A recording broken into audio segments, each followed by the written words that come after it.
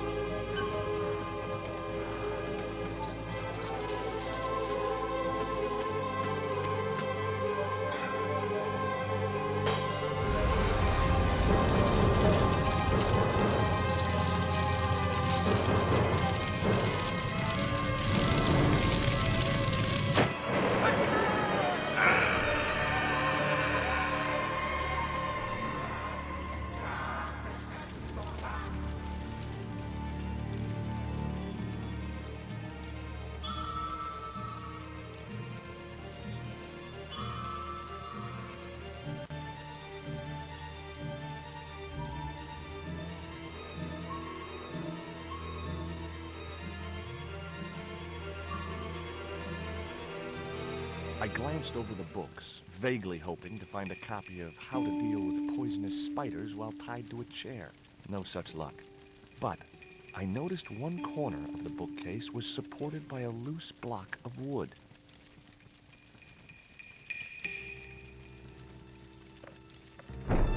Maybe I'd been a little heavy-handed, but it was a question of survival. Of course, I was still tied to a chair in a burning house with no means of escape.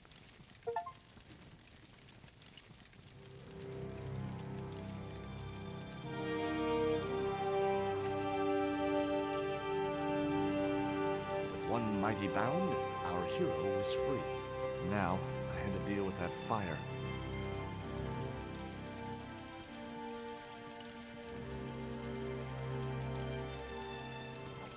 Inside, I found a bottle of tequila.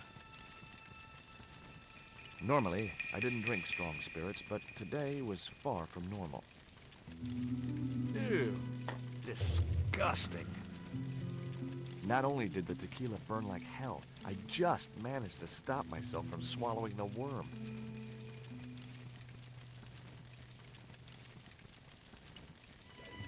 In the drawer was a small decorated pot.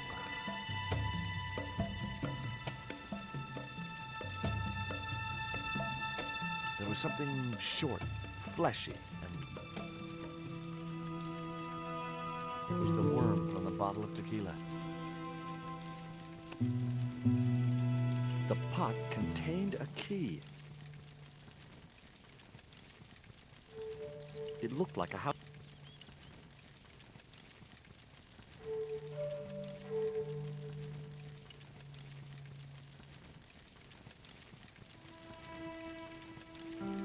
It was a stylish little canvas number containing a lipstick, a handwritten note, and a pair of nylon panties with a large love heart emblazoned across the front.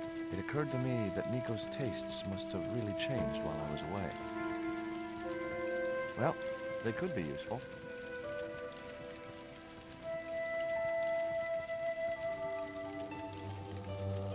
That dart was sharper than a mosquito's business end, but this didn't deter me from getting it anyway.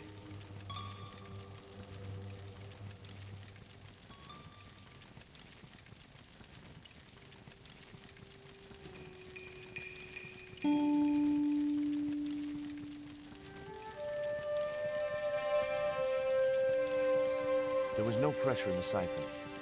I guess it was out of gas.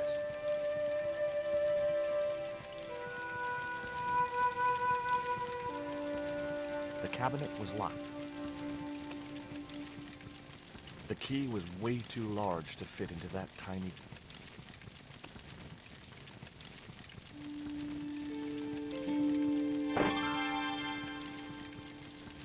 As I released the lock, something blew the doors open.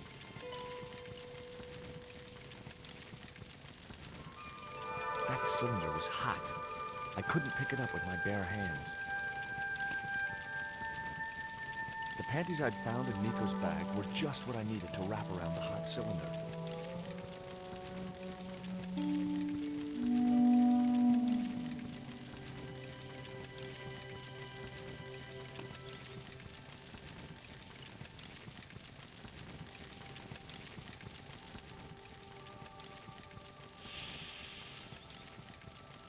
The cylinder gave out a faint hiss as the valve opened.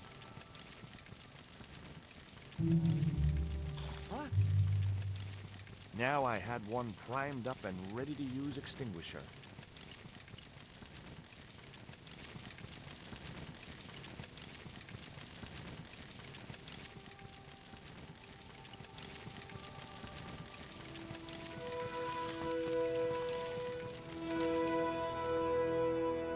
With a well-aimed squirt of the soda fountain, our unshakable hero saved the day. Now it was time to start looking for Nico.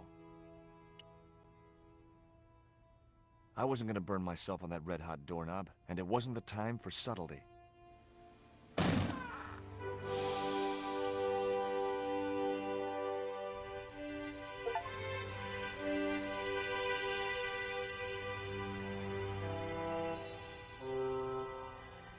I'd found a piece of newspaper folded in two.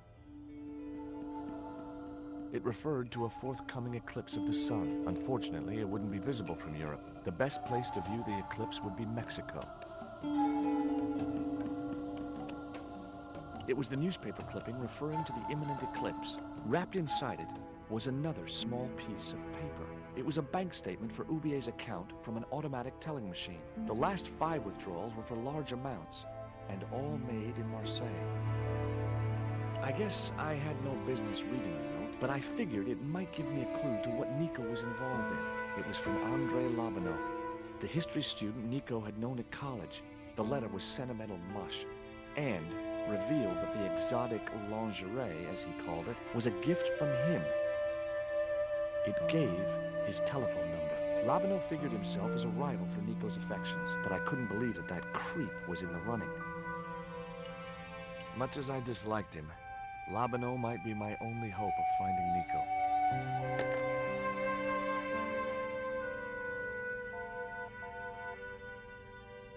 Hi, Andre? Who is this? It's George Stobbart, Nico's boyfriend. Don't you mean ex-boyfriend? Look, I didn't call you just to pick a fight. I need to talk to you about Nico. Can't you accept she's just not interested in you? Listen, Andre, we need to talk. Nico's life depends on it. Okay. You remember the cafe at Montfaucon? Sure. Andre? You'd better show, you creep. I felt an irrational urge to wipe my ear.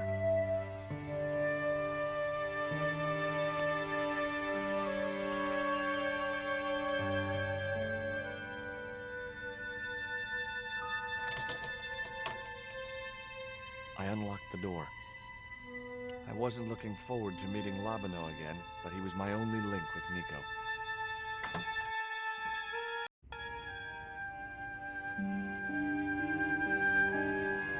There was no sign of Lobineau when I got to the cafe. I decided to order a coffee and wait for him.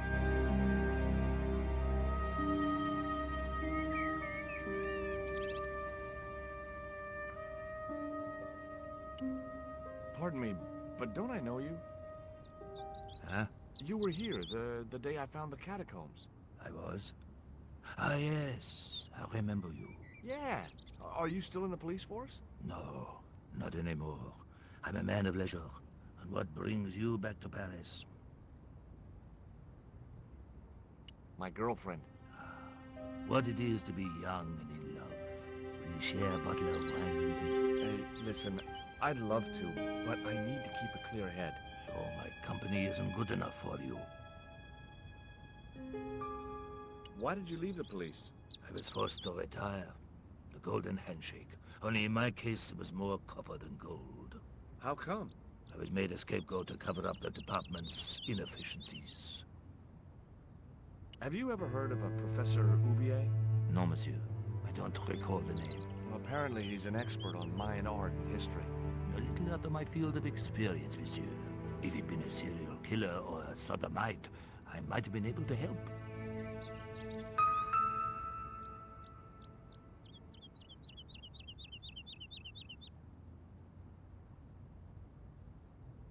I couldn't snatch the man's flask while he was looking.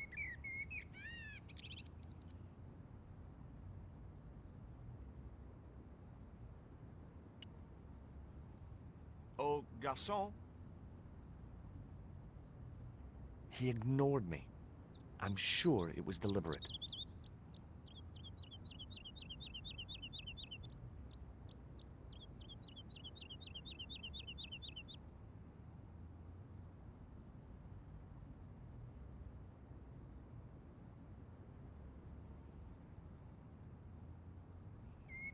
The man was still looking.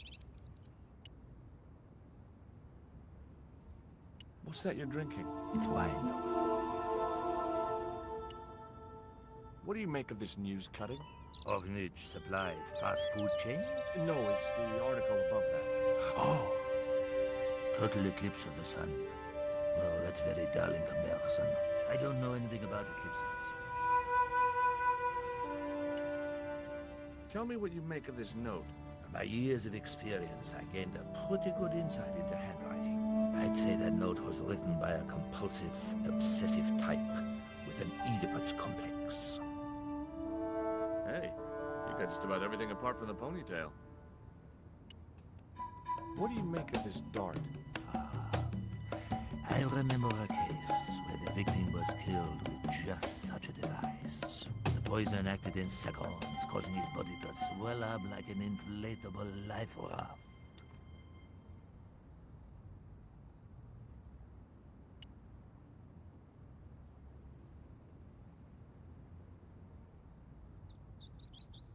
Hey, you. Quoi? I'd like a cup of coffee if you don't mind. When I finish serving this gentleman.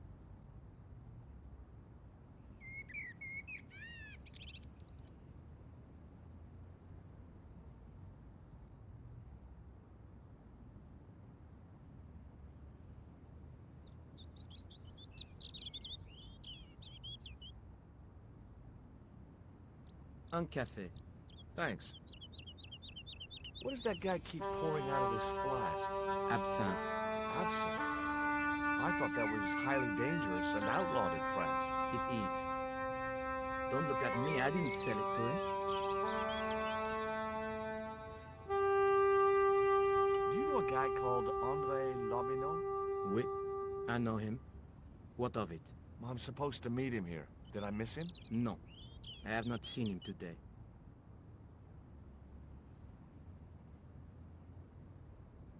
Have you heard of Professor Oubier? Oui. He married that actress, the little dachshund. They used to come here. The nutty professor and the movie star. If Oubier's wife was a movie star, how come I never heard of her? She was big in France. The world doesn't stop at Hollywood. Her stage name was Carol Climax. She died in suspicious circumstances. How did Oubier's wife die? I heard he shot her. And got away with it? He had a good lawyer and they wrote a tight alibi. Why would an eminent public figure like Oubier risk everything for murder? He wouldn't be the first, would he? Besides, people like him always get off. Do you know that man over there? I should think so. He's a regular customer. That's all. Thank you.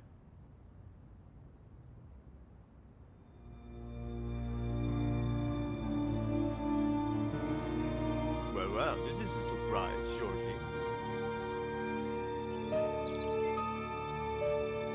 I wouldn't normally call you But Nico's in trouble, Andre. Deep trouble. You have to help me find her. What? What have you dragged her into this time? It was you that recommended Professor Ubier as an expert on Mayan art. Now his butler's kidnapped her, and he tried to kill me. Every time she gets involved with you, there is trouble. Walking out on her was the best thing you could do. My father was dying, damn it. I had no choice. Well, she soon recovered once she went back to her old friends. Drop it, Andre. Right now, Nico's in danger, and we have to work together. So, how can I help? Nico needed to speak to Ubier about a stone. Oh, you mean this stone?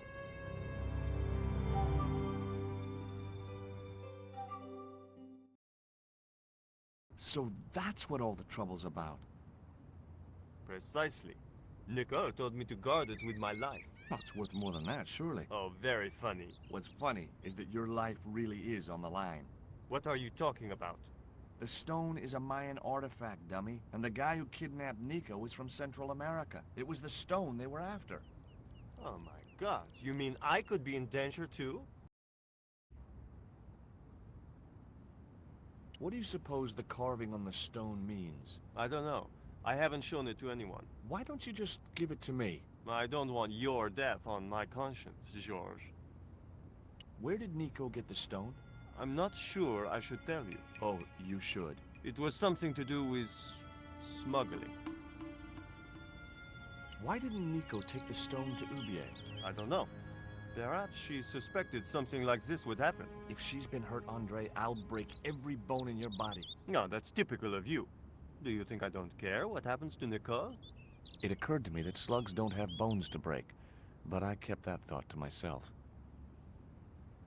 Tell me about your friend Ubier. He's more of a professional acquaintance than a friend.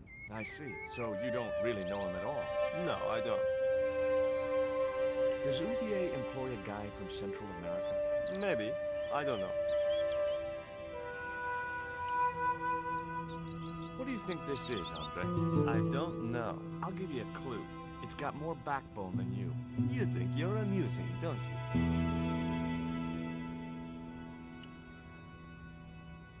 What can you tell me about this pot? South or Central American, I'd say. I have a friend who'd be able to tell you more. Where can I find this guy? He owns a gallery on the left bank. The Gliese Gallery. Take a look at this, Andre. It's a bank statement. Yeah, Professor Ubier's account. 5 large cash withdrawals in the space of 3 days. All from an automatic teller in Marseille. Suspicious, isn't it? You're even more crazy than you were before. See you later. Goodbye, Georgie.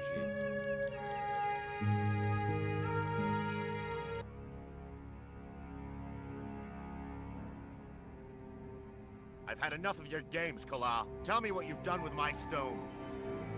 I thought your business was simply smuggling cocaine, Karzak. Why are you so interested in that stone? Either you tell me what I want to know, or Pablo here will make you talk. Okay. Well, I figured someone at the university would be able to help. So I had a word with one of my girlfriends, and she told me her boyfriend was a lecturer. I sent the stone to the Department of Ethnology. You know, I figured it was South American, so... You're not buying this, are you? That's enough! I don't have time to listen to your mindless prattle. We'll leave you to think it over. Come the morning, you'll be ready to talk.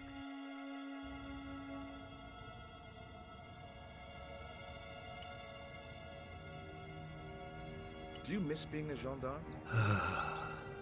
Yes, of course I do.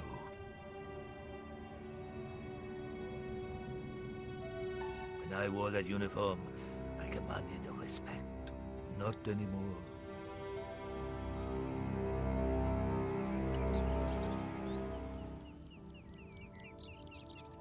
I grabbed the flask and was struck by a powerful smell of absinthe, a highly potent and illegal alcoholic drink.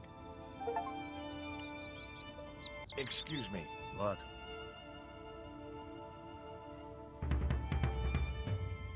Ever heard of Carol Climax, the movie star? Yes, but I don't care for the kind of movie she's made. It's smut like that which has caused the moral decline of the Western world. Is it true that Carol Climax was murdered by her husband? First I heard of it. I thought she just retired. I'm trying to find my girlfriend. She's been kidnapped. Kidnapped? Yeah, it was our first day back together after many months. That's too bad. My God, that's depressing. Now I had another lead. I could either go back to Ubier's house, or visit the Glee's gallery.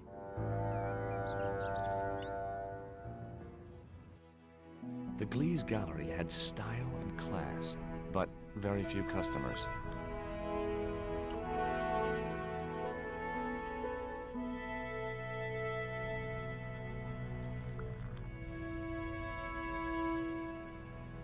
Are you Mr. Glees, the owner? Good God, no. Then I guess that must be him over there, right? Your powers of deductive reasoning astound me. Have you heard of Professor Ubier? Yes, of course. I was at his house earlier. If you're going to drop names, you could at least name one worth dropping. I thought Ubier was a well-respected man. Why, his last book was nothing but pseudo-intellectual claptrap. The demented ramblings of a drug-dependent has-been. What's that you're drinking? I'm not sure, but I have a suspicion it might be urine. Glees can't expect a favorable criticism of his gallery when he serves this muck. Would you give me your opinion on this pot, sir?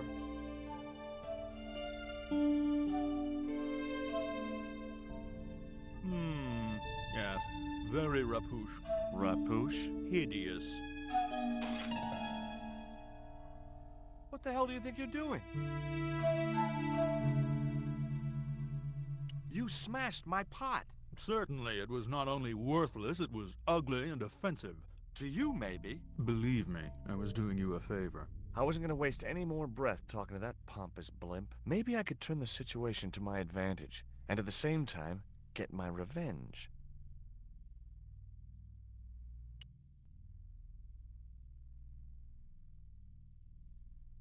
I'd like to ask you a few questions, if you don't mind. Certainly, sir. I'd be most happy to oblige. You're English? These days, one prefers to think of oneself as European. Sure. Whatever you say. And how precisely may one assist you, sir? What I really wanted to ask you about was a black stone. A black stone? Yeah, it's a Mayan artifact, about as big as my hand. No, sir, one doesn't get much call for black stones. If it's Mayan artifacts you're interested in, I have some rather exquisite pots. So did I, until that slob smashed it. Have you heard of Professor Ubier? Of course. His name is synonymous with Mayan art. A number of these artifacts were supplied by Ubier himself. Do you believe the story that Ubier murdered his wife? If it was true, who could blame him? She was an opportunist tramp. Well, that's what I heard. Have you seen any of Ubier's wife's films? Only one. Believe me, I was appalled, shocked, disgusted, and repulsed. Well, you sure got your money's worth. Last time I went to the movies, I wasn't even titillated. I suppose you have an import license for these relics? Of course. But that's not my problem, sir. The professor arranges all the shipping. We simply collect the items from the docks. Could you tell me which docks Professor Ubier uses to import the artifacts? Good God, no. I can't possibly reveal my commercial secrets. Do you get many Central American Indians in here? No, sir. This is Paris. Central America is several thousand kilometers southwest of here. Straight across the Atlantic Ocean and turn left. You can't miss it. Well, as it happens, I saw some Central American Indians this very morning. Tourists, sir. Paris is full of them at this time of year. There is a gentleman over there who seems to be enjoying your wine. I can't think why. It was very cheap.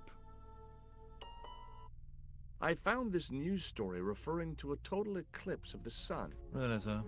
Well, fascinating.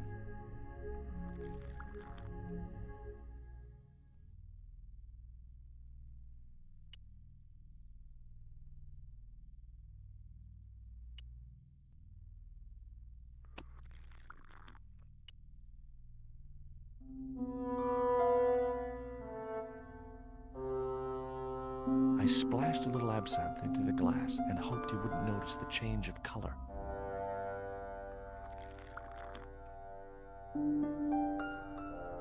Did you put something in my drink? Yeah, I did. Well, what do you think? Well, it's certainly an improvement over Gleese's wine. In fact, I could grow to like it.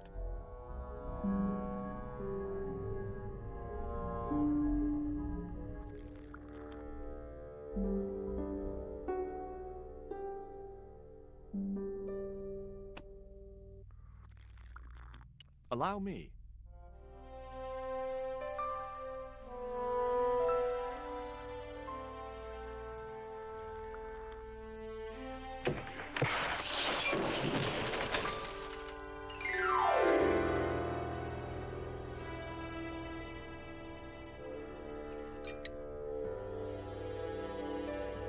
The pot had smashed into too many pieces to retrieve.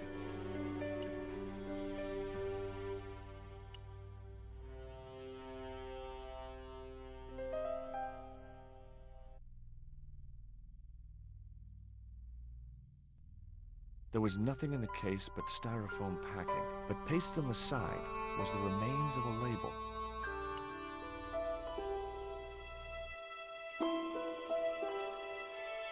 Underneath the logo of a flying bird were the words Condor Transglobal Mars. The rest of the label was missing. It was beginning to make sense. Oubier had organized Nico's abduction. Oubier withdrew money from Marseille. Oubier was connected with Transglobal, who shipped their goods from a warehouse in Marseille. That's how the torn Transglobal label had once read. Marseille, not Mars. It wasn't much of a lead, but it was all I had. I set off immediately to catch the evening train.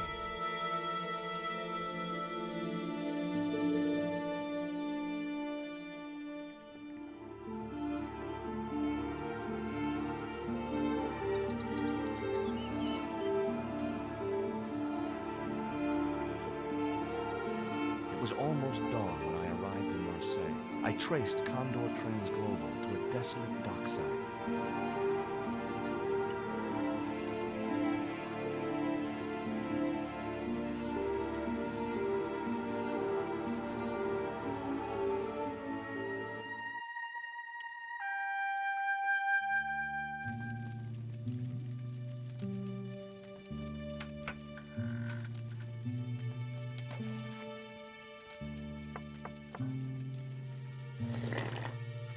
Hi, good morning. Do you know what time it is? No, I don't wear a watch. As my dad used to say, I'm not into time, man. Well, you're too early.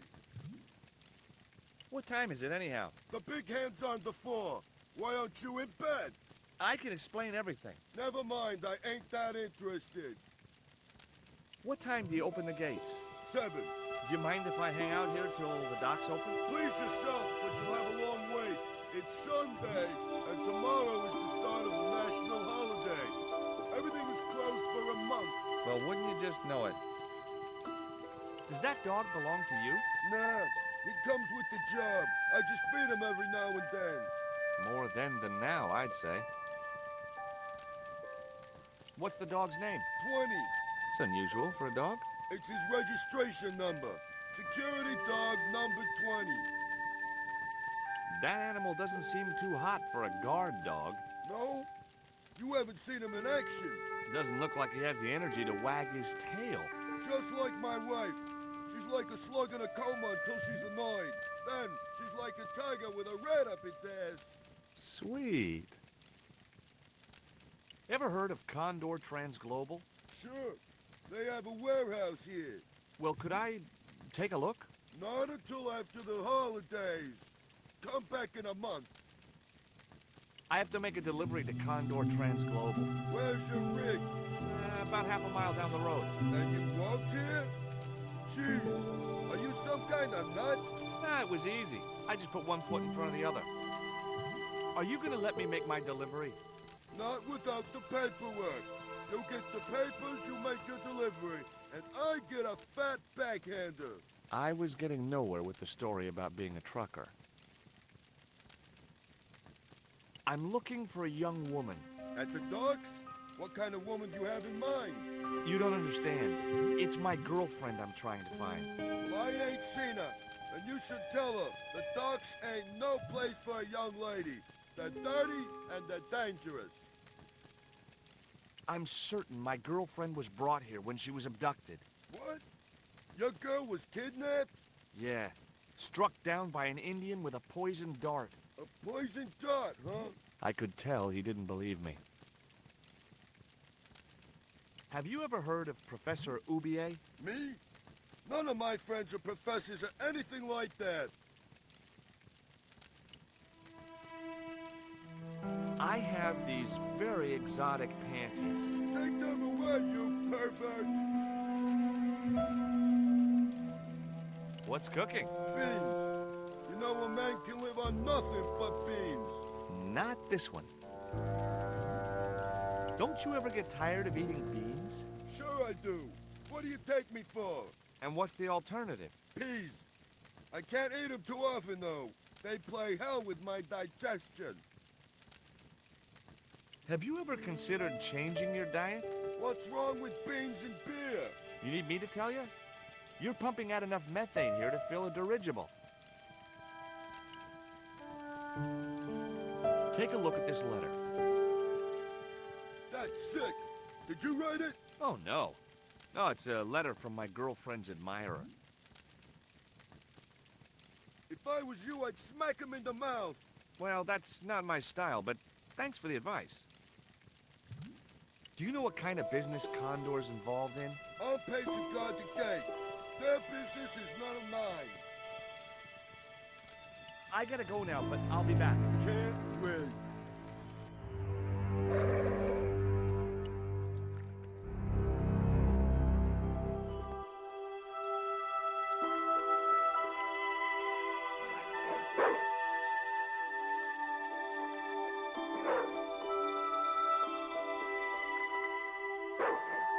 The bottle was just out of reach. Nothing was gonna get me into that water if I could help it.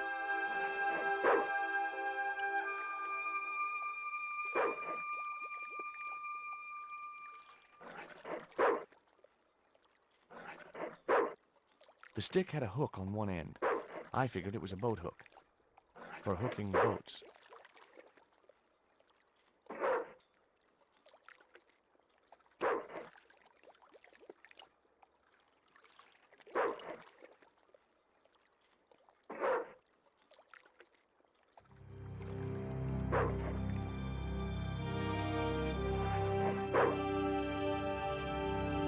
I just knew that boat hook would be useful for something. As for the bottle, even if I couldn't find a use for it, I'd cleaned up the dock a little.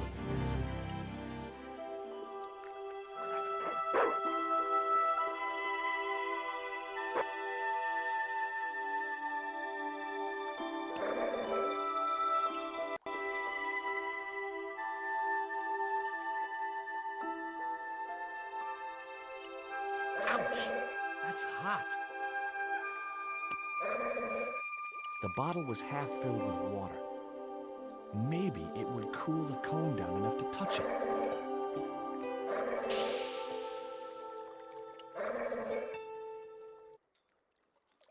Now I could see into the pipe which formed the chimney.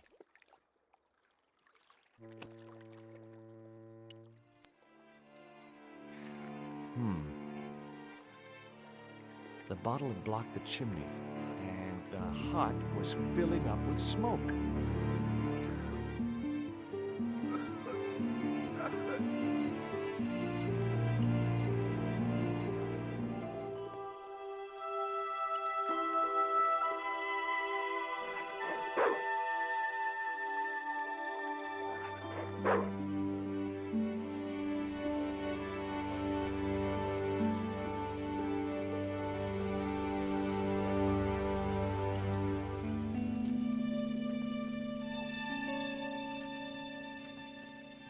The packet was full of dog biscuits.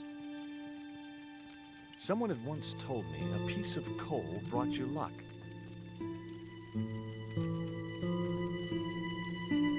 Who was I to argue with irrational superstition?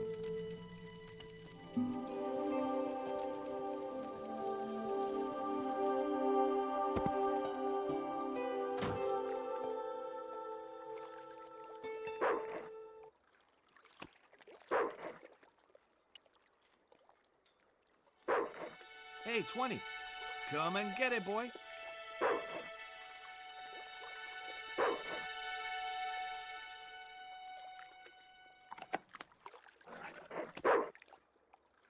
I felt a slight twinge of conscience as I prepared to give the dog a dunking. It soon passed.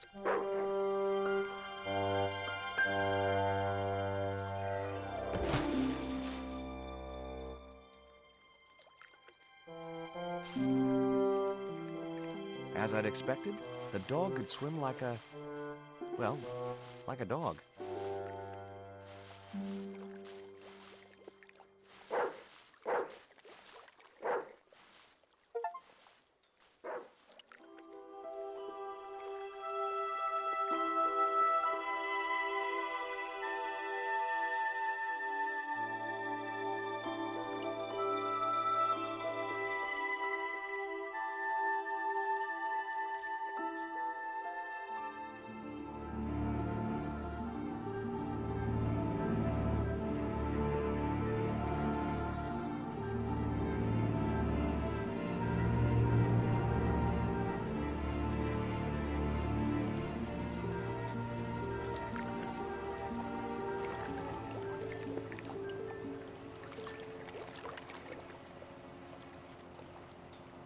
A sturdy chain and padlock hung around the door handles.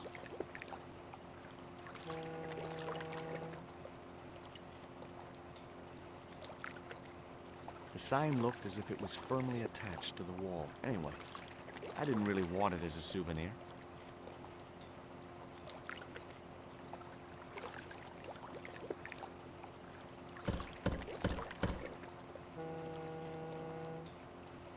The din must have drowned out the sound of my knocking.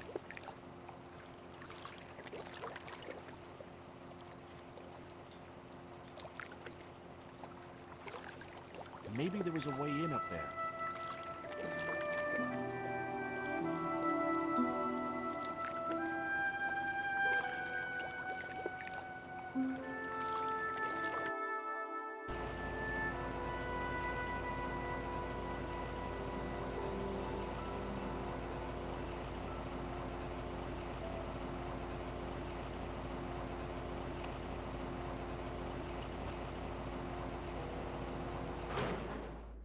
That did the trick. The fan clunked and shorted out as its blades were mashed by the boat.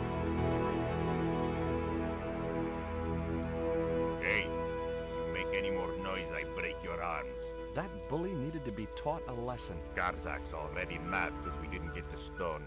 You give me any trouble, I'll tell him it was all your fault.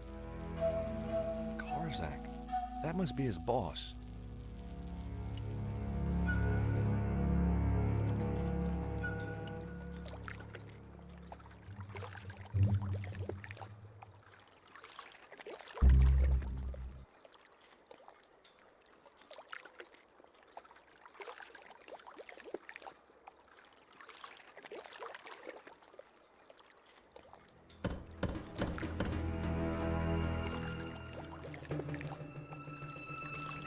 Who is it?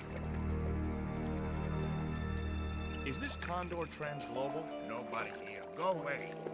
I'll give you 5 seconds to let me in or I'll bust down the door. Okay. I'm coming. He didn't sound too happy.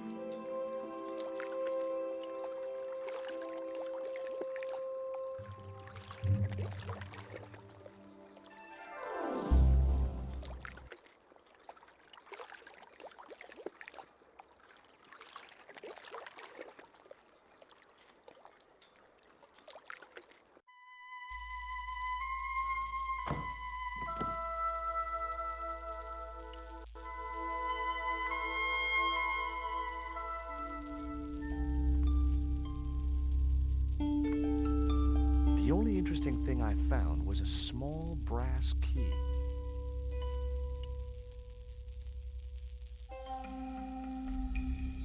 Among the paperwork which adorned the notice board was something which caught my eye. It was a delivery note from Condor Transglobal, and the address was Coromante City.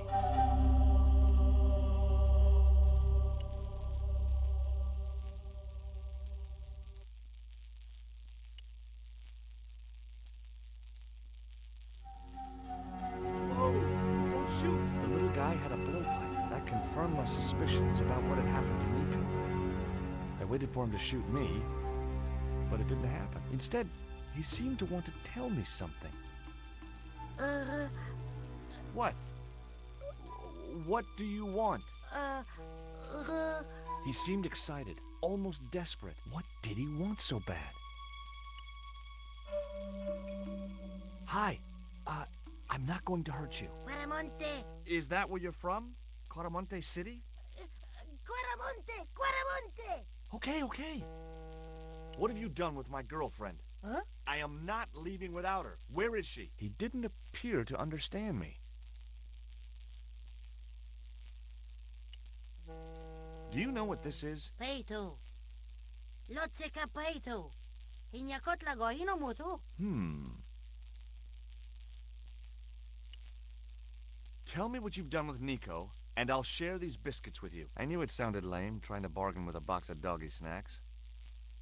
Besides, how was he to know how yummy they tasted? What does this key unlock? Huh?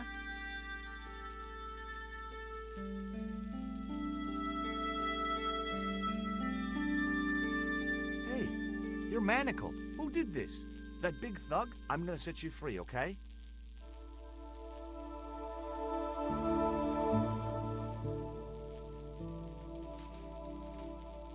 Hey, come back here.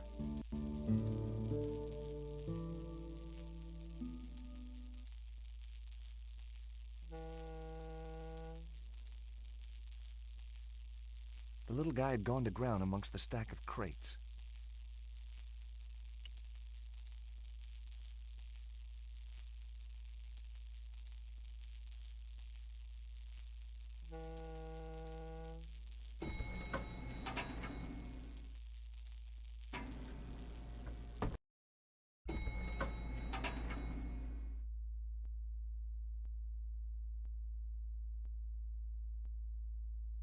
Just in time.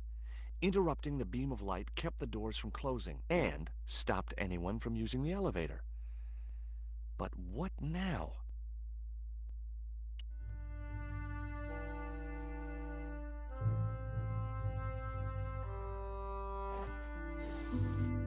There.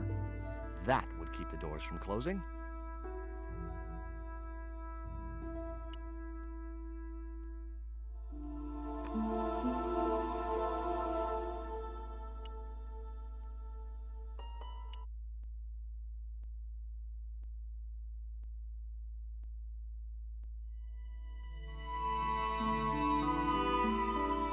There was an arc-shaped scratch on the floor, as if a door had been opened in the nearby wall.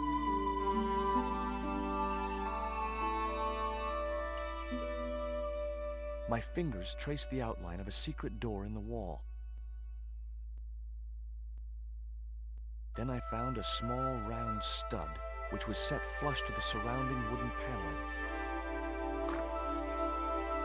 Just as I hoped, a secret room.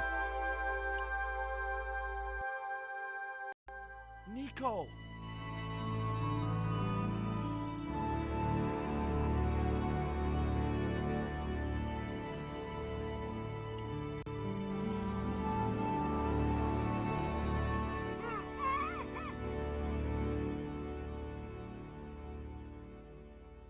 Will you look at this?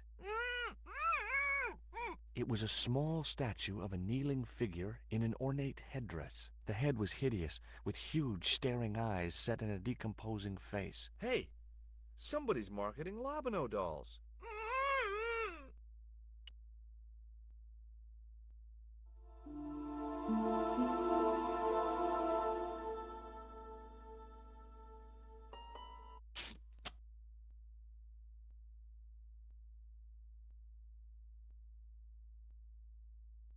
There. How you feeling? Oh, thanks, Georges. How on earth did you find me? I knew Ubier had been in Marseille. But never mind about me. How about you tell me exactly what's going on, starting with that Mayan stone? I picked it up from one of Karzak's men in Paris. I was expecting a consignment of narcotics. Drugs? Yes. The proof I needed to expose Karzak's smuggling operation. I'd set it up to act as his courier, and once I had the proof, I planned to go straight to Inspector Mou. But instead of the dope I'd expected, they sent me that stone instead. And to find out more, I called Professor Oublier, who invited me to his mansion. At least, I thought it was Oublier. I don't get it. If Karzak's business is drugs, why is he so desperate to get his hands on that stone? Maybe it has some significance to the local people in Central America. It could be Karzak's means of getting them to work for him. Anyway, we've got to get out of here. Nico, wait!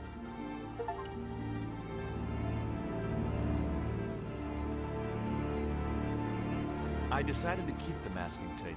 It was bound to be of some use to me.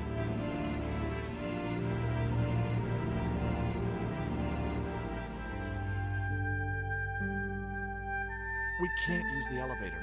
If that thug Pablo's recovered, he'll be waiting for us. We've got to do something. Where does that door lead to? I'm not sure.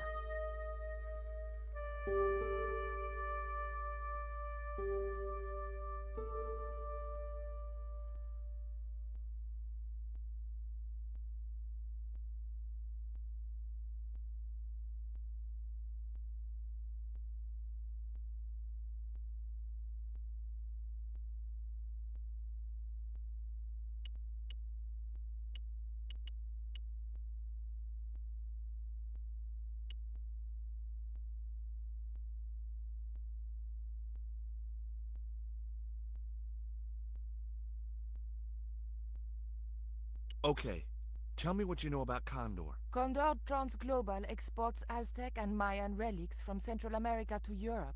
But that's just a cover for the real business. Drug smuggling. What proof do you have? Nothing yet. Do you know where Condor is based? In Central America. A place called Quaramonte. I saw that name on a docket downstairs. Tell me about this Karzak guy. Well, I saw him for only a few minutes, but he frightens me. I got the impression that Pablo was nervous when he was around too. His eyes, they're like a wild animal's, like a tiger. That's what scared me most about him. He looked so unpredictable and dangerous.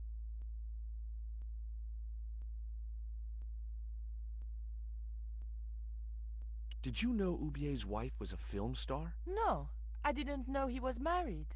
What happened to her? She died. In mysterious circumstances, apparently. How mysterious? I heard she was murdered. Possibly by Ubier himself. A murderer, huh? André said he was something of a celebrity. Did I hear you refer to Inspector Moon? Yes, you remember him? Of course I do. But I thought he was dead. Oh no, he reappeared after the broken sword case had blown over. When he found out who was in with the Neo-Templars, he went into hiding. Mu knew more than was good for him. Does he know about our involvement with the case? If he does, he's not telling. Still, he got a sudden promotion. Did that Indian guy mistreat you? If you forget about the abduction, verbal threats, and bondage, no. Well, what about the little guy? I don't think he knows where he is or what he's doing here. The big guy, Pablo, he brought Titipoco from the jungle. Titty what? Titipoco. That's what I heard Pablo call the dwarf. Have you any idea who this little statue is supposed to be? I'm not very well acquainted with Mayan deities, Georges. But whatever his name, he sure is ugly. I found these in your bag. Oh, they were a gift. I know. I read the note. God knows what was going through Andre's mind. I think that's quite plain enough. Look, the little guy downstairs was chained up with these. That must have been Pablo's doing. I don't blame him, though. That little guy is dangerous. You're still sore about that poison dart? Of course I'm sore.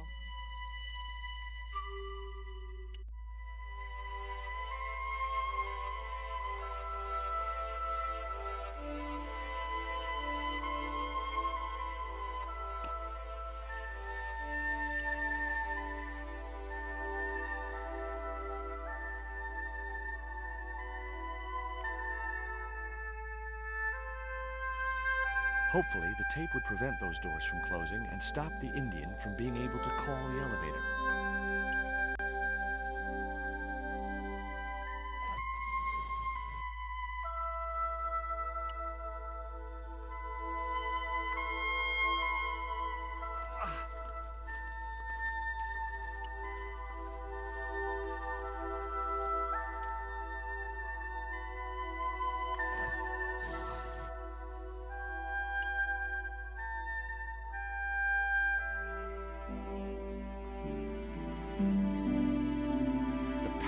About 6 inches off the floor.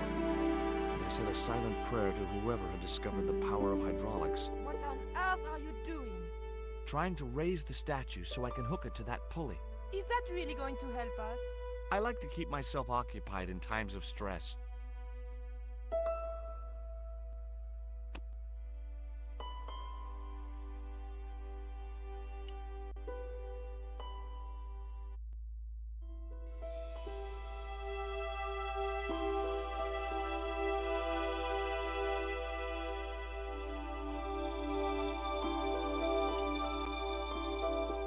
There wasn't much I could do with a pulley that didn't have any rope.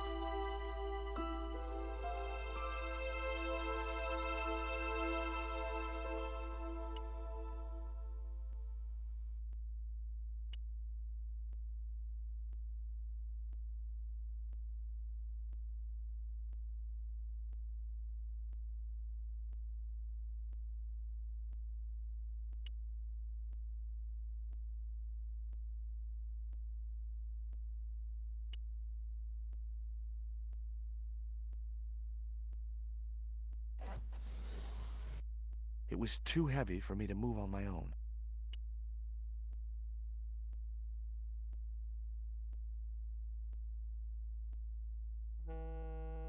Could you give me a hand to push this statue? What for?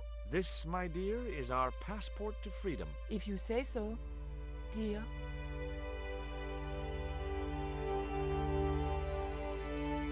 Okay, push!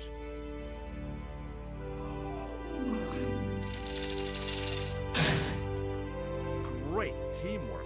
Nice to be working with you again, Mr. Stobbart.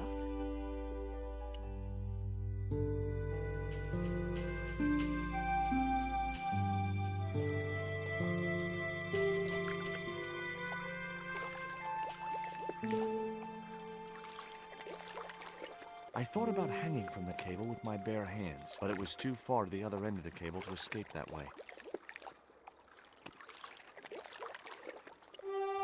Nico, I have a great idea.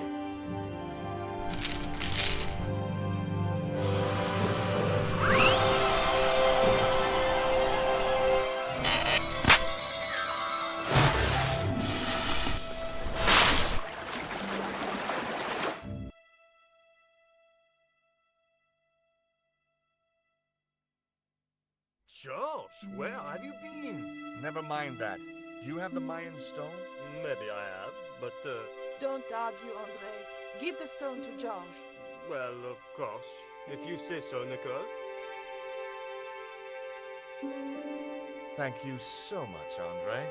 George, he told me you'd been kidnapped, my dear. I'm glad to see he was mistaken.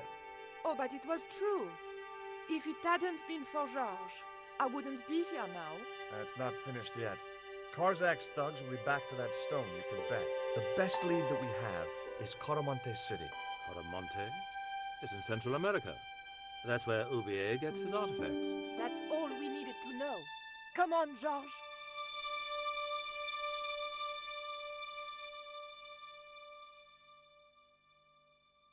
Quaramonte, the traveler's rear entrance to Central America.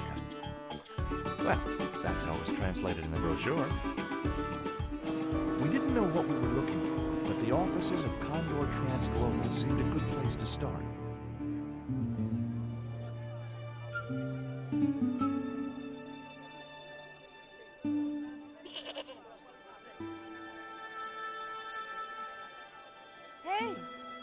market day. I don't see any cabs. Let's ask someone how to get to Quaramonte City. Okay. Keep your eyes peeled for any sign of Condor Transglobal.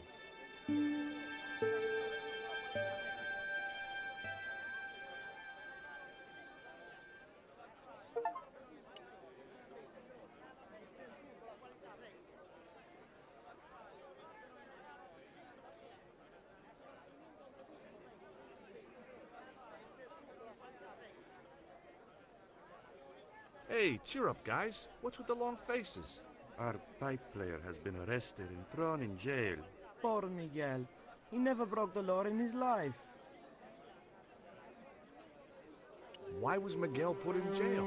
For playing folk music. What? It's true, senor. He insisted on playing traditional Quaramonte music, even though it's illegal. Why don't you try playing a tune to cheer yourselves up? No, we should be looking for real jobs. We could earn 10 times as much down the mines. My cousin Ramirez was earning 8 pesos an hour. Before he lost his legs in the accident. Tell me about the accident at the mine. There was an explosion at Teoculcan. 30 miners were buried alive. They got some of them out, though. 2 of them, including your cousin, and they left half of him behind.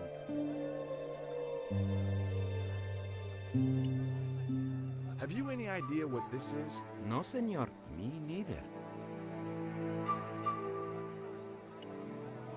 Have you seen anything like... I, the hungry chief. Why are you carrying the thing around with you, senor? Don't you know who it is? No. Do tell me.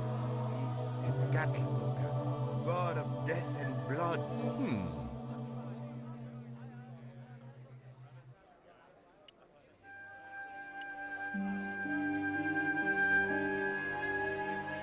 George Stobbart, what a long run. Mrs. Henderson. Boy, this is some coincidence, huh? When you've been married to a fruitcake like Dwayne as long as I have, you stop believing in coincidence. I'd met Pearl and Dwayne on the other side of the globe in Syria. He was an army veteran who suspected he was working for the CIA, but wasn't sure. She was less obviously deranged.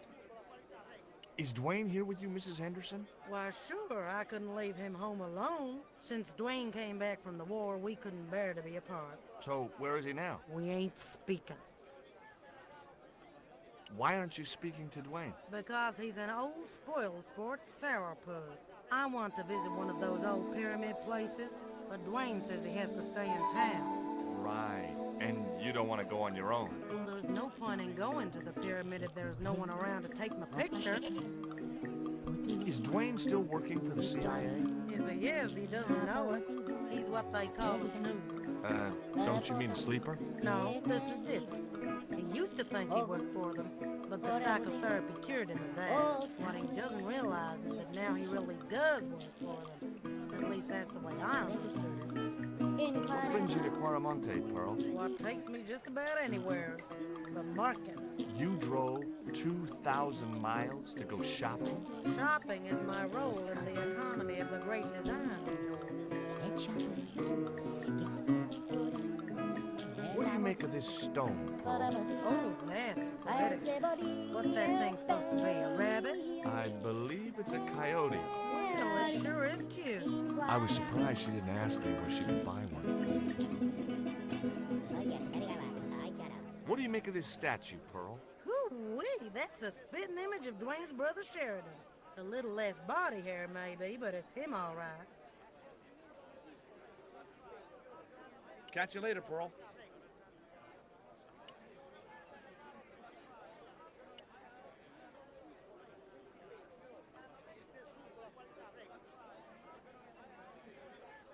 Hey, Nico!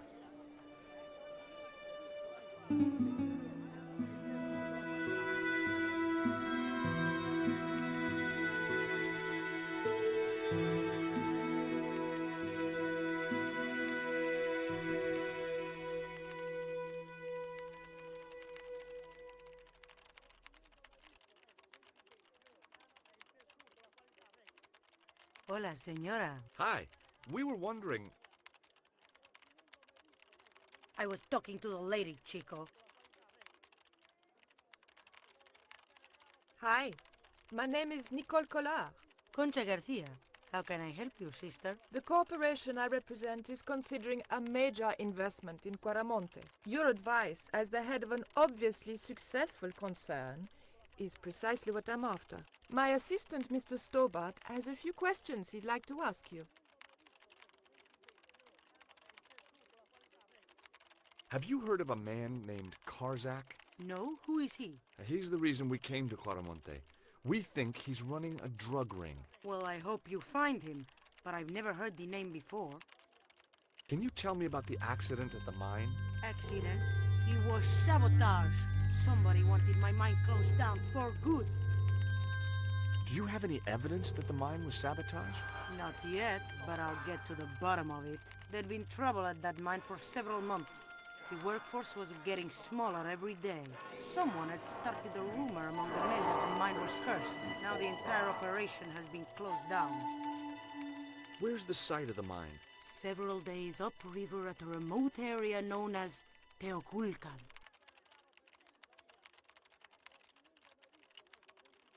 Does this stone mean anything to you? I think it is a spirit stone carved by a Mayan priest, no? I don't know which of their many gods it represents.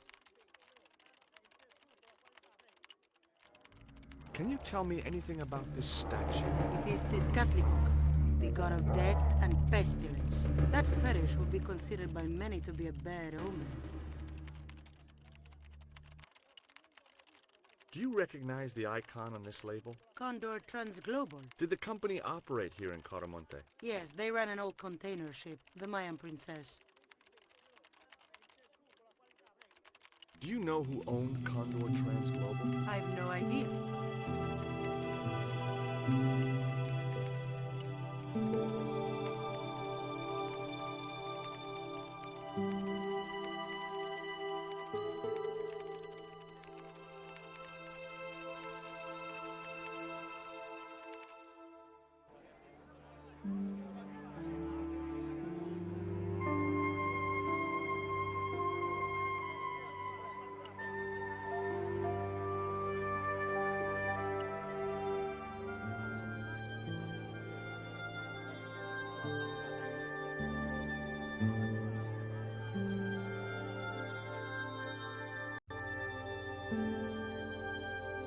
I have done just as I have been instructed, Professor.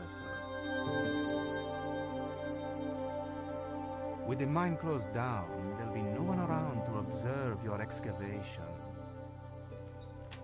Ah, I have visitors. Just remember what I told you, General. There's really no need to make a martyr out of that man.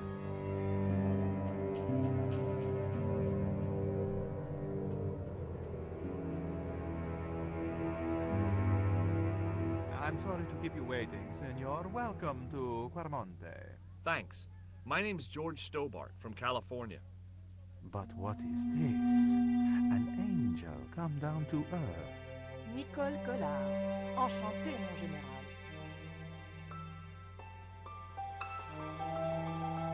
Pardon me, senorita, but I couldn't help myself. Look, we'd like to ask you a few questions. You've come to the right place, senor. Tourist information. General Graciento, at your service.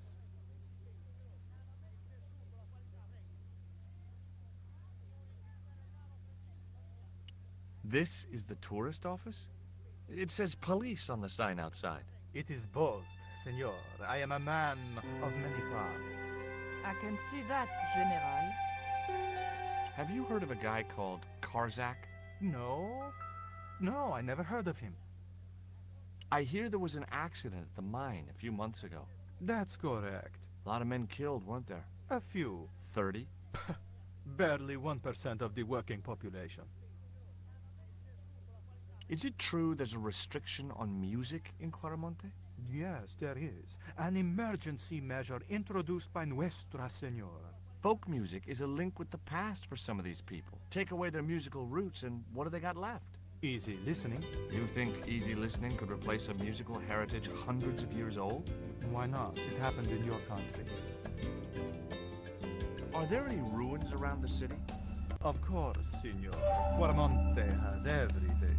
I have a friend who wants to visit an historical site. Ronaldo will only be too pleased to conduct a guided tour, when he's dealt with today's paperwork, of course. Who was the guy you were talking to when we arrived? Professor Oubier, a visitor, Signor, like yourselves. Did you say Oubier? Si, Signor. Professor Oubier, a French archaeologist. What's Oubier doing in Quarmonte? Researching our rich and glorious past, Signor. The professor is planning an expedition to some Mayan ruins. He came to see me to get an excavation permit. Have you ever seen anything like this before? That's a native carving, isn't it? Where did you get it? We picked it up in the market as a souvenir. Take a look at this label. Si, Signor. Condor Transglobal. Can you tell me where to find their offices? No, Signor. I never heard of them, and neither did Ronaldo. The lady at the mining company told us a ship belonging to Condor was here recently. Conchita Garcia is crazy. If there had been a ship, do you think I wouldn't have noticed? Are you sure you never heard of Condor? Oh, yes. The company is registered here in Quarmonte City. You are mistaken, Senorita. Condor is run by Karzak, isn't it? Wrong again, Signor. Karzak has nothing to do with anything called Condor, whoever he is. Do you keep a record of companies registered in Quarmonte? Of course, Senorita. Unfortunately, all the records were destroyed by a flash flood. I'll be back.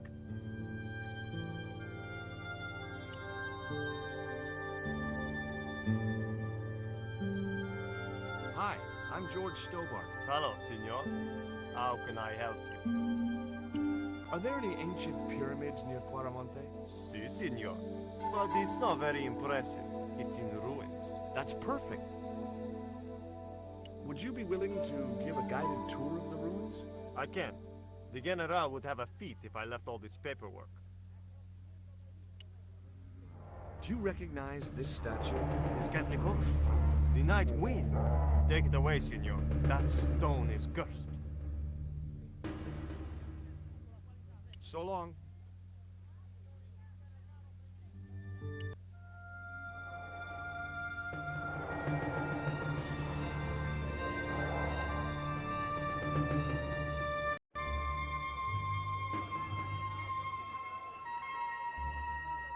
Why did you show him the stone?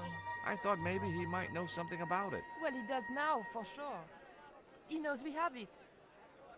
You came on a little strong with the General. I was merely flattering his ego, Georges. Every man has his Achilles heel. Maybe. But that guy's weakness isn't in his foot. Labano tells me he's been seeing a lot of you. We meet sometimes for lunch, a drink. After you'd gone back to the States, I was pretty lonely, you know. Lonely? You must have been desperate. Couldn't you just visit the zoo or something?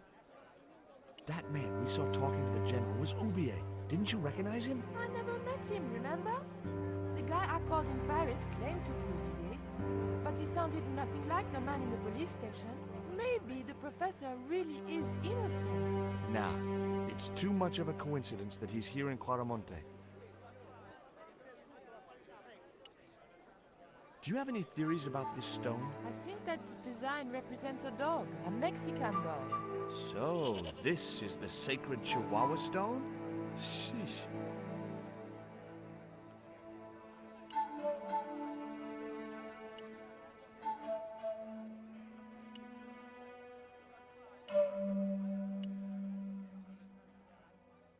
Professor Oubier? Yes? Who are you? My name is Stobbart. George Stobbart. I thought that face was familiar. Remember me, George? Dwayne Henderson. Hi, Dwayne. Just a moment. I have a few questions to ask the professor here. Does the name Karzak mean anything to you? Yes, I know him. In fact, if it wasn't for Karzak, I wouldn't be here. What? He's financing my expedition. Tell me about your wife, Professor. Please, I don't want to talk about her.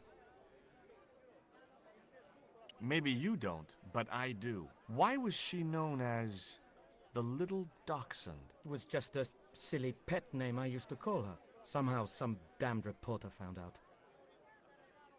What do you know about my girlfriend's abduction? I don't know what you're talking about. She was invited to your mansion in Paris. Not by me, she wasn't. I haven't been home for nearly 7 months. Have you ever employed a Central American butler or servant? I've never employed any kind of servant, monsieur. Can you tell me anything about this stone? Where did you get that? That's my business. How much do you want for it? It's not for sale. Can you identify this statue, Professor? Oh, yes. Tezcatlipoca, the Lord of Darkness. A Central American god, right? A supreme deity. Tezcatlipoca means, literally, smoking mirror. There. You see the mirror shield in his left hand? The Mayans believed he could look into the mirror and see into the hearts of men. He was the wind which came howling in the night in search of victims. And victims they gave him by the thousand. Human sacrifices? Men, women, children, animals, anything that bled. The steps of his temple ran red with the blood of sacrifices. The Mayans have a legend that says he'll return one day. I hope I'm not around to see it. Do you see this label? Yes. It refers to a company named Condor. What of it? I traced that company here, to Quaramonte. Do you know where I can find the offices of Condor Transglobal? The company no longer exists. They went bankrupt recently. I have proof that you are directly involved with Condor. I used them as shippers to transport artifacts to a gallery in Paris. Beyond that, I have no connection with the company, which, as I said, no longer exists. Take a look at this, Professor. What have you got to say about that? Where did you get this? Never mind that. How do you explain these withdrawals? I left my financial affairs in the hands of my secretary. Including the withdrawal of funds in cash from your personal account? I trust Gwyneth implicitly. And why Marseille? Why the very place my girlfriend was taken? That's obvious, Stobbart. We are both the victims of the same devious plot. Now, what plot? I have no idea.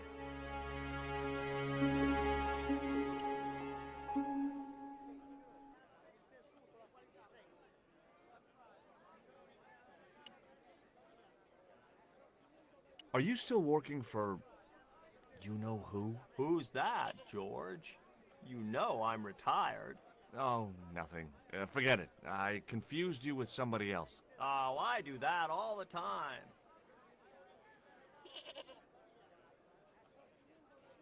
Do you think the General was involved with Condor? Hell no. And if he's a general, I'm a Buddhist. No, that fella's just a mouthpiece for the real power in Quaramonte. So, the General is nothing but a puppet? He's like Pinocchio before he met the Blue Rinse Fairy. Strictly strings and wood. Who's pulling the strings? His mother. Better known as La Presidenta, the dictator. Does the name Karzak mean anything to you? Sounds like a comic book villain to me, son. He's the man behind Condor, and the rat who kidnapped Nico. You know, the first time I met you, I was deeply impressed with your naive simplicity. I said to Pearl, if we ever had kids, I would have wanted a boy like George. But I underestimated you, son.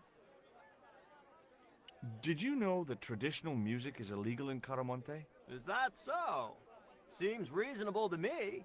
No, really.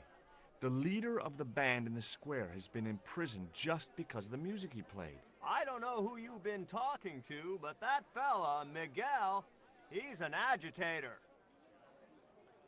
What's the real reason the musician was imprisoned? Handed out subversive literature at the mines. That so-called general was waiting for Miguel when he got back into town. Marched him off to jail at gunpoint on a charge of inciting a riot. I spoke to Pearl earlier. Yeah? Did she mention that we had a kind of falling out? Yes, she did. She'll get over it. Did you drive all the way down here? Hell no. Pearl did the driving while I followed the maps. The way she handled the wheel, you'd think she'd been trucking half her life. What's in the truck, Dwayne? Oh, just camping equipment. Sleeping bags and tents. Me and Pearl always hankered after a taste of the great outdoors. Aren't you worried about camping out in a tropical jungle? We had a trial run in West Virginia.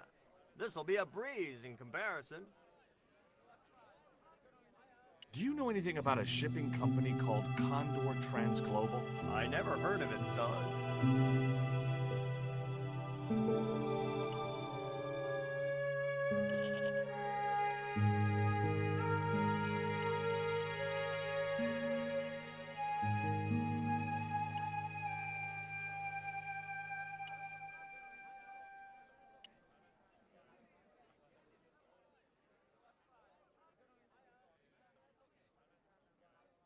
Hi, I'm George Stobbart. What can you tell me about the mining company? The general closed down one of their mines after the explosion. Lots of folks lost their lives. I was lucky. I only lost my legs. Can you tell me anything about this stone? That's obsidian. It's a volcanic rock which has cooled so fast that... Yeah, look, I'm not interested in geology. You're not? I suppose you want to know about the carved picture on it. That's right. Then the guy you should talk to is the professor. He's over there, talking to the bozo in the truck. Do you know what this statue represents? Should do. I used to carve things like that to sell to tourists. But it scared people around here, so I stopped. Do you recognize the design on this label? Why, sure. That's the Condor Transglobal Shipping Company logo. Do they have an office in Quaramonte? No, but they ship out from here. That's what I thought. Have you heard about the eclipse of the sun? Sure, I'm having a party to celebrate it. Drop by. Really? Sure. Plenty of food, plenty of wine, and everyone's invited, except the general. Why don't you want the general at your party? Because if he comes, he'll bring those damned music albums from the 70s.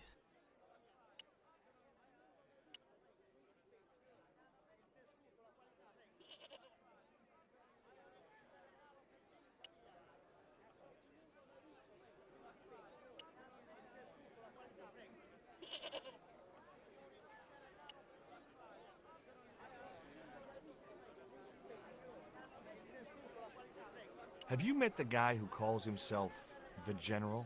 No, I haven't. Is he a real general? I guess so. He wears a lot of medals on his chest. The wrong side of his chest. At least for any army I'd ever seen. I hear you drove all the way to Quaramonte. In a truck. That's right. You would not believe the state of some of those roads. Makes me downright sad to think there's still some places you can't reach in an automobile. In this day and age, you'd think there'd be decent highways just about anywhere folk choose to go. Catch you later.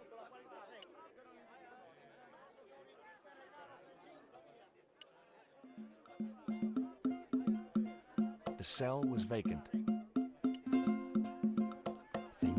There was a forlorn-looking guy asleep on the floor of the jail. It was Miguel, the pipe player. Hey, Miguel! He didn't hear me.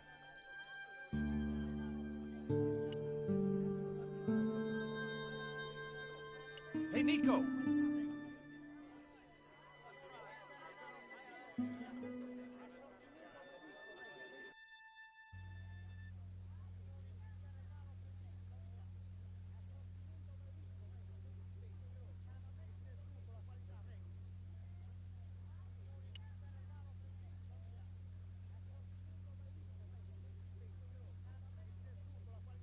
I'd like to visit your prisoner.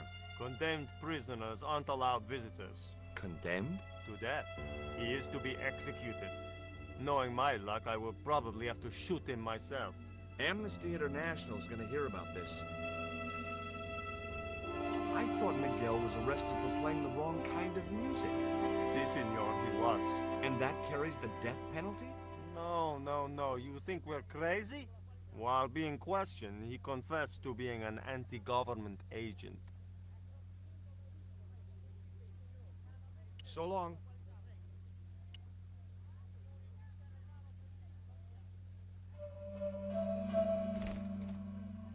Senor. Leave the child alone.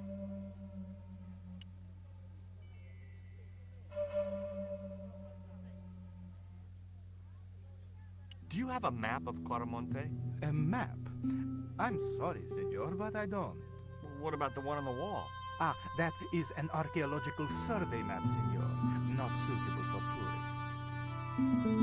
I'll be back.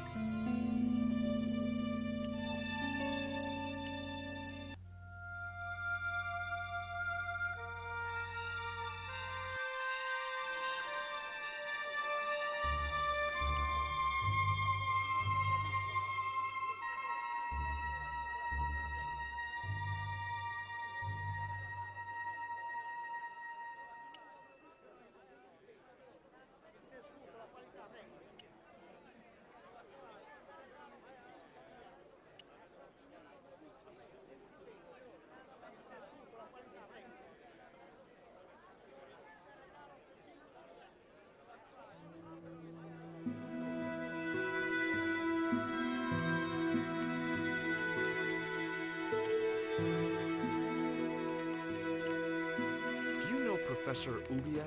Yes. I understand he is about to embark on an archaeological expedition. He hired some equipment from me earlier today. I overheard him talking to the general. I think they're working together. What? If I'd known that, I wouldn't have hired out the equipment. Now, why would the general be interested in an archaeologist?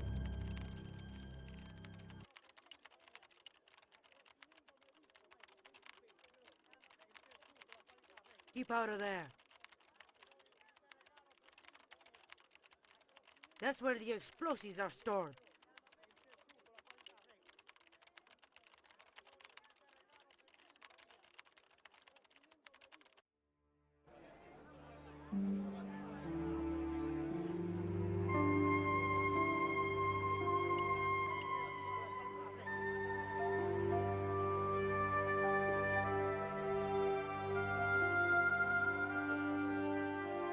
Did you notice that chart on the police station wall?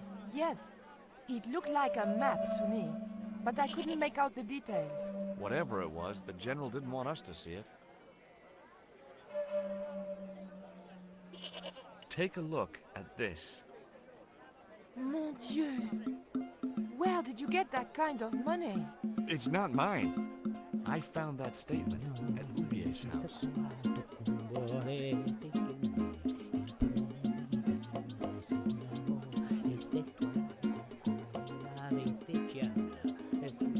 Hey, Nico!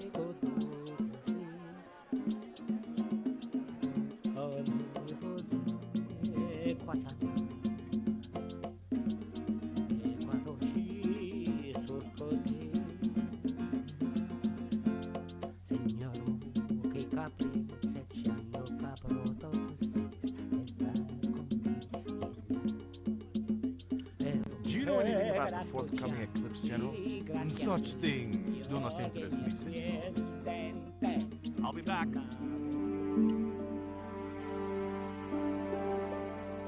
Take a look at this. An eclipse of the sun. Why the sudden interest in astronomy? I found the cutting in Ubier's house. Apparently, it's only visible from Central America.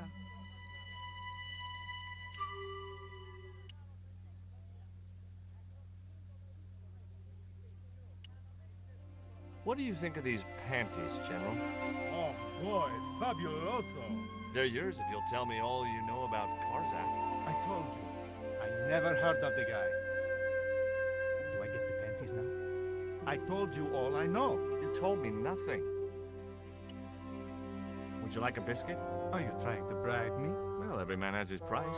Mine is more than a dog cookie, Senor Stobbart. I'll be back.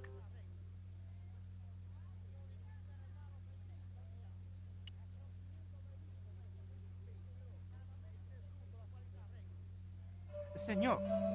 Sorry, I forgot.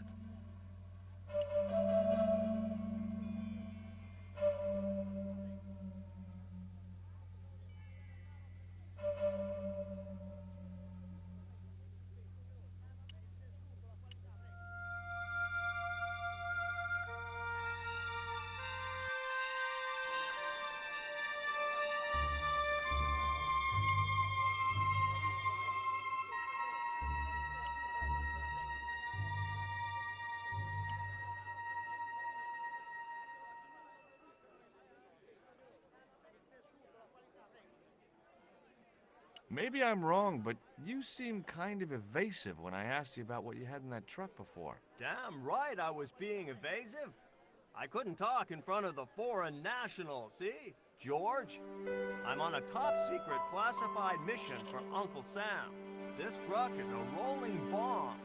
400 pounds of nitrate fertilizer with a plastique initiator. They'll hear the bang in China. Gee, I'm really looking forward to this. Is Miguel the reason you're here? Pretty smart, George. I was supposed to make contact with him. By the time I found him, though, he was in jail. I've been trying to figure out a way to get him out since then. Sounds good to me. Count me in. Good man, George. All I need is a detonator. How come you brought a truckload of explosives but no detonator? Call me old-fashioned, but I say packing trunks is woman's work. I left the packing to Pearl, and I can't find a darn thing. Just hope she remembered to bring my denture polish.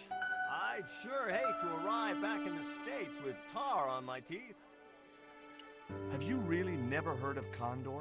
Of course I have, son. Matter of fact, it was old Dwayne's investigations scared him off.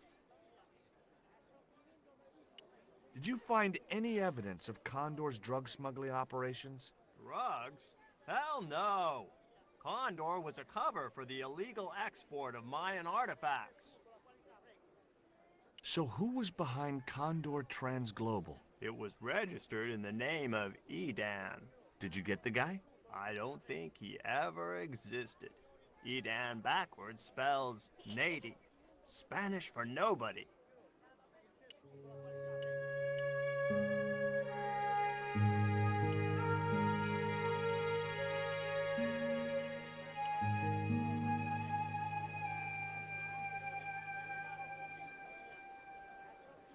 Did you know that the truck was full of explosives? Whatever gave you that idea, as if I couldn't guess? Your husband. He was exaggerating, wasn't he? Sometimes I wonder how I'm gonna cope with Dwayne's over-fertile imagination. Do you know where I could buy a detonator? Did Dwayne put you up to this by any chance? Oh, I get it. This is to detonate the truckload of explosives, right? Hey, come on, I was kidding. Did you think I was serious? I know what you boys are like when you get together and make plans. Dwayne says he could solve all the world's problems if he had enough missiles. Catch you later, Pearl.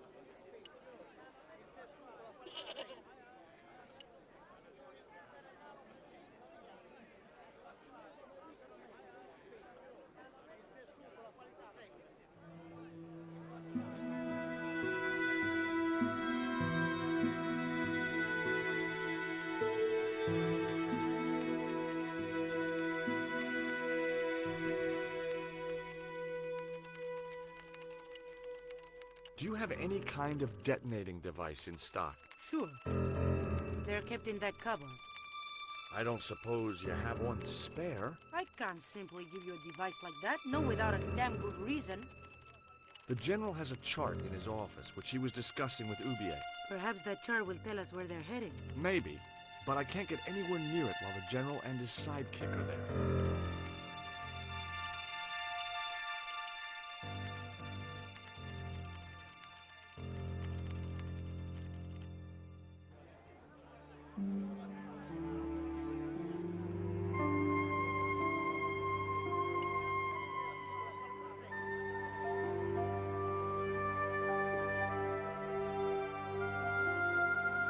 Could you distract the General while I took a look at that chart? You're kidding. Did you see the way he was leering at me? Yeah, you'd make a great snake charmer. Come on, 5 minutes is all I need. Well, maybe. But it's your harebrained scheme. You do the talking.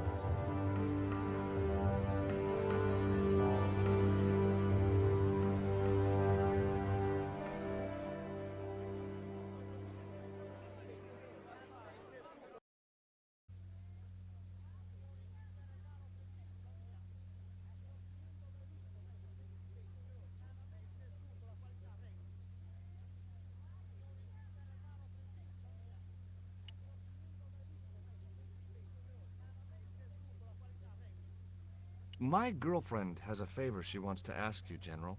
For you, my dear. Anything.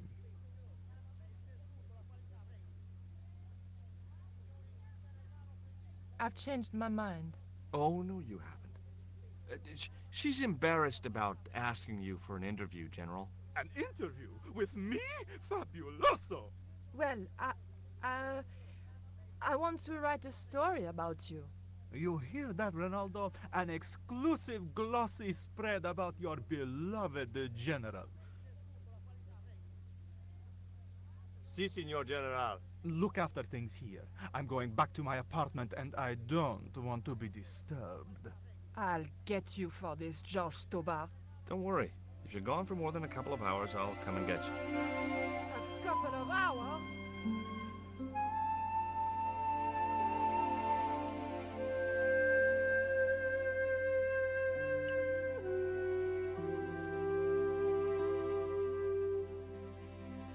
Would you take my friend to the ruins now the General's gone? I'd be honored, Signor. Thanks. I'll go get her.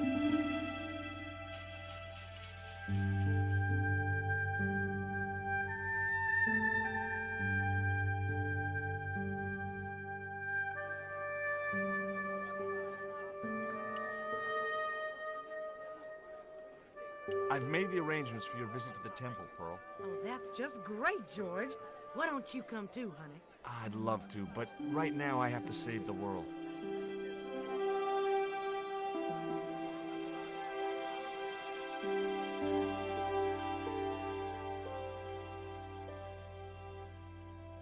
Listen, sweetie. I'm looking for an official guide to take me to the old pyramid. For a lovely lady, I would go to the ends of the earth. For you, I will go as far as the pyramid and back. But what about your husband? What he doesn't know won't hurt him. Let's go, Beanpole.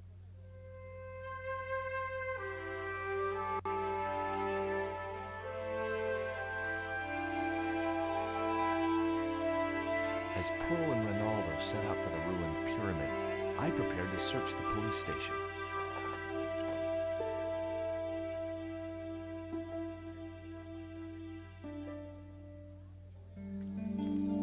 It looked like a geological survey map showing the land to the southeast of Quaramonte City.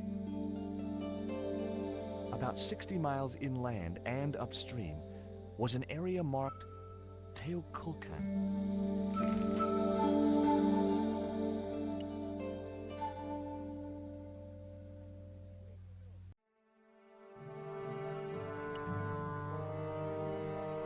I'm George Stobbart. You're Miguel the musician, aren't you? Ex-musician, senor. My career is finished.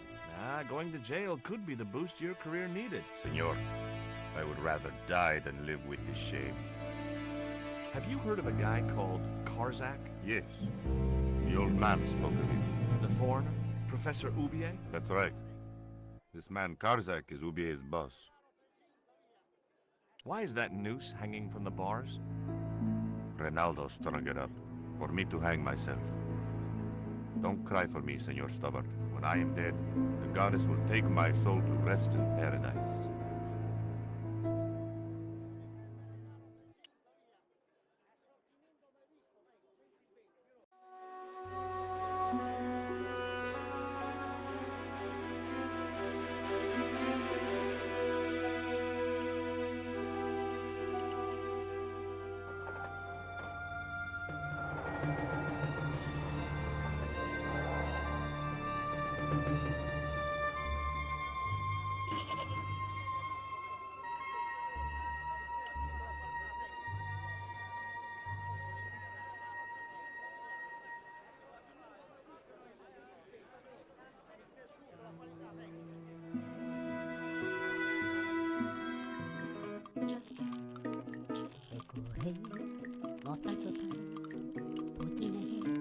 I got a good look at that chart in the police station.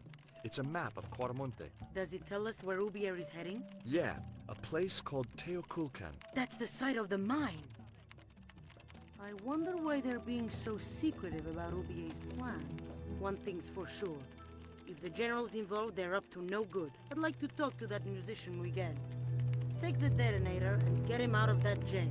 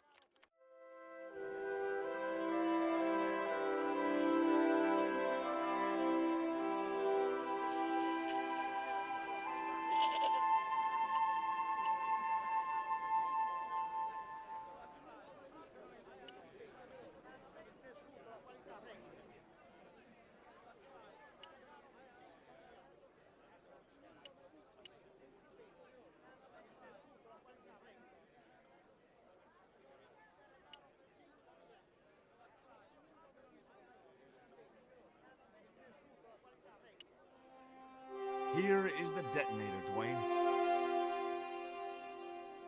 Keep your voice down, George.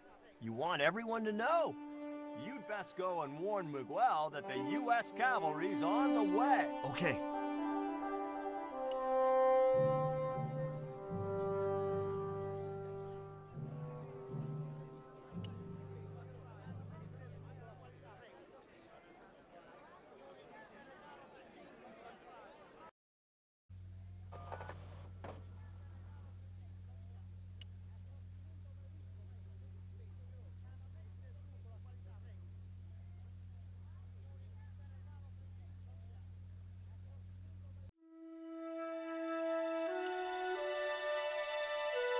Hey, Miguel, What is it? What is happening?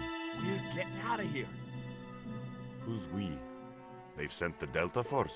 Nope. The Impossible Missions Force? Don't make me sick. Much better. Who then? A retired greetings card salesman from Ohio. I'm doomed.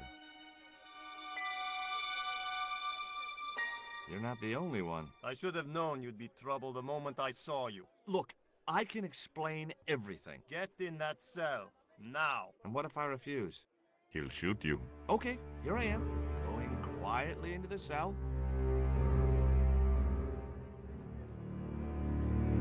Very wise, not Americano scum. One of the reasons I hate guns so much is the way they make people so damned impolite.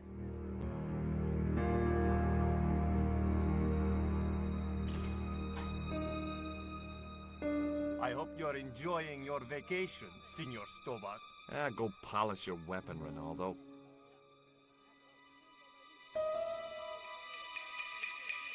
This was part of your plan, right?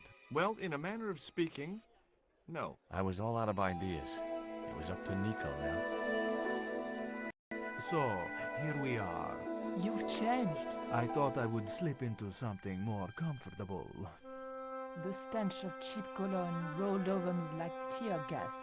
So, what do you want to know about me? Ask and I will answer. I will deny you nothing.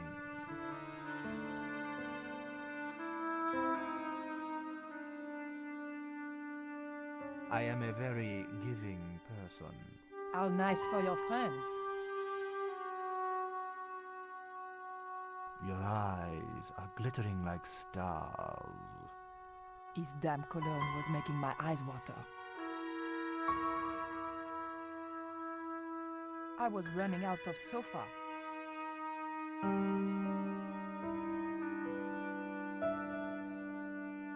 As spirited as you are beautiful, I admire that. As long as he admired it from afar. I didn't want to watch a lot of tawdry soap operas.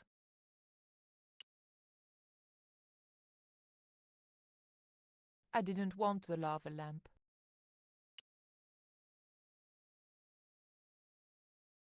On close inspection, I noticed that the swordfish was peppered with machine gun bullet holes. The general was a real sportsman, and no mistake.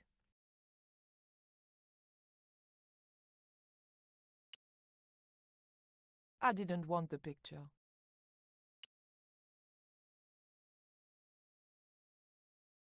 Is that a lava lamp? Sure, it's more impressive in the dark. I'll close the blinds. No, don't do that. Not on such a beautiful day.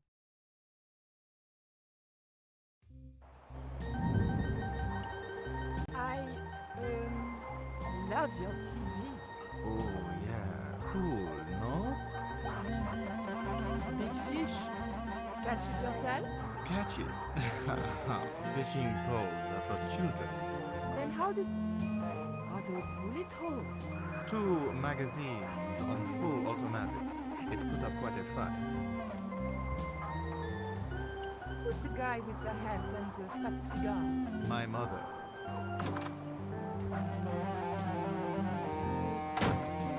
Mom, what is going on here? Nothing, Mom. I was... I'm in uniform. And when I'm in uniform, it's... Madame la Presidente. Sorry, Madame la Presidente. Now, What is going on here? Nothing, Madame la Presidente. I was just showing my friend Nico some of the cool stuff I've got. Hi. Good afternoon, señorita. And just what are your intentions toward my son? Intentions? We were just talking. How nice. She has good bone structure, Raoul. Has she any brains? She's a reporter. Is she? And what sort of questions has she been asking? I'm a freelance photojournalist. I do lifestyle. For what sort of magazines? It looks safest to play dumb with good bone structure.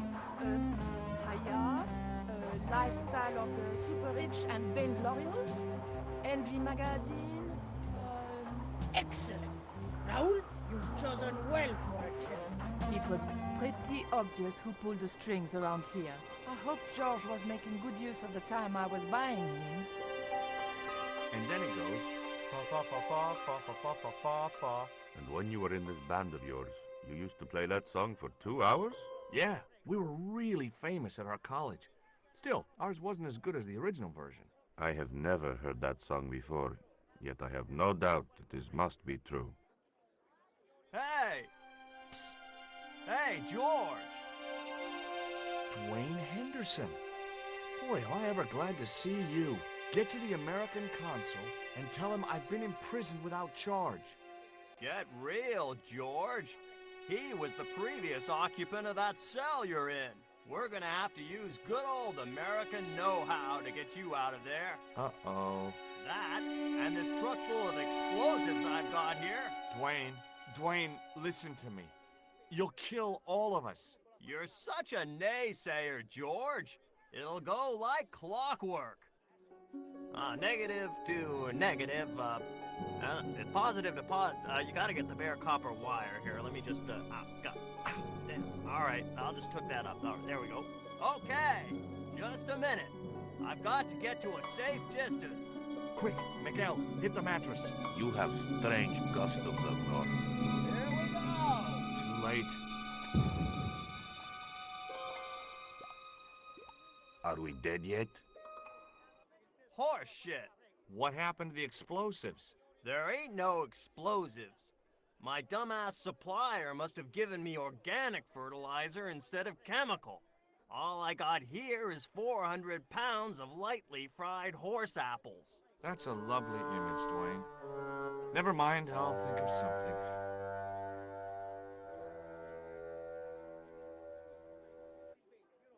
I couldn't reach the noose. Listen to me, Miguel. You give me that rope and I'll get us out of here. Is there somewhere you can hide from the General? Of course. My friends have a boat ready to take me upriver. But how are you going to break out of here with just a short piece of rope? I'm not sure, but I'll think of something.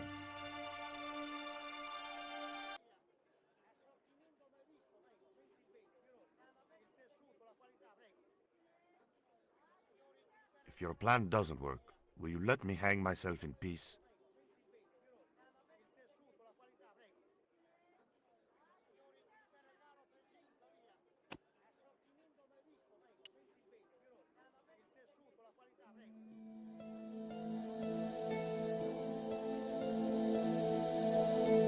I couldn't escape that way.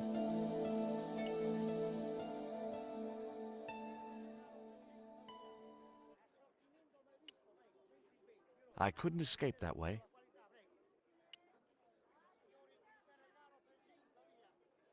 Hey, Dwayne, I want you to tie this rope to your truck and then drive forward. I'd had no idea whether this was really going to work, but I'd seen it in a black and white western. Of course, Hopalong was using a horse, and Dwayne had a 4-ton truck, but hey, the principle's sound. Anything you say, George. Please forgive my mother. She can be a little difficult.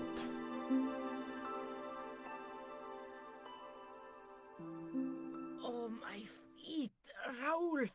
Propose, you idiot! Don't mind her. She just wants grandchildren. Don't think I can't hear you, Raoul. I want the worthy successor, and you're not it.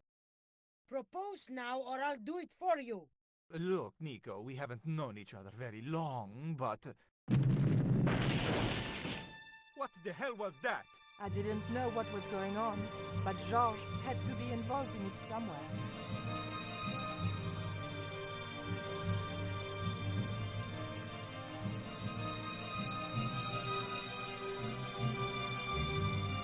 I ain't gonna say a thing, 'cause that sweet sound of falling masonry says it all. Quick, senor. The river. Huh? Wait! What about Nico? Josh, what have you done? You only had to sneak a look at the chart, and it's turned into World War III. No time to explain. Come on.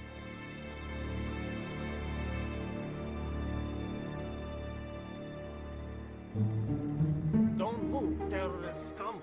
You talking to me, Junior? Yes, I'm talking to you, fat man. And my name's not Junior. A word to the wise, Junior. You carry on waving that pea shooter in my face, and the next person who sees it is gonna be your proctologist. Savvy? General, I am happy to report that I have apprehended the terrorists. You idiot, not them. The other American and the French woman. They're the ones.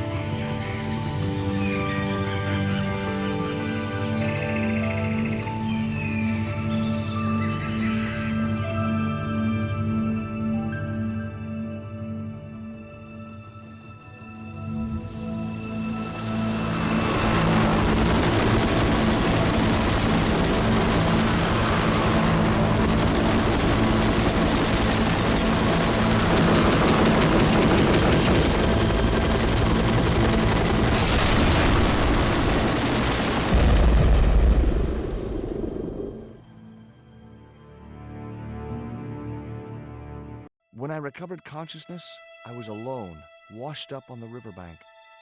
My head was aching fiercely, and my mouth tasted like a swamp. At first, I thought the music I heard was in my head. Just my luck to wind up in paradise with a migraine.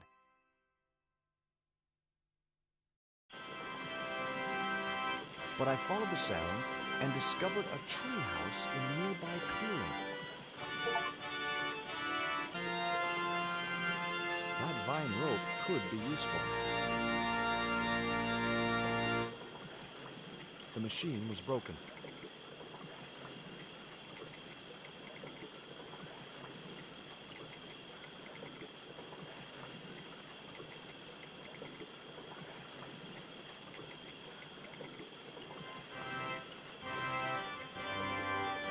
It was a pile of damp leaves.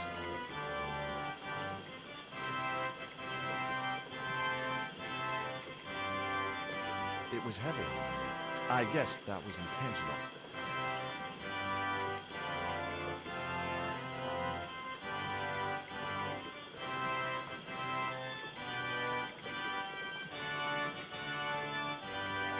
The leverage from the cross allowed me to turn one of the stones, but the other one remained stationary.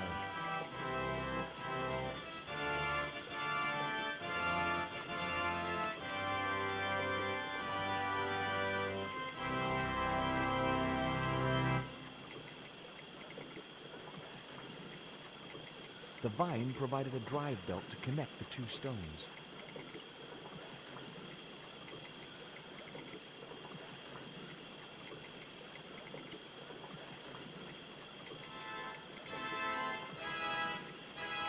Now I had the contraption working.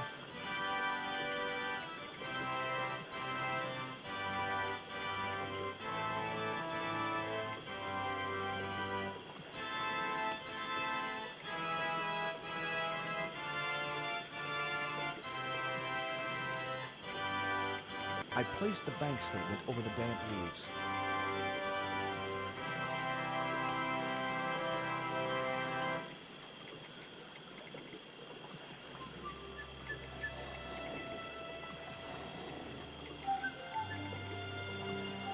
As I held the fetish to the iron rim of the wheel, a shower of sparks cascaded onto the leaves.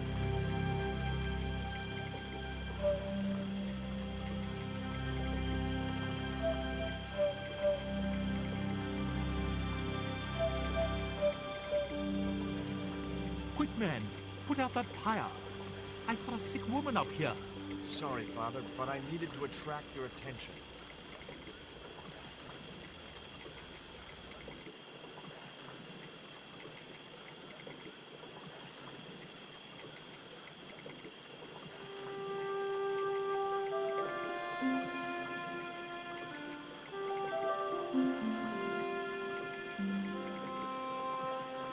Who are you? And what do you want? My name is Stobbart, George Stobbart. I'm Father Hubert. I don't suppose you speak French. Huh? Why do you want to know that? I found a young woman with a fever at the river this morning. The poor girl is close to death. And there's nothing I can do for her but pray. I don't understand her, but I think she's speaking French. Hang on. That must be Nico. What are you doing out here in the jungle? God's work. Not quite the destination I had in mind when I set out, but well, you know what they say? Mysterious ways and so on. You didn't plan to end up here? No. I was on my way to the miners' camp in the north. I was stuck here when my boat capsized on the river. That's exactly what happened to me. How long have you been here? 11 years.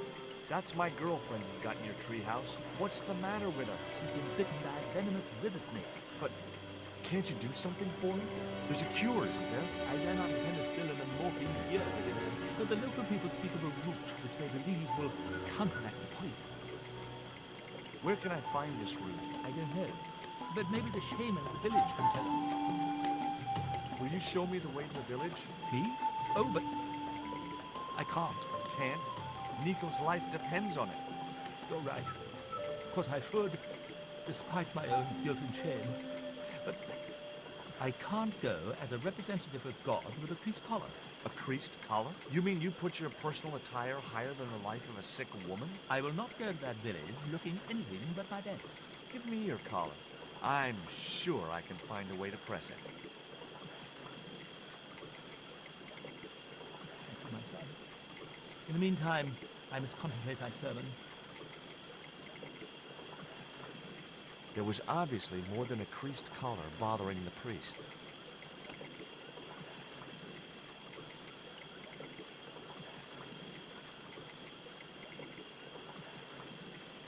So there I was, hundreds of miles from civilization, doing the housework for a priest. It's a strange world.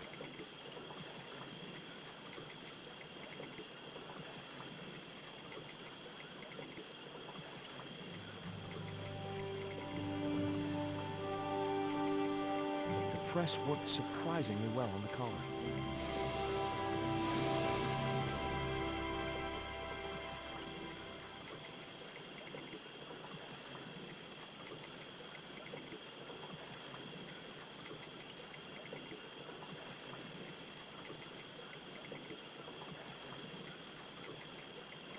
Here's your collar, Father.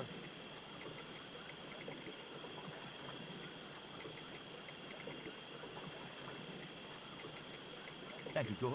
You probably think it a little odd of me to make such a fuss. Oh, no. If I've been living in the jungle for 11 years, I'd be completely screwy, too. Screwy?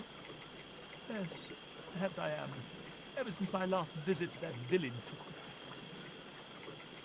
Do you want to tell me what happened at the village? I forgot my vows.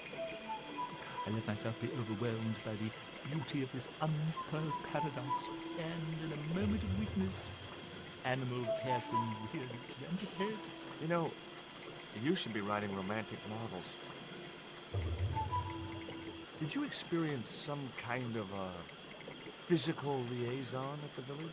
Yes, I'm ashamed to admit it, but I found myself doing the monkey dance. I've never heard it called that before. And I didn't want to pry any deeper into Hubert's murky past. Now you've got your collar back, will you take me to the village? I've still not finished my sermon.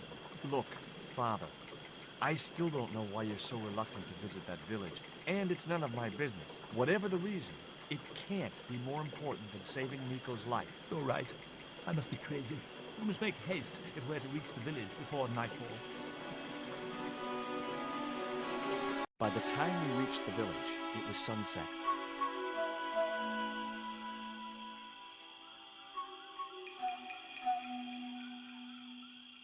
Hello, boys. Glad to see you're still wearing the underpants. What? They're the best Christmas present we ever had, Father. Mine are too tight. Well, we all have our cross to bear. This is George. He has a request to make. I'm afraid I can't stay. Good luck, George.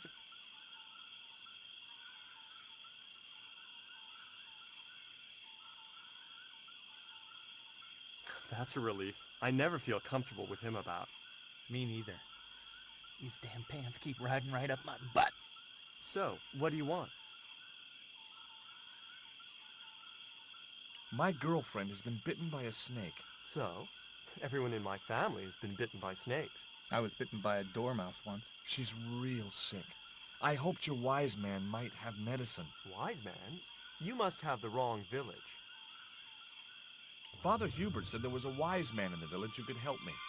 Ooh, he must mean the old man, the shaman.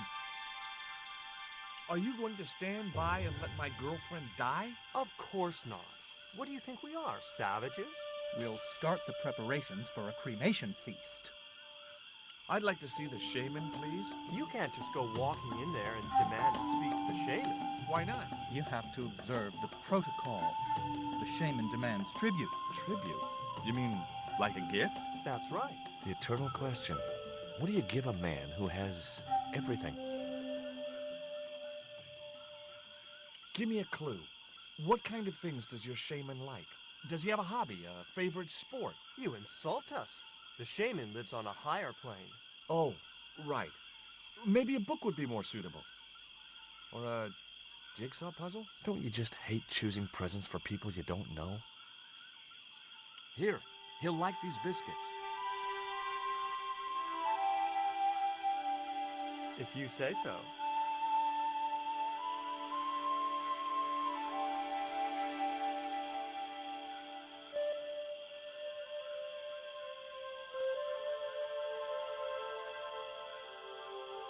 He liked the biscuits, especially the black ones. He wants to know if you've any more.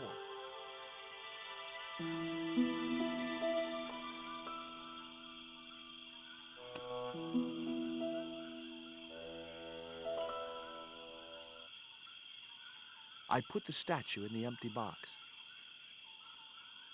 Here, I found some more of those biscuits for the shaman.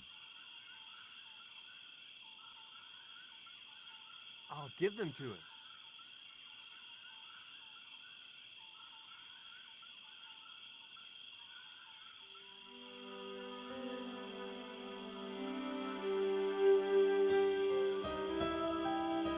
The shaman said to give you back the statue. He didn't want it? He's already got one.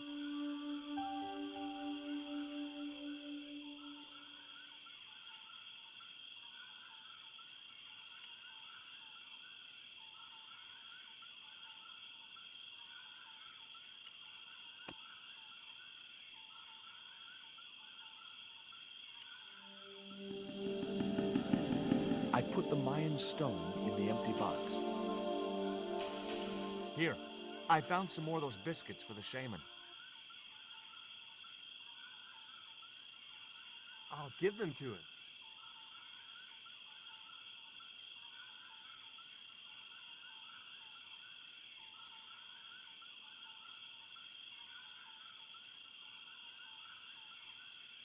The shaman wants to talk to you. I hoped he would. Well, it's been nice to talk to you guys.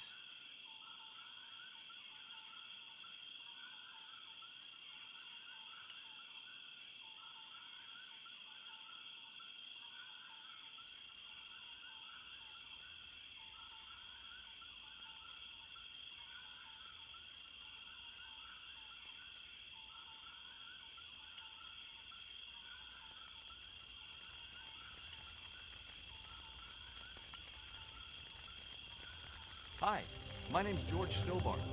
Please, sit down. Thanks. It has long been foretold that a white man would bring the Coyote Stone to this village. My girlfriend's been bitten by a snake. And you want me to heal her? That's the idea. Can you do it? I'm not sure. My gums aren't what they used to be. Listen, my girlfriend's in a coma. Please, old man, give me the root. What root? Why is Father Hubert so reluctant to visit the village? I don't know. He used to come here a lot, but then he just stopped. You'd think he'd want to spend some time with his kids. Did you say Father Hubert has kids? 3 girls and 5 boys by my reckoning. All conceived in the same week at the Feast of the Monkey Dance. Father Hubert told me of a root which could cure the bite of the river snake. There's nothing sacred with these people. That was our secret, known only to members of my tribe. If that root is my chance of saving Nico's life, then I want it. Fast. There is time yet, George Stobbart. Time to learn why you were called here. I don't suppose this would be any use to you. It sure would. This wax on a stick will change our lives. What do you want it for? To decorate our bodies for the monkey dance. Fine. If I listen to your story, then will you give me the root? The eel travels far, but still returns to the place of his spawning. And look, I'm running a tight schedule, so can you skip the riddles? Many years ago, when the world was young, the great god and king Quetzalcoatl was defeated by trickery and deceit. His enemy Tezcatlipoca took his place as leader and demanded terrible human sacrifices. A group of loyal priests found a way to trap Tezcatlipoca. But his powers were so great, they knew he would not remain trapped forever. His time of incarceration would end with the eclipse, which marked the close of the 5th age. So the priests fashioned 3 obsidian stones which contained the power to seal the mirror for all time. But before the stones could be put in place, they were seized by the invading Spanish. But how did they trap Tez, the evil god? They built a pyramid which they told Tezcatlipoca was dedicated to him. At its center, they fashioned a huge mirror of perfectly smooth obsidian. Luring him into the pyramid with praise and flattery, they used sorcery to ensnare him in the mirror. There's an eclipse of the sun due very soon, isn't there? Correct. The eclipse which marks the ending of the 5th age will come before the next full moon. Less than 2 weeks. I didn't really believe that Tezcatlipoca would return, but I figured Karzak's plans were in some way connected. What happened to the stones? They were taken by the Spanish to the coastal town that is now called Cuaramonte City. Only 1 stone reached Spain. The other 2 fell into the hands of buccaneers. The Jaguar Stone was captured by an English captain, El Draco. The Eagle Stone was taken by a pirate called Ketch. The 3rd stone, the Coyote Stone, reached Spain safely. That is the stone in your possession. Tell me more about the Jaguar Stone. Many centuries ago, the port of Cuaramonte was entered by a ship flying Spanish colors. The captain, the man known as El Draco, sent soldiers ashore. Only when the soldiers arrested the mayor did the people realize that they were English privateers. The mayor was held hostage while the soldiers looted and plundered the city. Amongst the treasures they stole was the Jaguar Stone. Where is the Jaguar Stone now? I suppose El Draco took it back to his homeland, across the Great Sea. To England? Tell me more about the Eagle Stone. The stone was loaded onto a galleon with many valuable artifacts plundered by the Spanish. But shortly after leaving harbor, a terrible squall blew up and damaged the ship. The ship was intercepted by a bloodthirsty pirate, Captain Ketch. Ketch made short work of overpowering the crew, stealing the treasure, and sinking the Spanish ship. Where's the Eagle Stone now?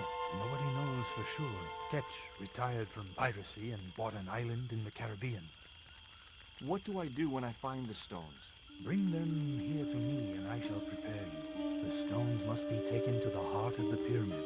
Only there can they be used to seal the gate by which Tezcatlipoca will return to this world. Can you show me the way to the pyramid of Tezcatlipoca? Not until you possess all 3 stones. Suppose I was to believe there was anything in your story, other than the rambling delusions of a seriously wacky old man. Suppose I was to swallow it, hook, line, and kitchen sink. What then? Then you would see that the fate of the human race rests upon your shoulders. Do I get anything to help me combat Tezcatlipoca? Like what? Well, a magical weapon? Get real, George. Now do I get the root? Here, take it. Make haste if you wish to save the girl's life. The hummingbird sings to me of death to come. Now you're talking in riddles again. Listen, is it okay if I crash here? I've got no chance of finding my way through the jungle in the dark.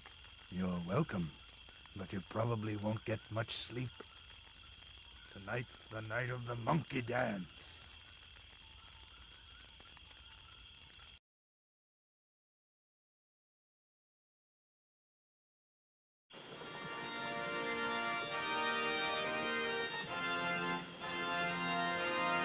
I left the village at dawn and stumbled back through the jungle in a post-party daze. It was just like sneaking back to my parents' house when I was younger. Except Oakland didn't have monkeys or parrots.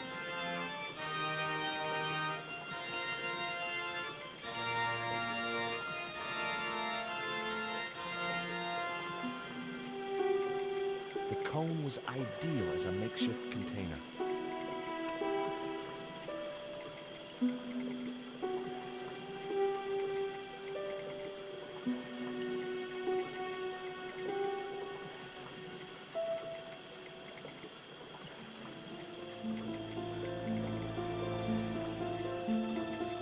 As the liquid was squeezed from the root, it collected in the cone.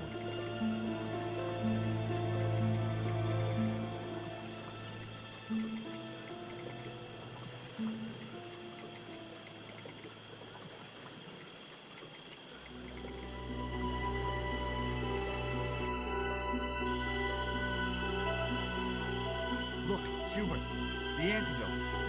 What are you waiting for? Give it to the girl, quickly.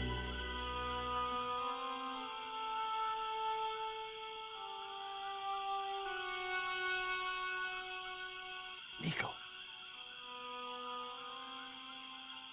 Here, drink this. Oh, George, it's horrible. Just swallow it down.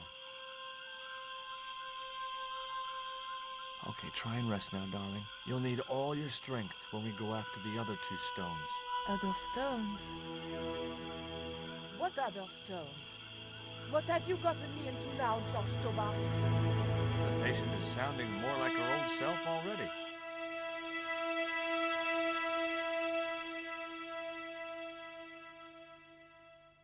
Nico recovered quickly from her fever. To save time, we decided to split up and look for each stone independently. I traced the pirate Ketch to a remote island in the Caribbean. With the fortune he'd amassed from piracy, he'd retired to a place that was later called Ketch's Landing.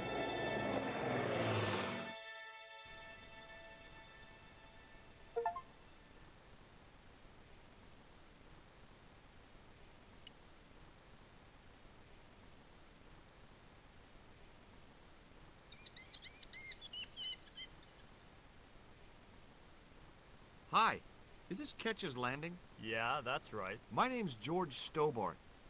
You're a surveyor, right, Mr. Bronson. And of course I'm a surveyor. Why the hell else would I have a theodolite? I don't know. Hobby, maybe? Yeah, right.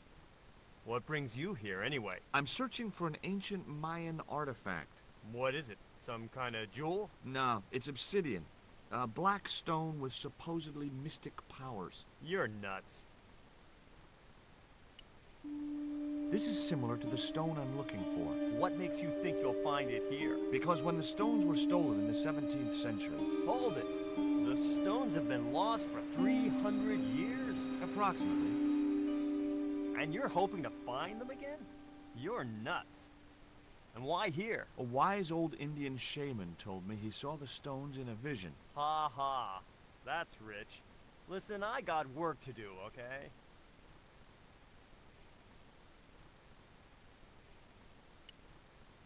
Look at this. An article about a total eclipse of the sun. Oh, yeah? Listen, I don't want to be rude, but it just comes naturally. I really don't care. Catch you later, Bronson.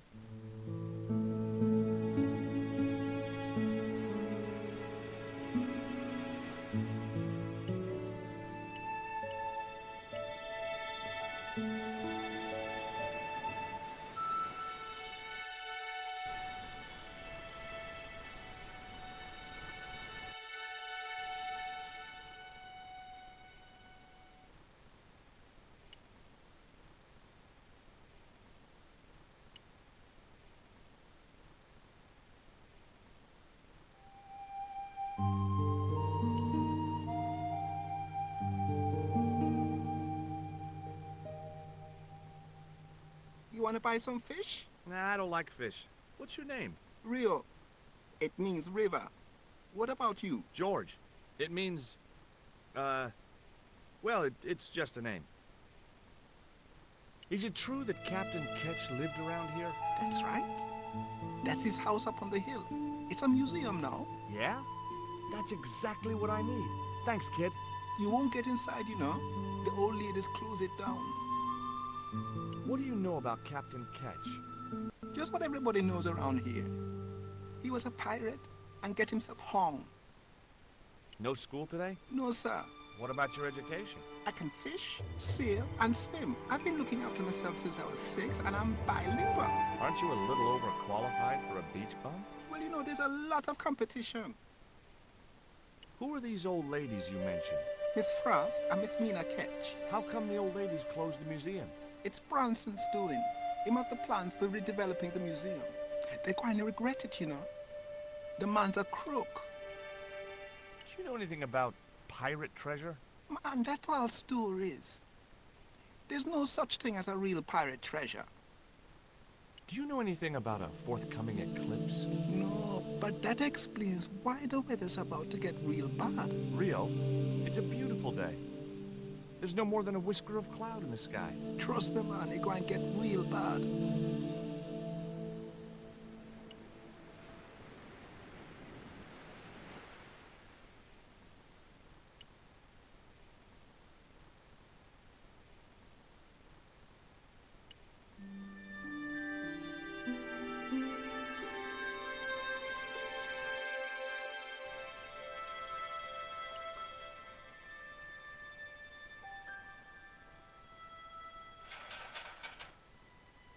The ladder extended easily.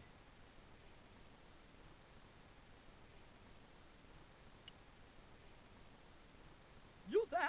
What are you doing? Pardon me, ladies. I was just going to climb your ladder. I'm helping Bronson. Oh, you're not like him, are you? He's very polite, isn't he, Frost? And he has dimples when he smiles.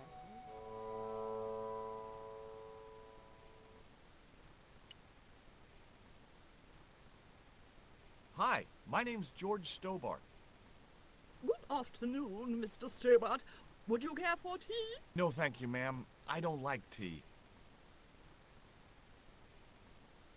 Is that your cat? Yes, it is. That's Ruddles. Do you like cats, Mr. Stobbart?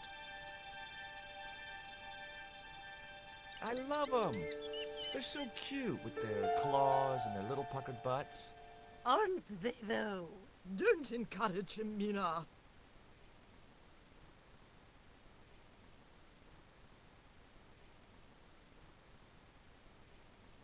Can you tell me anything about Captain Ketch? More than you can tell me about your great-great-great-great-grandfather, no doubt. You're his descendants? Certainly. Captain Ketch was born in Dorset, England, in the reign of King Henry VIII. His family were undistinguished farmers, but young Frederick Ketch decided to go to sea. We have plenty of seamen in our family, Mr. Stobbart. Are you interested in history, Mr. Stobbart? Yes, I am. You were telling me about Captain Ketch. Do go on. Oh, yes. He sailed under Hawkins. Jim Hawkins? John Hawkins, one of the great traders of the Elizabethan age. In 1568, Frederick Ketch was a young man serving aboard the Jesus, Hawkins' flagship. They sailed from England to Africa and across the wide Atlantic to these islands. Ketch was never to see the shores of England again. How come Ketch never made it home? Because the Spaniards sank the Jesus in an act of treachery. You said Hawkins' fleet traded between Africa and the Indies. What was it they were trading? Black men with no shirts. You have to understand, Mr. Stobbart, that this was the 16th century. But that doesn't alter the fact that Hawkins and Ketch were slavers and pirates. Would it surprise you to learn that Hawkins was also a devoutly religious man? He transported slaves in a ship named after Jesus Christ. In my book, that makes him a hypocrite. What happened to Ketch? Was he killed? Oh no, he got away and returned to this island, to this very house. The Frederick Ketch Memorial Museum. Is it true Frederick Ketch was a pirate? Frederick Ketch was emphatically not a pirate. They hanged him, you know. Down there on the beach in front of his family. Didn't bother with the trial. Just whipped him out from his breakfast table and hoisted him up in chains. Well, if he wasn't a pirate, what did they hang him for? Envy. Pure, green-eyed envy. He had been a successful privateer, you see, and had accumulated great wealth. As rich as a mink in a paddock. Shut up, Mina. Yes, Frost. The small-minded governor and his lackeys wanted his money, trumped up some ridiculous charge about breaking the conditions of his letter of marque, and hanged him like a common thief. The blackguards! Letter of marque? The document that permitted him to engage and destroy the enemies of the crown. The difference between a lawful privateer and a pirate. Yoo-hoo! Sorry, Flost. Well, why didn't Ketch just say, take a hike, guys, I've got a pirating license? Frederick Ketch was not a pirate! But he did show them his letter of marque. But they destroyed it and hanged him anyway. I've been talking to Rio, the little fisher boy. I'll thank you not to mention that little wretch in my presence. Dirty little whelk. Nasty fishy boy. That will do, Mina. I gather you don't have much time for the little boy. That child is a delinquent, Mr. Stobbart. Yeah, well, he's only, what, 11, maybe? A knave with one hand on the tops. What is it about Rio that you don't like, Miss Frost? Well, once upon a time, he and Emily... Be quiet this instant, Mina.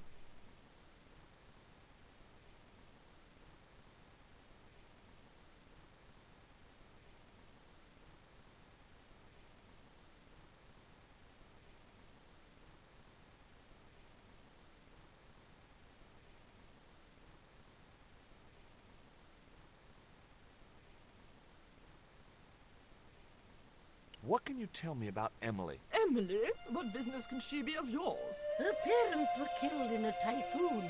We, as her only living relatives, took it upon ourselves to raise the child. It's good to know Charity isn't dead. Oh, but she is. Washed overboard in the typhoon. Mr. Stobbart wasn't talking about Emily's mother. He was being sarcastic. What else can you tell me about Emily? How dare you pry into our family in this way? I refuse to answer any more of your impertinent questions.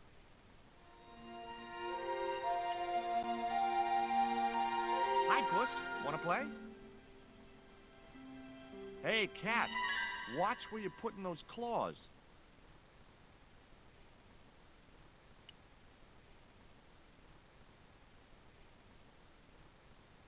It was locked. The house is closed. How come? It is undergoing refurbishment. Refurbishment? Where are the workmen? Preparation is half the work, young man. The intention is to prepare the museum for the new century. The Frederick Ketch Memorial Museum. It would look nice in neon. A museum for a pirate? There was a stony silence. As I have already told you, sir, he was not a pirate. It's precisely this sort of vile misrepresentation that Mr. Bronson is seeking to rebalance. Oh? How? Mr. Bronson has kindly agreed to undertake the museum's refurbishment at a very reasonable price. He understands the importance of a sense of history. Funny. That's not the impression I got of Bronson at all. He also understands spherical geometry. Mina? Well, he does. Listen, ma'am. I came a long way to visit this place. If we make an exception in your case, everyone will want to get in. Pardon me, but I didn't exactly have to fight my way through the crowds. You're the second visitor we've had today. No, I'm sorry, but it's impossible.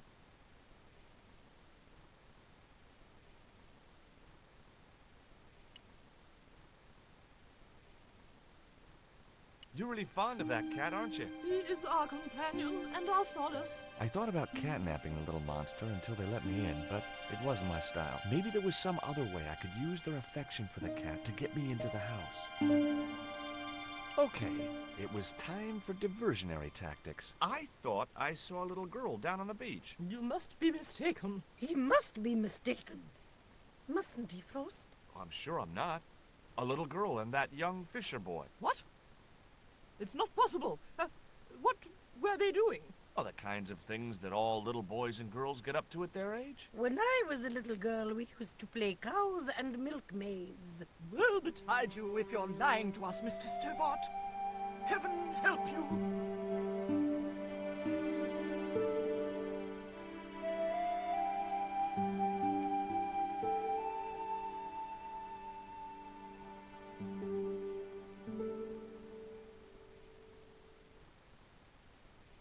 With a creak of ancient corsetry, the sisters sailed majestically over the distant horizon.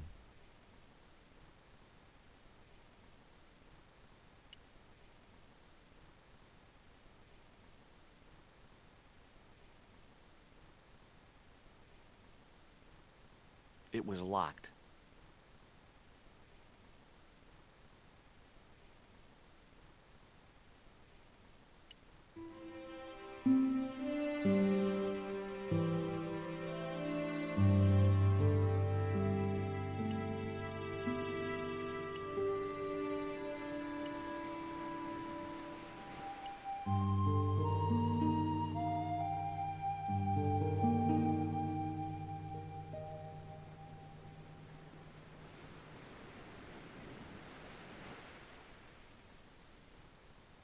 How come the old ladies closed the museum? It's Bronson's doing. Him have the plans for redeveloping the museum. Oh, I know all about Mr. Bronson's plans. Tell me about your friend Emily. Why are you so interested in Emily Ketch? Emily Ketch? A descendant of Captain Ketch, the pirate? Yeah. Well, it doesn't bother you? Why should it? We don't responsible for our ancestors. Can you let me have a fish, kid? I thought you said you don't like fish. It's not for me. It's a present. For the old ladies? Well, it makes a change from flowers and candy. No, it's for their cat. Okay. What do I get out of it? I can pay you. I've got Quaramontian dollars, French francs, and traveler's checks. You must be joking. The nearest bank is 3 islands away.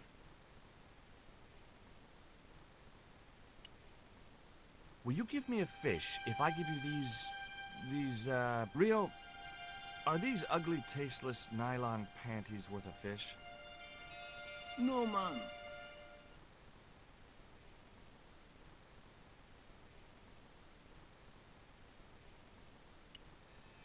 Is this worm worth a fish? Could be good bait. How did it die?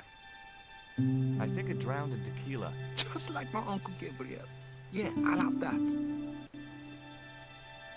Okay, I'll get you a fish. It might take a while, though.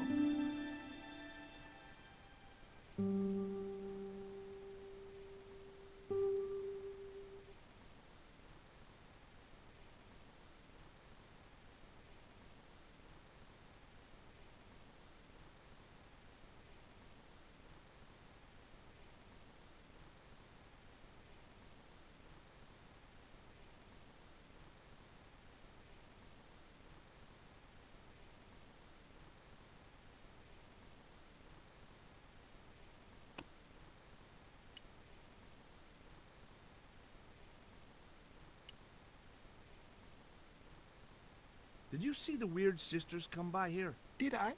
They look madder than usual, so I hide until they're gone by. Just as well. They thought you were playing with Emily. Boy, were they steamed. Emily? You're madder than them. There was nothing else I wanted to ask the boy.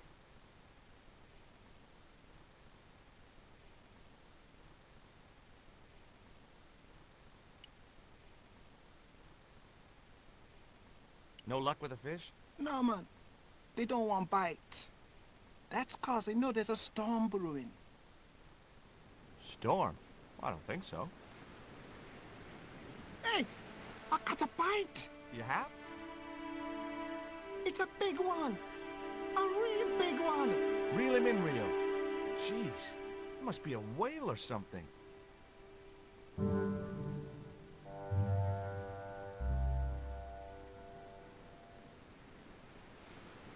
Rustiest whale I ever see. I still need a fish, Rio. Okay, make me try again. Maybe you better change your bait. The only serviceable part of the bicycle's wreck was a rubber inner tube. You just never know when you're going to need stuff like that.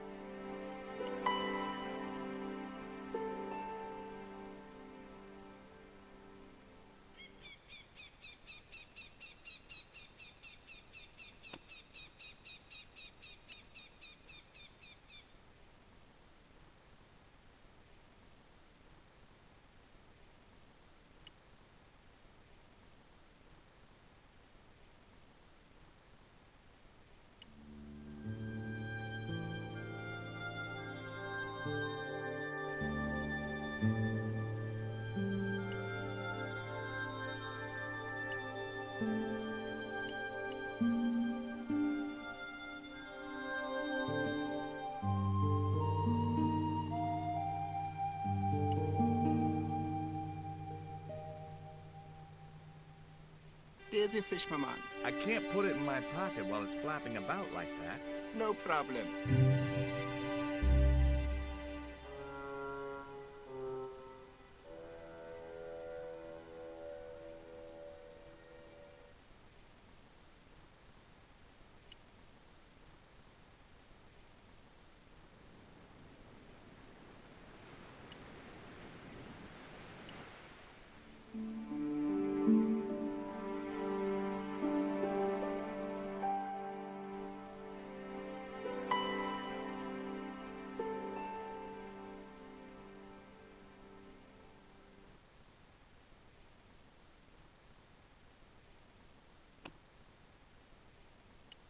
I'd have to do that from the ground.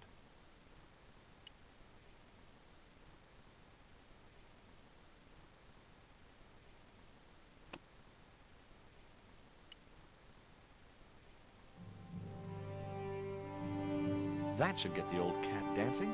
I just hoped it didn't give itself a cardiac.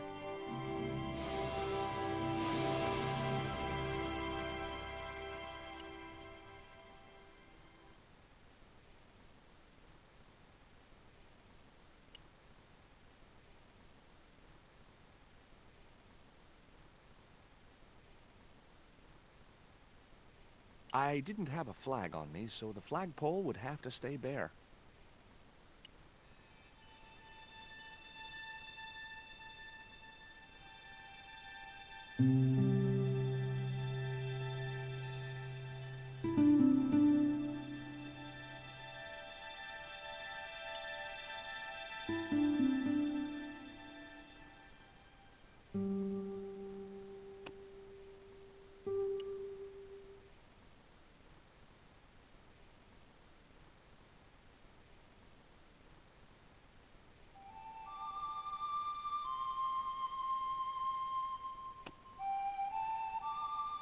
I put the ball in the catapult. Took aim. Yes! Okay, so it was a lucky shot, but I'd knocked the theodolite target clean off the end of the flagpole.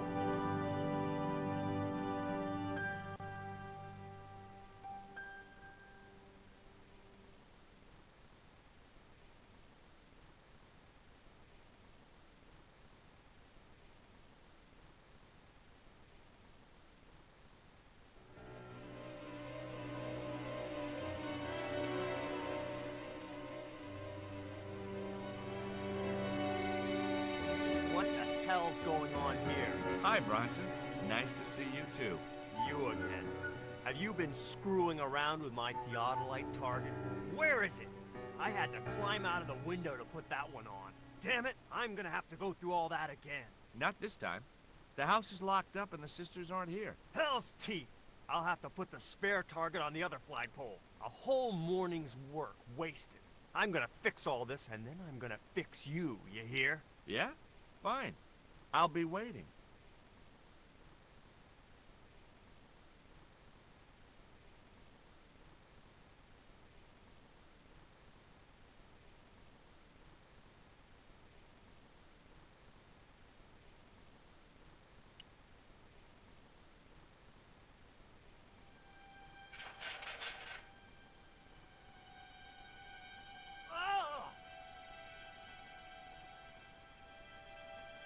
What you doing, Bronson? Just hanging around? I'm gonna kill you for this, Stobbart! Get me down from here! What, so you can kill me? Gee, you talked me out of it, Bronson. I felt a little guilty about leading Bronson up there, but not much, obviously. The marker was a bright, shiny thing, and I have a weakness for bright, shiny things. It wasn't going to be much use without the theodolite, though.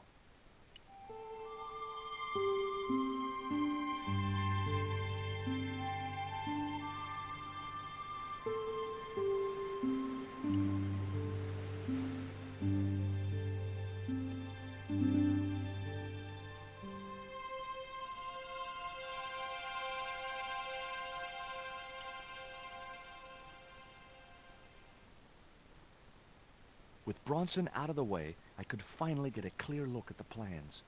Engineers' drawings didn't mean much to me, but one thing was clear.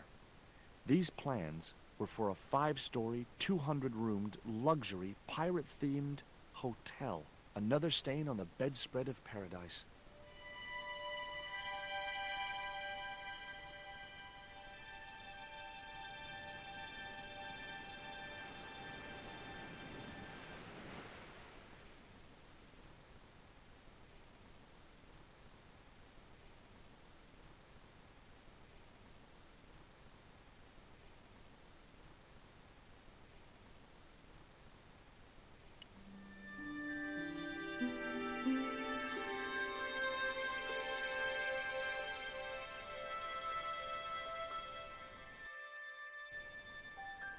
You there! Why is Mr. Bronson hanging from that flagpole?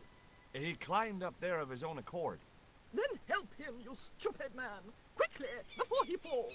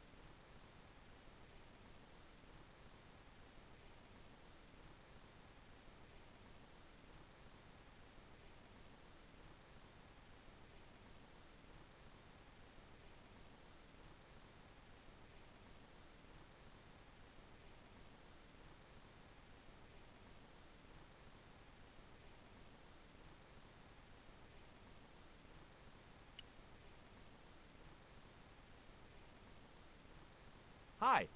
Could I ask... Never mind that! Help poor Mr. Bronson! Hey, get me down! What's the magic word? Please! Oh, bad luck. I was thinking of Alakazam.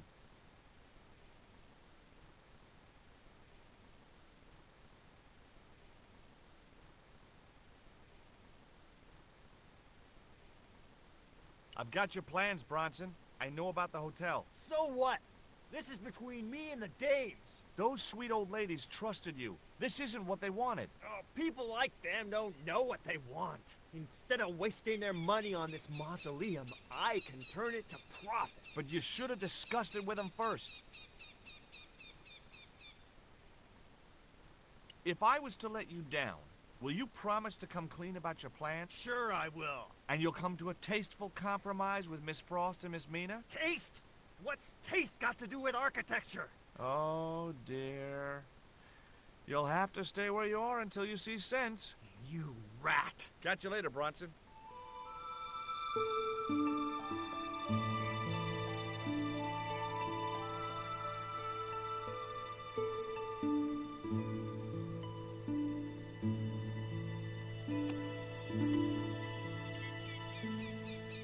Here, Bronson's plans.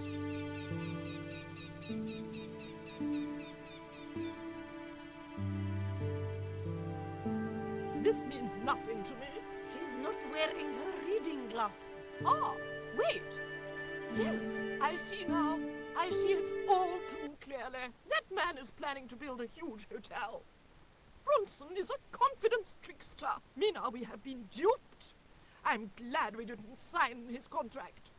Oh, I hate tricksters, especially confident ones. Come, Mina.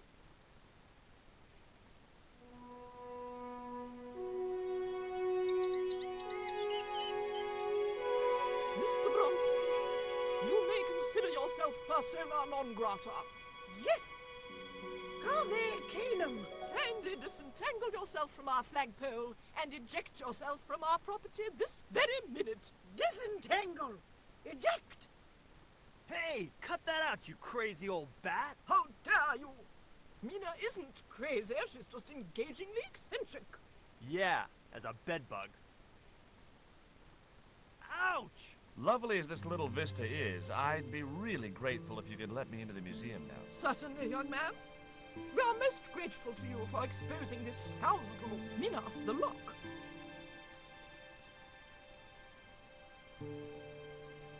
Thanks, ladies. Stobbart, be a pal. Get these harpies off me. Ooh!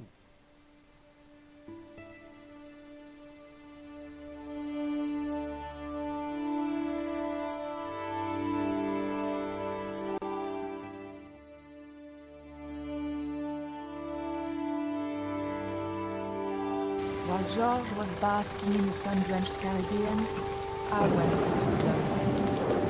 It was a long shot, but I thought I'd start my search for the Jaguar stone at the British Museum.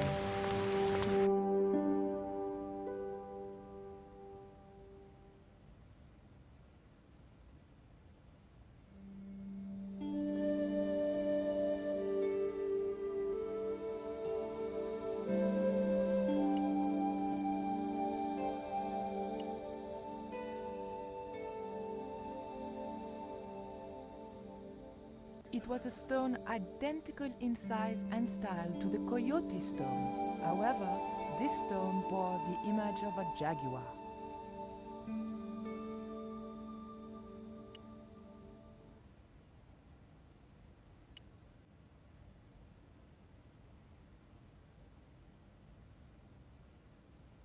Can I help you, miss? Have you ever heard of an English sea captain called El Draco? El Draco? Not a very English name. I think that's what the Spanish would have called him. It was about the time of the conquistadors. 16th century. Oh, I know. That's what the Spanish called Sir Francis Drake. Francis Drake? Have you got anything here that belonged to him? Indeed, miss. We have a couple of artifacts he brought back from one of his journeys. What can you tell me about that stone with a jaguar on it? The so-called Jaguar stone was brought back from the Americas by Sir Francis Drake and presented, along with the more famous scrying mirror, to John Dee. What's this scrying mirror? It's a little square of polished obsidian. Mayan it is. And what does it do? Well, it's a bit like a crystal ball, except flat and black. And you can't see anything in it. Old man Dee had a psychic who reckoned he could speak to the angels through it. I think he was taking D for a ride himself. The old loony didn't like the stone, though. Reckoned it was tainted by the devil. Come along, miss. I'll show you the mirror. There.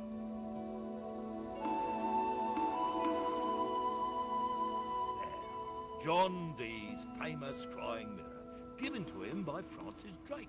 Do you know if this mirror has any relevance to Tezcatlipoca? Who? Tis let I can't even say it. Ah, there's someone here who'll be able to help you better than me.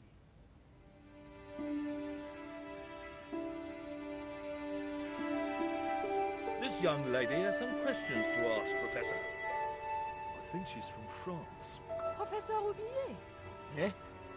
What? You two know each other, do you?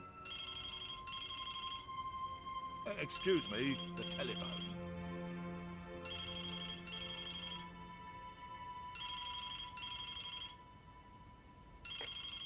We meet again. Mademoiselle, France, eh? Yes, I believe that's where you live, Professor. I have a house there, on the outskirts of Paris, but I haven't been back for many months. What can you tell me about the Jaguar Stone, Professor? It's obsidian, from the Chichen Itza region.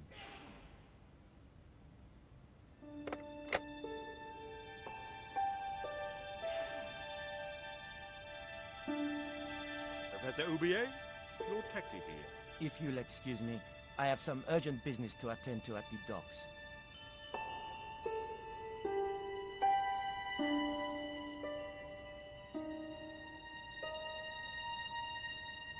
Can you answer me some questions about the Jaguar Stone? Certainly, miss. If you just step this way.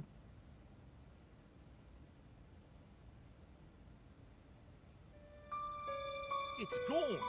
Some sods half-inched it. Half-inched? Stolen it, miss. Never mind. The silent alarm will have been tripped. I'm afraid nobody can leave until our crack security team gets here. How long will that take? Could be a while. I think it's their tea break. The thief could be miles away by then. Don't you worry about that, miss. Just don't try to leave. It was too much of a coincidence that Roubillier showed up and the stone promptly disappeared. I didn't have time for their crack security team to finish their tea. I had to get after him.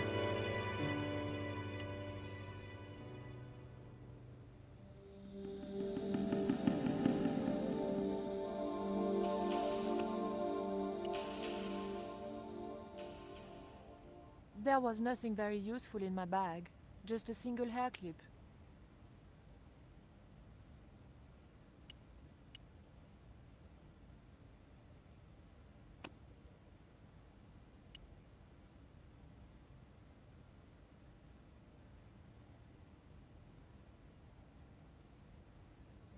The key unlocked the case. I locked the case again and took the key.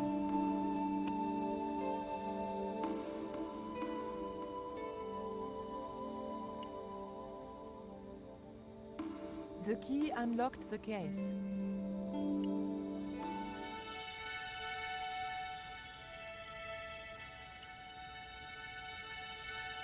I locked the case again and took the key.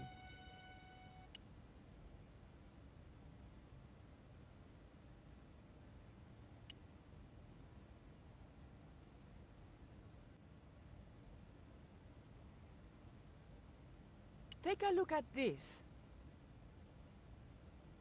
What are you doing with that? Just looking. What was it used for? It's a sacrificial dagger, and I'd feel a lot happier if you put it down. I didn't think the museum attendant would be interested in a hair grip. Not even a cute one like this. I didn't steal the stone. I was nowhere near it. So who do you suppose did steal it? It must have been Roubillier. Huh! Begging your pardon, but he's a man of letters. A professor. So was Moriarty. Man of letters or not, he's your culprit.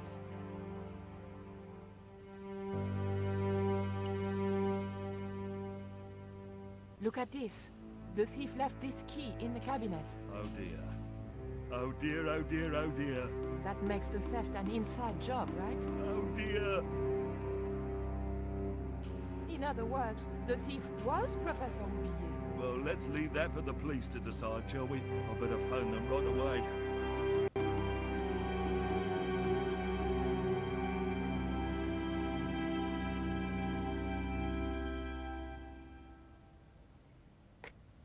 Hello?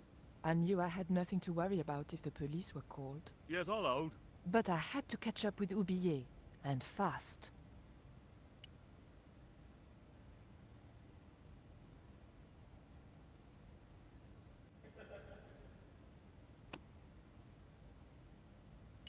I wasn't going to leave until I knew where Oublier had gone. The doors were securely locked. The dagger might leave or open the doors, but I wasn't going anywhere until I knew where Oublier had gone.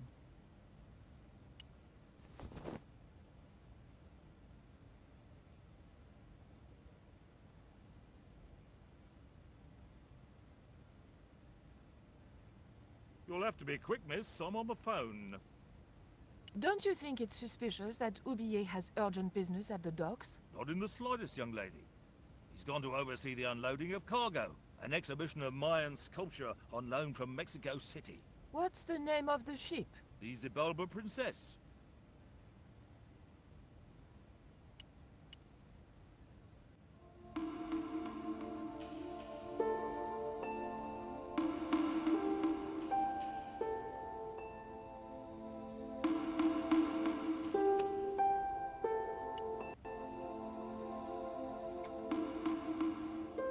I levered the handle open with the thin dagger.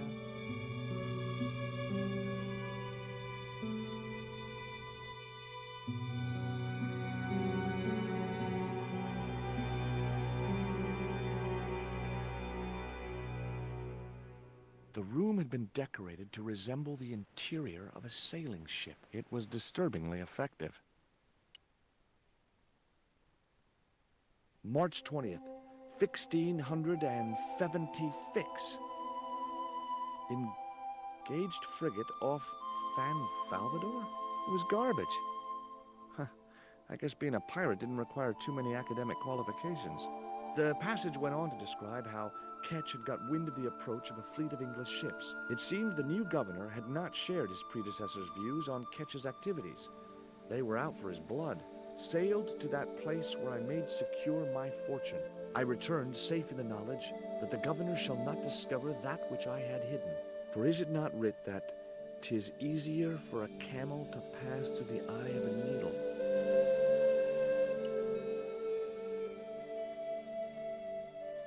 Okay, I've had my hands on an historical document.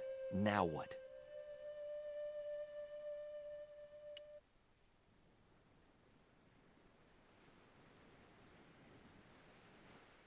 The chart fitted exactly into the recess on the top of the desk.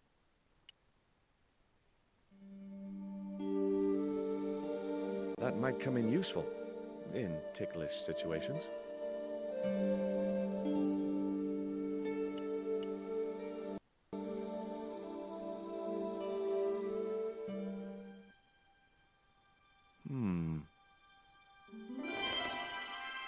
Surprise!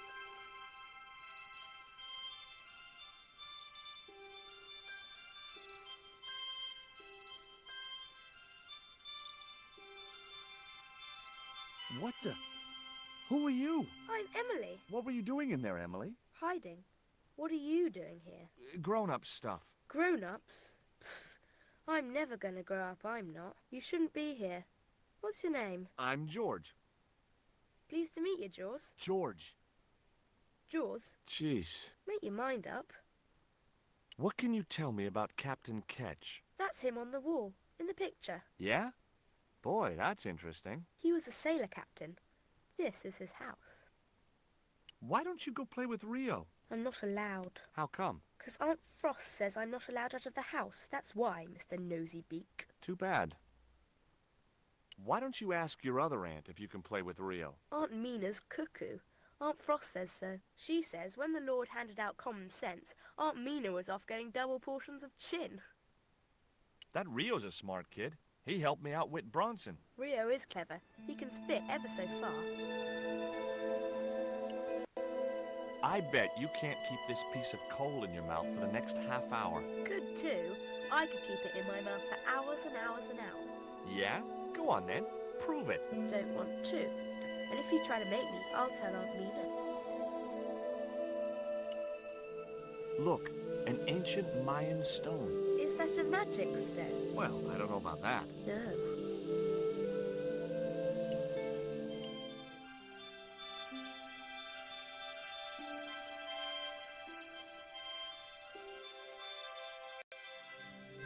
Captain Frederick Ketch, 1570. Around his neck was a cross. Maybe he was a part-time pirate. The portrait might have made a nice souvenir, but it was too large to carry.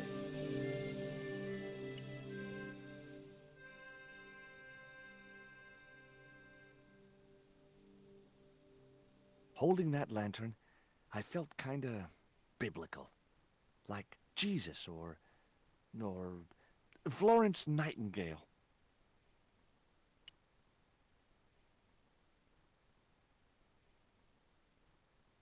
The lantern fitted so precisely in the inkwell, it could only be deliberate. What you doing, Jaws? I put the lantern in the inkwell. See? It fits. Why? Because it was cut to fit. Why? Because sneaky old Captain Ketch made it that way. Why? What is with all the questions? Because I'm interested. Why? Because I have the insatiable curiosity of the young. Why? All right. Truce. Why don't you run along and play? Aunt Mina told me, stay out of mischief. Well, that doesn't mean you have to stay indoors, does it? On a beautiful day like today? There's a storm coming. Oh, nuts. You don't know that. I do so. I can see the whole world from the window. Yeah, well, like I said, I'm busy. That cross you're wearing, Emily? It's my lucky Jesus cross. It's just like the one Captain Ketch wore. Uh-huh. Can I borrow it? Uh-uh. What would you trade for that cross, Emily? A puppy. Well, I don't happen to have a puppy in my pocket right now. Can you think of anything else you'd trade? Don't know.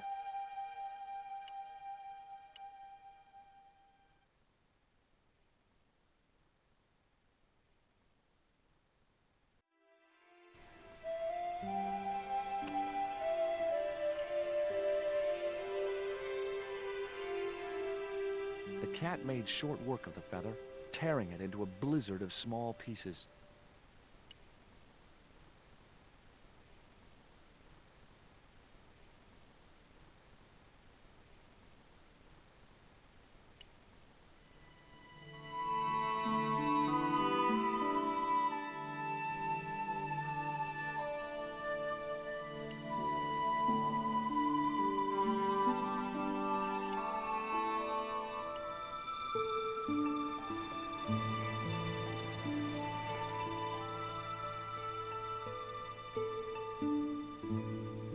What do you give to a small, irritating girl who asks about everything? Try a conch. Delicate colors, interesting shape, and when you put it to your ear, you can hear the sea. Yeah? Why's that? Usually because you're standing next to it. Cool. Have you got one? Yeah, but I promised it to my sister. She well vexed with me. Why is your sister mad with you? Well, last night, when I got home with our supper, she went wild. Rio, she said, how come all you ever catch is puffer fish? A sicker puffer fish. What I want is tiger fish. So don't bother come back home till you catch one, boy. I don't see how I'm gonna catch no tiger fish. All I have is a fishing pole and a worm. What do you need to catch a tiger fish? One of them real fancy flies like the rich fishermen use. Hey, this is just what you need to make a fly. Thanks. Let's hope them tiger fish hungry. A deal's a deal. Here's a conch.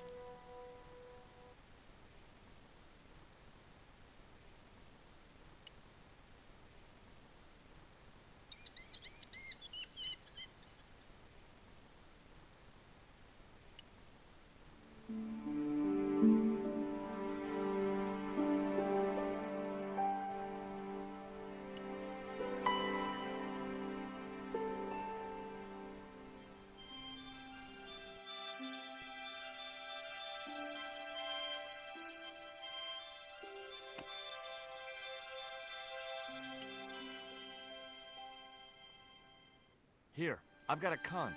Would you like it? Dunno. Aunt Frost told me never to take presents from strange men. I'm not a strange man. Then why are you called Jaws, Jaws? That's a stupid name. I'm not called... Look, conch, pretty. Swap for the cross, yes or no? Right, this thing's going out the window. Okay, we'll do swapsies.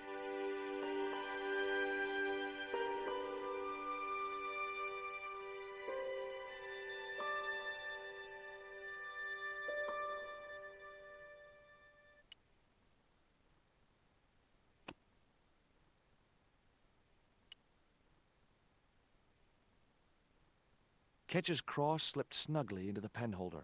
What you doing now, Jaws?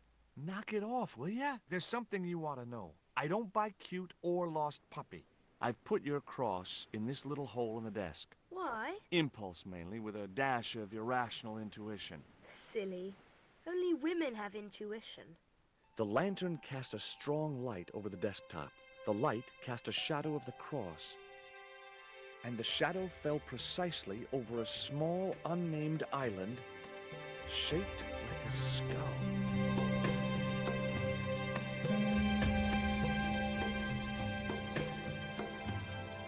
That must be it. Ketch's Treasure Island. Uh-oh. That's Zombie Island. It's a bad place. No kidding? Well, bad place or not, that's my next port of call. Can I come too? The hell you can. I never get to leave the house.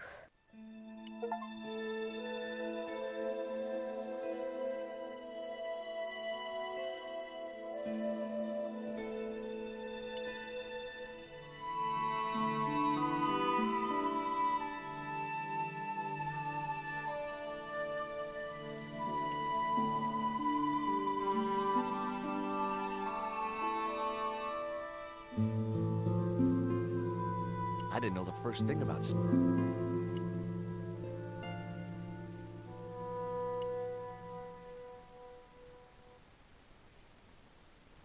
Would you take me to, Zombie Island? In this weather? You're mad, man. The rain will keep the zombies indoors.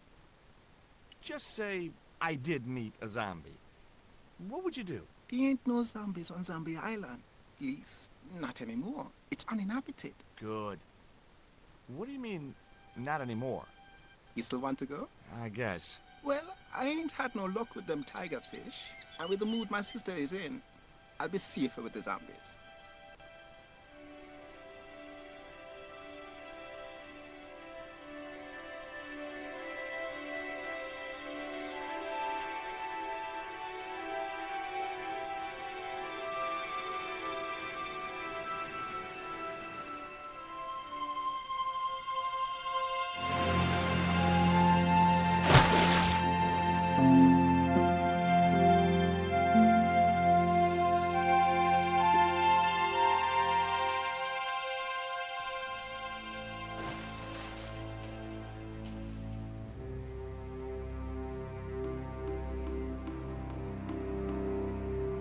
So, this was Zombie Island. Somehow I'd been expecting something more sinister. Come on, Rio. Let's find that treasure. No thanks. I'm staying right here. Oh, come on. You said yourself there's no zombies left. Yeah, but that was while there was a big pile of seawater between me and this place. All me have now is this little bit between the boat and the shore, and I'm hanging on to it. Rio's boat was strewn with fishing nets and tackle. That Emily sure asks a lot of questions. Rest it, man. This whole Emily business just isn't funny. Look, we're obviously at cross purposes here. I'm talking about Emily Ketch. Yeah, and so am I. He was my friend. Her aunts hated it, but we did move together, you know. She used to be real keen at hide and seek. It could take hours to find her. One time, the last time, it took days. She must have shouted and screamed herself hoarse, but there was nobody to hear her. Where'd she hidden herself? Captain Ketch's old sea chest. The only way to open it was from the outside. Suddenly, I didn't feel so good. We never exchanged another word about Emily Ketch.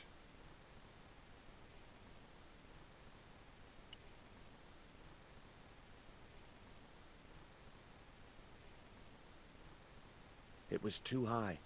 I couldn't get up there.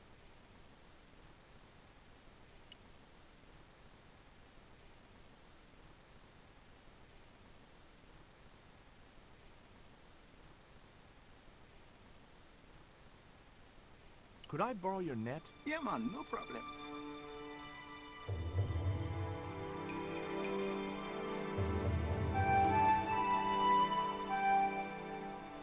You planning on catching some fish? Nope. I'm after a big rock.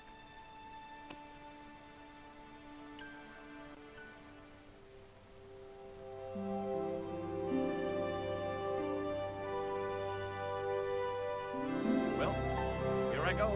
Wish me luck, Leo. Good luck, George. Watch out for the Walking Dead.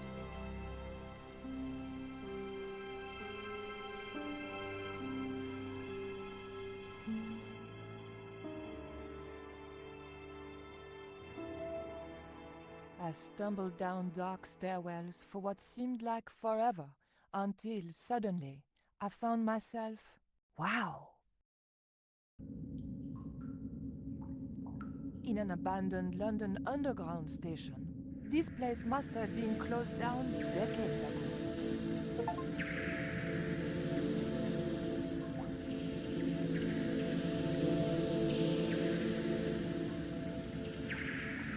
The cup was empty. The cup was empty. The slot was much too thin for my fingers.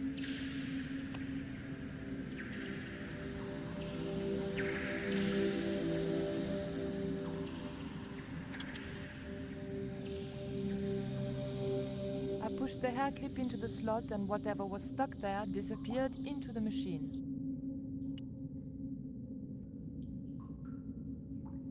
I pulled out an old English penny.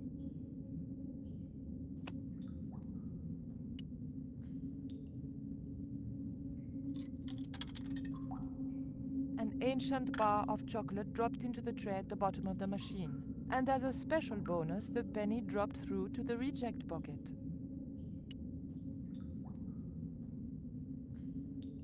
I pulled out an old English penny.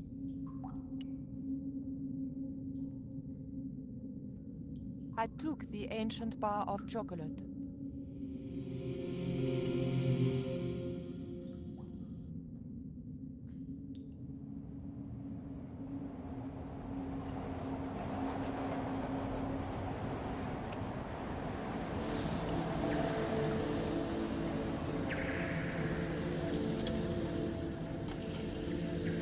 I put the old penny into the slot. The needle twitched rustily and the machine spat out a card.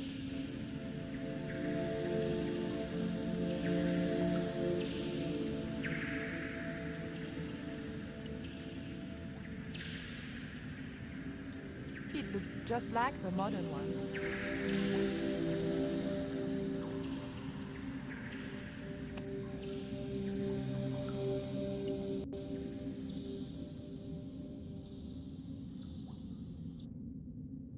The blade of the dagger just fitted between the door and the soft wood frame. The door gave slightly, and then held firm.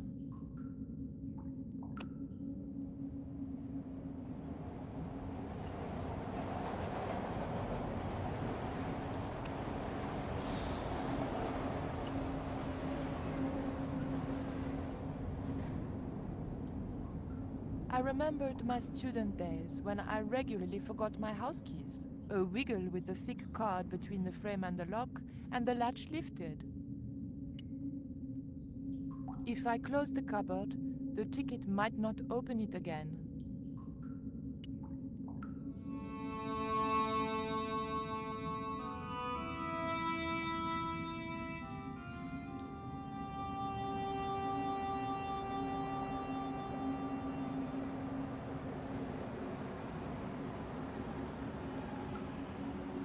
The train was my ride out of here. I could worry about not having a ticket when I got to the docks.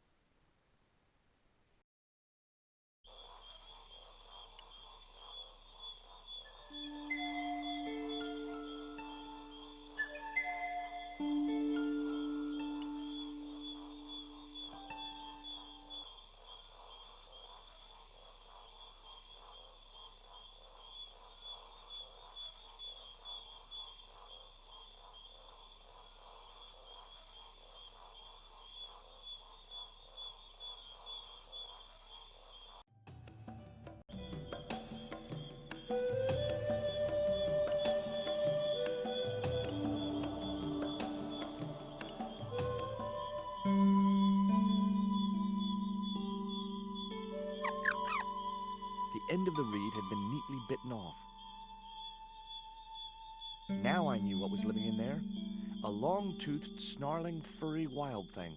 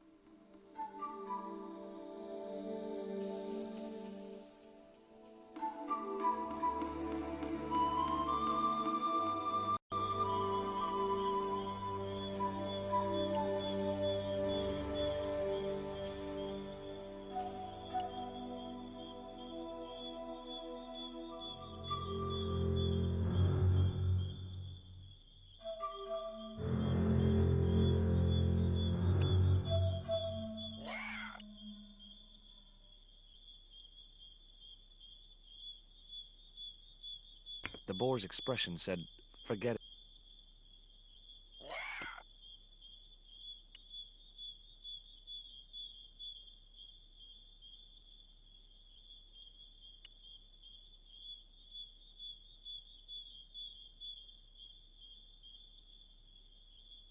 The dart fitted snugly into the reed.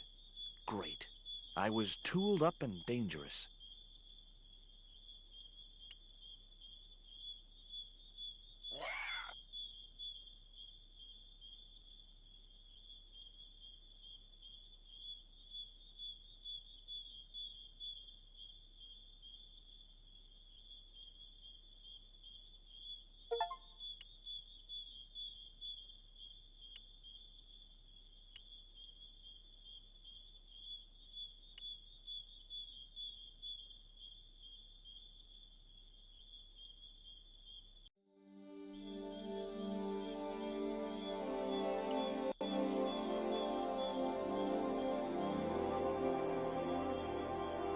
The creeper just came away from the rock as I pulled it.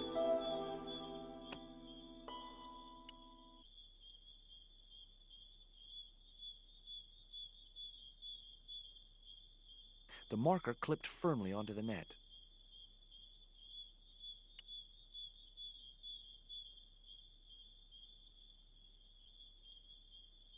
Great. I'd created some sort of creeper marker fishing net assembly. Sometimes I terrify myself with my creative genius.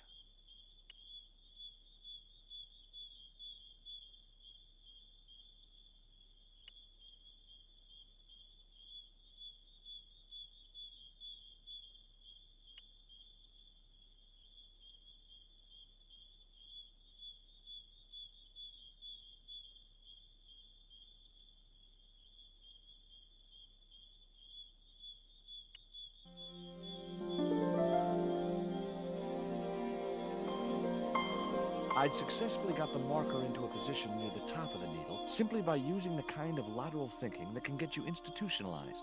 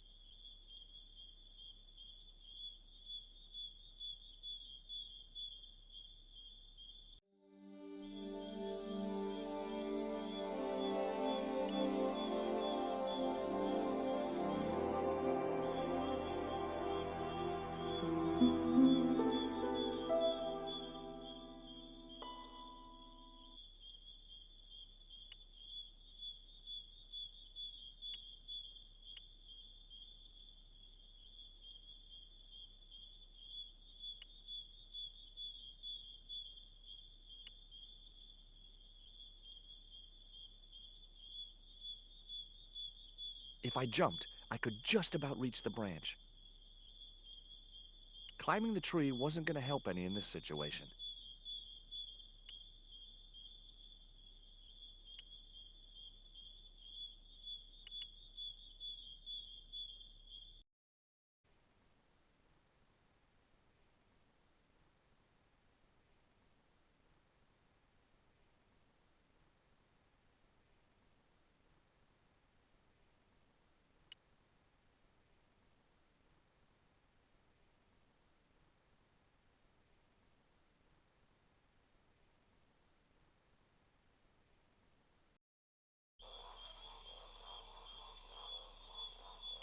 Nothing, I mean nothing, would possess me to step into that swamp.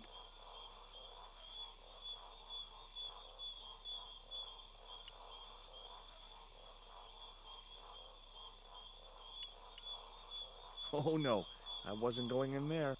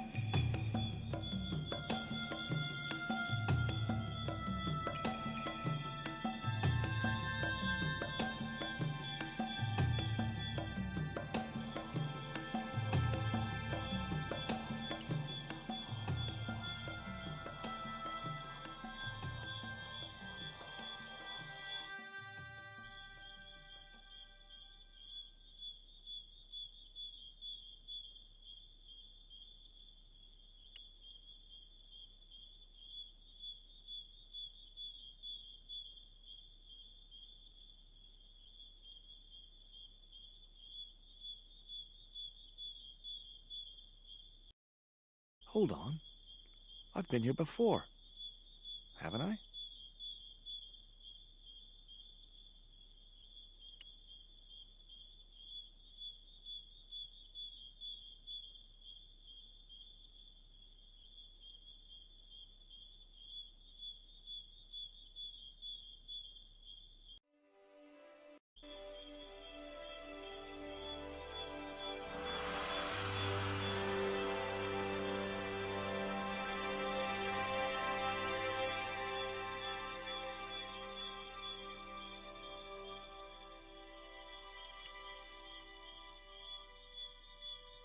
Initials carved into the stone read F.K.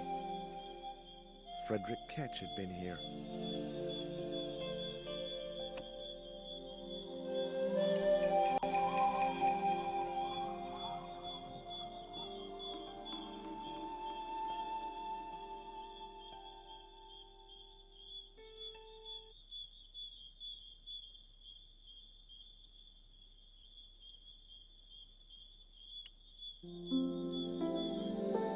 The hill I was on had reminded me of a camel's hump as I'd climbed up it. Now I had to see what I could see.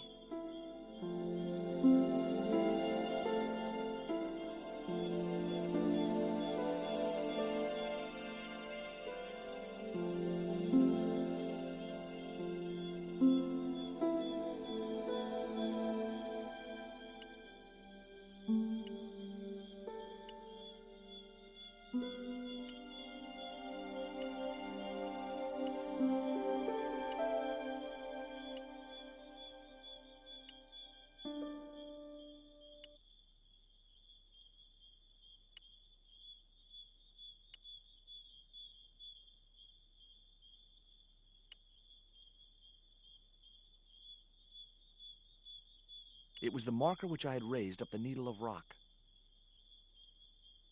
It was the marker which I had raised up the needle of rock. I could see the marker I had fastened on the rock down in the forest, and right in line with it, the rock I was looking for.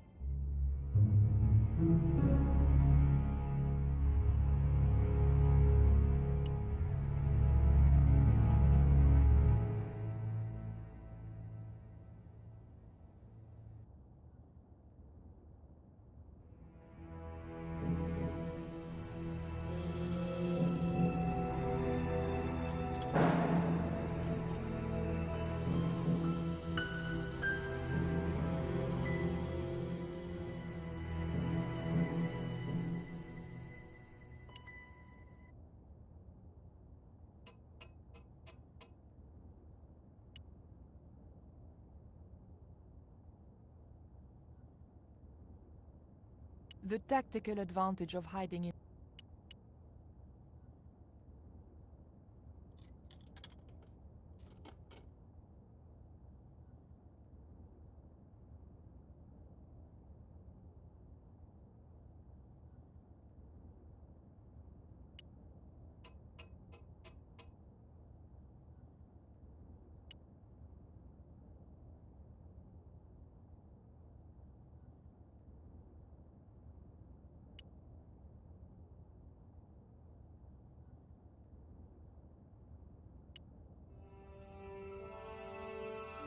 got you.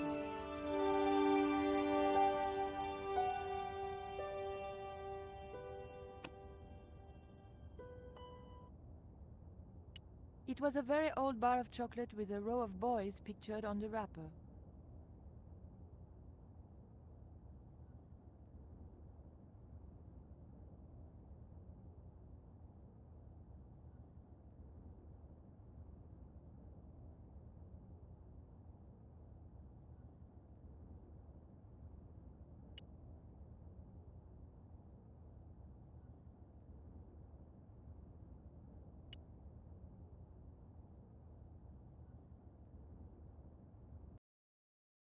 But the collar woman was there. They'll know it was me. But you have the stone. The right stone, you're sure? Yes, of course, it's the Jaguar stone. No possible mistake. Here it is. Garzak, please. The police will be looking for me soon. You're going to get me out of the country, aren't you? Stop your whining, Oublier. You have any idea what this stone symbolizes? I thought you just wanted it to frighten the natives. Fool. I intend to cast this stone into the sea. But why? It's unique. Exactly. With it gone, the Mayan priest's plan to destroy Tezcatlipoca cannot succeed. I can assure you that Tezcatlipoca is a mythical figure. Such a small mind you live in. Tezcatlipoca is real. I have seen him in my dreams. We've spoken of his plans for this world. We have spoken of your part in these plans. My part? He told me you would be useful. He told me how to crush your spirit by turning you to drugs. My wife died. You know that full well. She was my world, my everything. And now, you are no longer useful. She called out your name as she died, you know. What? What are you saying? And then they thought you'd done it. It all worked perfectly. You? It was you? You bastard! You monster! For the love of God, Karzak! Which one?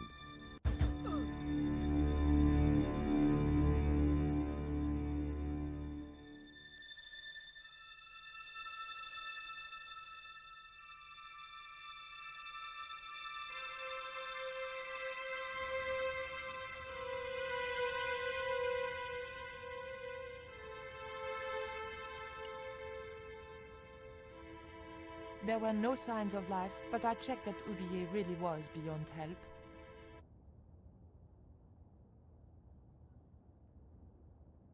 We were going to need the stone to thwart Karzak. I knew Ubiye would have approved. It was the Jaguar stone, all right.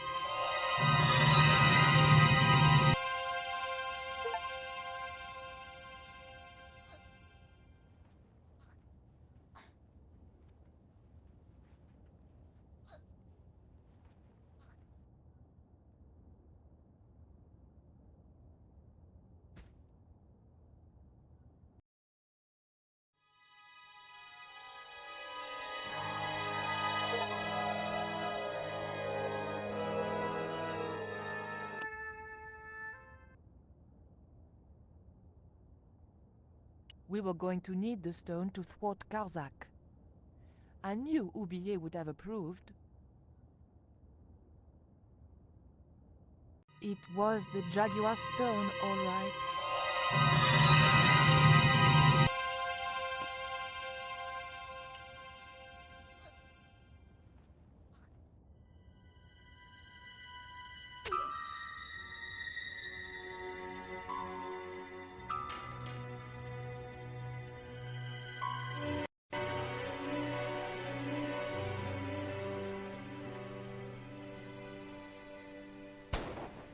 Pirates?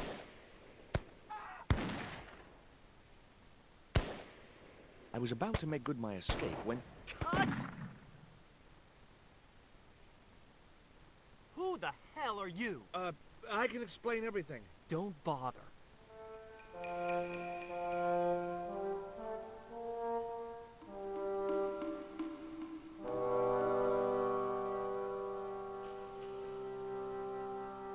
I'm sorry. I didn't realize you were making a movie. So who are you? Stobbart. George Stobbart. 2 B's and 2 T's. It's okay, Mr. Hawks. He wasn't in the shot. Hawks? This had to be Carlton Hawks, the newest enfant terrible of Tinseltown. I'd read about him. Mailroom boy makes good. Nice to know it was still possible to get to be a director armed with only an encyclopedic knowledge of postal charges. Stay out of the way, surfer boy. I'll deal with you later. Surfer boy?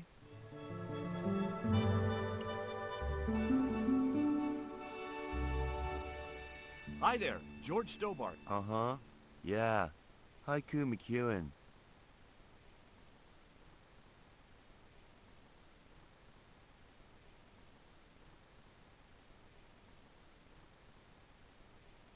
Is your name really Haiku? Yeah. It was my mom's idea, okay? When I was born, I was so small and perfectly formed I reminded her of a Japanese poem. Well, I guess it could have been worse. She could have called you Limerick. That's my middle name. Did you always want to be an actor? I don't think of what I do as acting, man. You're not alone. It's more like I'm the voice of my generation. What I'm saying for the kids on the street. Which is what? I'm crap, I'm going nowhere? Huh? What are you saying, man? Stobbart, get out of shot. Positions, everybody. I'll get a flip chart and explain it to you later, Haiku. Haiku, baby, are you ready? Okay, man. Which scene is this? You've been captured by Silver's accomplice, Pirate Babs, who's fallen in love with you. Okay, people, top of page 76, Sharon. What about my big speech? It's been cut. Everybody ready? Up to speed. Quiet on the set. Okay, let's make magic. Oh, please. And action! Why don't you forget that dumb old squire and his bunch of merry men? Can't you see we were made for each other? I know, but Squire Trelawney saved my life, Captain Babs. Why, if it hadn't have been for him, that giant octopus would have made mincemeat out of me. But right now he thinks you're a traitor. He's locked you out of the stockade, Jimbo. That 20-foot-high wall with spikes might have kept out Silver's men, but it ain't gonna stop me. Oh, Jimbo. And cut! Good heavy breathing, Sharon. Natch, I'm a pro. Did you get the heavy breathing, Flash? Did I ever, boss? We should have made this movie in 3D. Haiku, you were great. We're setting up for the stunt now, so get a bite to eat.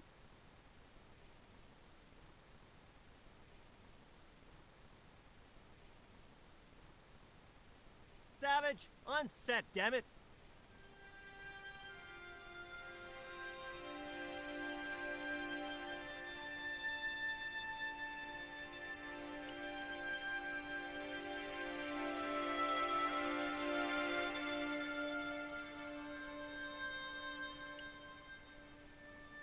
The bun was so stale it felt like a small rock. I was already carried.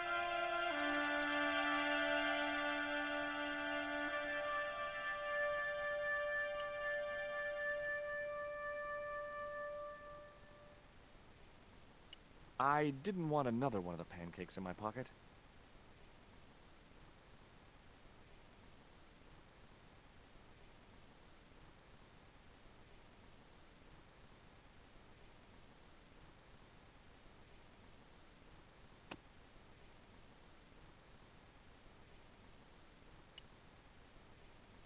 I was already carried. I didn't want.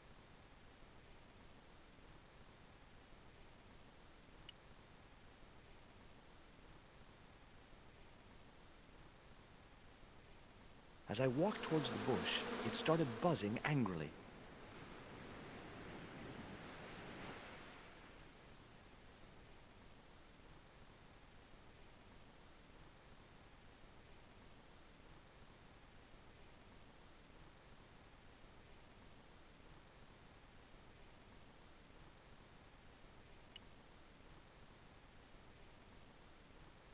Hi, George Stobbart. Hello, mate. You're English, right? No, you don't miss much, do you? Bert Savage. How long have you been in the movie business? Flipping years, mate. Absolutely flipping years. I was in the army before that. Thought to myself, you've been risking your bleeding neck every day, why not cash in on it like? So you became a stuntman, just like that? Nah, of course not. I had to do the training first. What training does a stuntman do? First, they told me to stand in the road. Then, they rammed me down. Straight up. Drove at me with a car. I couldn't believe it. I was up on the bonnet and over the other side before I realised he wasn't stopping. Then they threw me downstairs a bit and gives me a certificate. I don't want to worry you, but there's a hornet's nest over in that bush. Hornets. That reminds me of a film I was in. The Black Hornet. The Black Hornet? I don't remember seeing that one. Before your time, most likely. What happens in it? Lummy, what don't happen in it? I was shot, stabbed, fed to piranhas, dangled from an airship, and trampled by a zebra. No, I mean, what was the plot? Plot? Did you ever work with Carol Climax? The Dirty Dachshund? I'll say. Flipping princess, mate. I heard she was very beautiful. Mind you, she acted like one too. Ordering this, demanding that.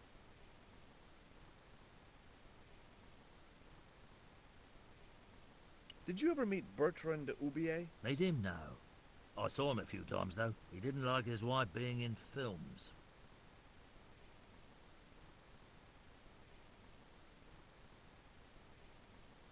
Do you think Oubier murdered his wife? I wouldn't be surprised if he did. Mind you, there were plenty of people who could have done her in. I thought the public loved her. Yeah, but people who knew her saw the other side. Would you like a bun? No way. The last one I tried cracked my dentures. Would you like a pancake, Bert? Don't mind if I do.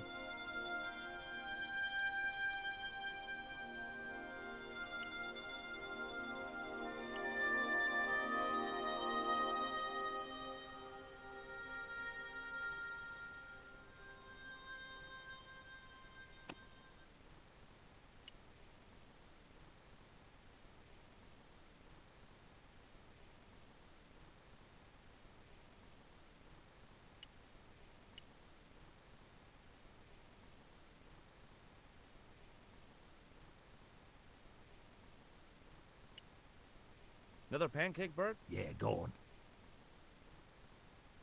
The pancake oozed maple syrup all over Bert's chins. You put bloody syrup on that pancake. Now it's messed me all up.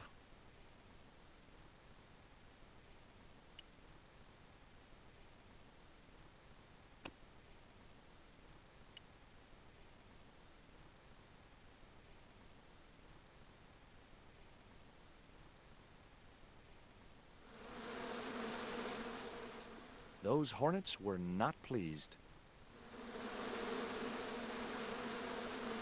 Get that camera rolling. This could be good.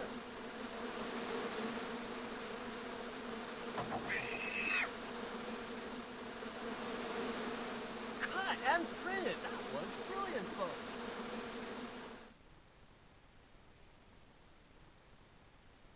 Okay, the next scene is down on the beach. This is where Hawkins finds the treasure in the Cave of the Crabs. Would those be giant killer crabs by any chance? Giant mutant killer crabs with attitude. There it was, the rock I'd seen from the camel's hump. Now that I was close up, I could make out a small cave near the top of the pillar.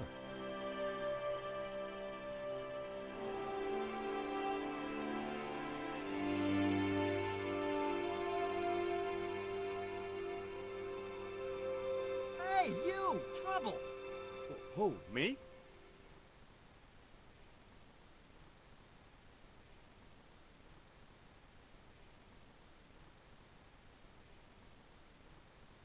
I want you to stay right where I can keep an eye on you. I'm not one of your lackeys, Hawks. I go where I like.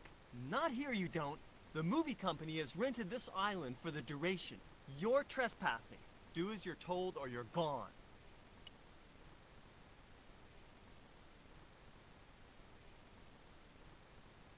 Hi, Bert. Don't you eye me. Fine friend you turned out to be. What's the problem? Huh. What's it like to work with Carlton Hawk? Flipping misery, mate. Look, Bert, what's wrong? You got a bloody nerve. If I didn't know better, I'd have thought you gave me that pancake just so them hornets would go for me. Oh, Bert, you've wounded me. How can you think that? Well, by looking at the evidence. I don't know why you still want to be a stuntman anyway. This is all I know, isn't it? If I don't do this, what do I do? Well, how about being a stunt coordinator? Being a what? You stand around in a big jacket and a baseball cap, telling the stunt people what to do. I can do that. Hey, you've done the job for years and you're not dead. That's gotta be good for morale. Well, I don't know. You get your own megaphone. I'll do it. George Stobbart, international adventurer and roaming careers advisor. What films have you worked on in the past? Remember Death Stalker of the 10th grade? The psychotic biker what crashed into the school bus? That was me. Or what about They Prayed to Satan? I was the bloke in the hospital scene. You know, the one who caught fire, fell through the flipping skylight? I don't think I caught those.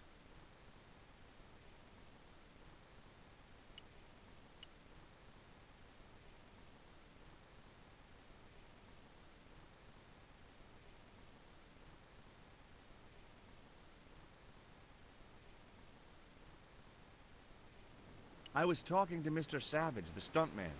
Is he all right? What makes you say that? He's not making any sense. The guy's English. Why don't you use that cave up on the rock pillar at the end of the beach? We don't have a stuntman anymore. Hey, I'll do the stunt. I appreciate the offer, but if you fall, you'll sue us. No, I won't. Everybody hear that? I heard it. Good enough, we're covered. Got any experience? Death-defying leaps, desperate fistfights, getting caught in explosions, you name it. Okay, people, move out. We're shooting the scene at the end of the beach. No, we're not. The camera's still bogged down. Shoot, I forgot about that. No go, Stobbart. We'll have to use this cave after all. What's the name of the movie? Are you trying to be funny? No. It's Treasure Island, the only book I ever read twice. I don't recall any girls in Treasure Island. Gotta think box office. People like that kind of thing. What other changes have you made to the story?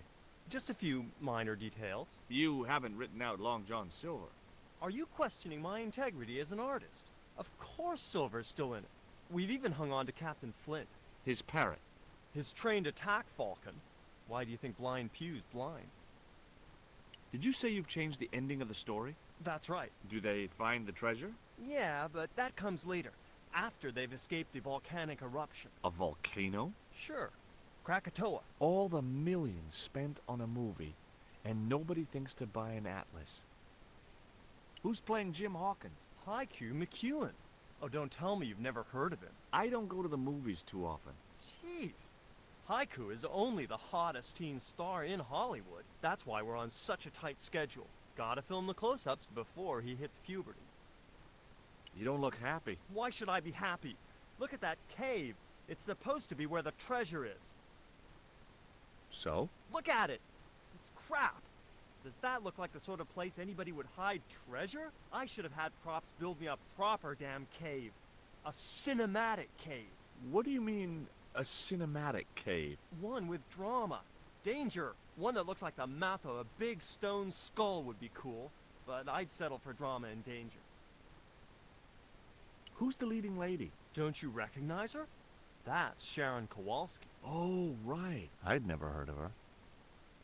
You know what the locals call this place, don't you? No, but I guess you're gonna tell me. Zombie Island. Zombies? A crazed gleam came into his eye. Get me the writers. Get me makeup. I want zombie pirates in this movie by the end of today.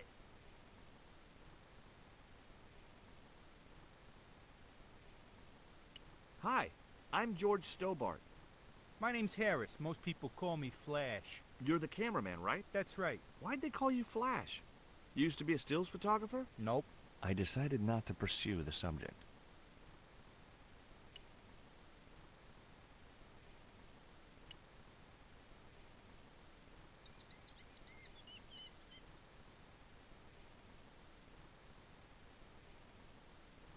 That camera wasn't going anywhere.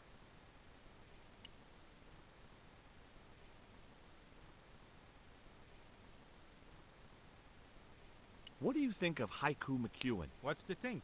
The kid will have earned more by the time his balls drop than I'll earn in a lifetime. Good luck to him. Mr. Hawks doesn't like that cave. He says it isn't cinematic enough. Well, that's just too tough. The camera's bogged down in the sand. If he wants the shot done today, it'll have to be that cave. There's a pretty good cave over on the other side of the bay. The one up in that finger of rock? We'd need a stuntman. You got a stuntman. We ain't got no stuntman. Bird injured his back doing that dumb wall jump. Flash? Yep. We can't film at the Needle Rock because the camera's bogged down, right? You got it, champ. So why can't we use the portable camera instead? You know, that's a pretty smart idea.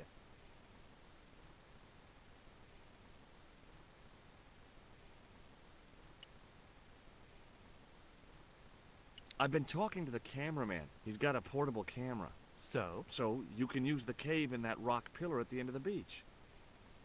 That's a dramatic cave if ever I saw one. We ain't got a stabilized harness for it. The camera will wobble. Did D.W. Griffiths have a stabilized harness when he made Birth of a Nation? You're right, damn it. Hitchcock, Wells, none of them needed one. For crying out loud, Sam Raimi stabilized his camera on a plank. Props, get me a plank. We're gonna wing it. Hot dog. We're gonna do a cinema verite pirate movie. George, get to wardrobe. We're gonna make you a star. On my way.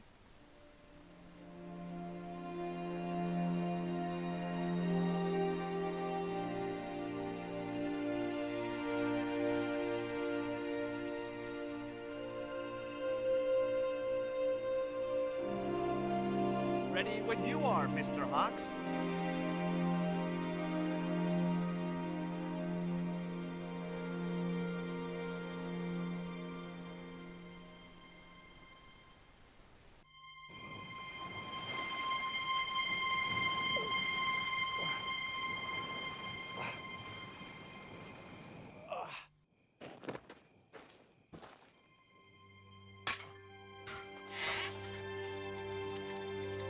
It was the stone which Ketch had captured from the Spanish.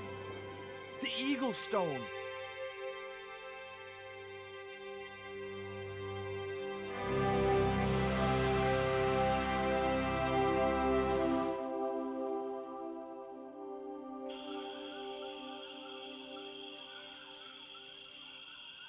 I returned to Quaramonte and found that Georges had left a message with Conchita.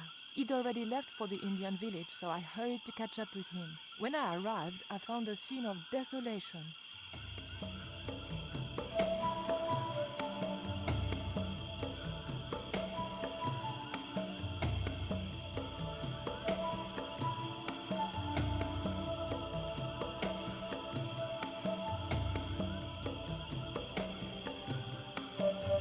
These sunglasses are Georges'. Georges, where are you?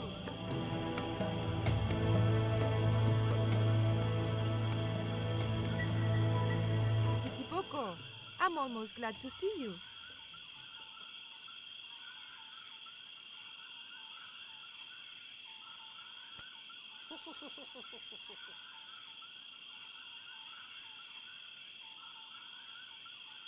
You little asshole, what happened here? Are you responsible for this? And where's Georges? Have you seen him? He was pointing to the remains of a burned-out hut.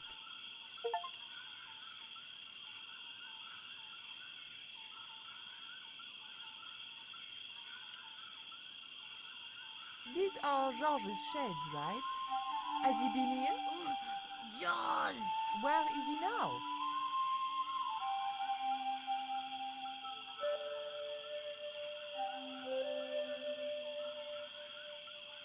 What's that? It looks like the stone we bought from Paris, but it's different. Yes, it has a carving of an eagle. That clinches it. Georges must have found this stone in the Caribbean and managed to hide the stone when the village was attacked by Carzak's men. I hope to God that Georges was all right. Where's Georges? Georges has been here, right? He was pointing to the smoldering remains of a hut.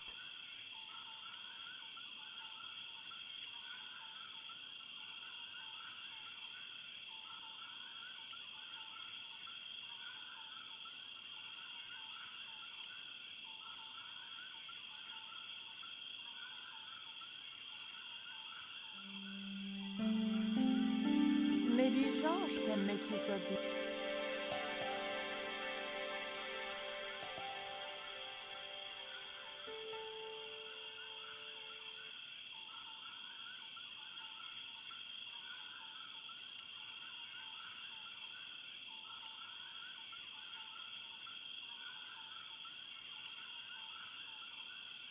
There was nothing in the barrel.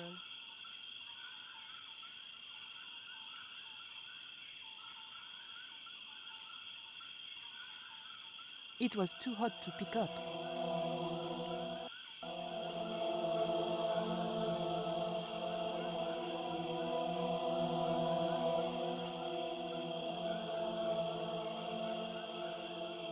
I just didn't have the strength to tip that barrel.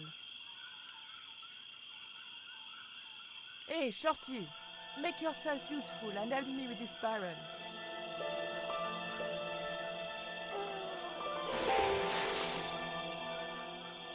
Thanks.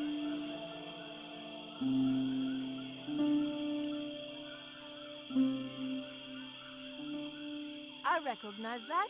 It's the Coyote Stone. I had the Coyote and Jaguar stones. Titipoco had the Eagle, according to the shaman. That's all we needed to deal with Tezcatlipoca. Pity he hadn't any ideas for dealing with Karzak.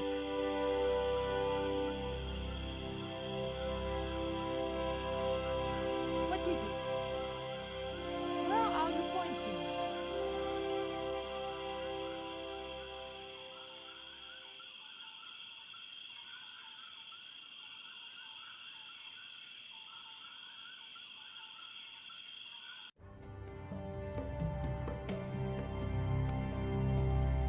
We arrived to find Georges being led up the stairs. We clearly didn't have much time.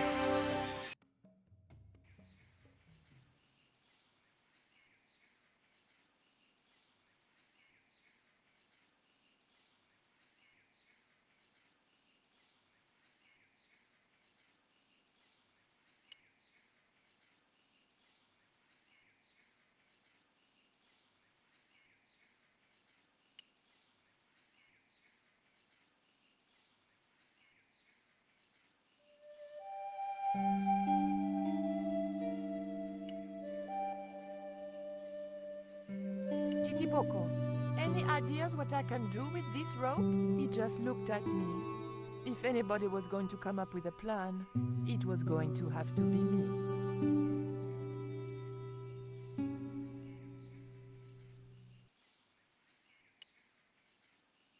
Would you like some chocolate, Titipoco? It's good vintage. You're smarter than you look. How did you hook up with a maniac like Karzak in the first place? Karzak? Whoop whoop loco! Yes, he scares me too.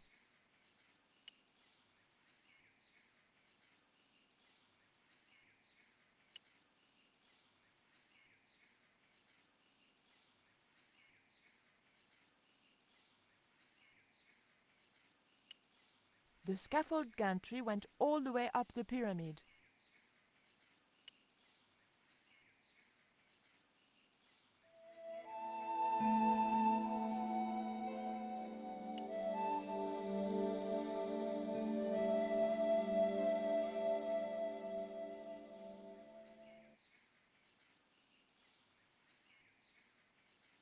Titipoco, I have an important job for you. Take this rope to the top of this scaffolding and throw it over the top. Oh.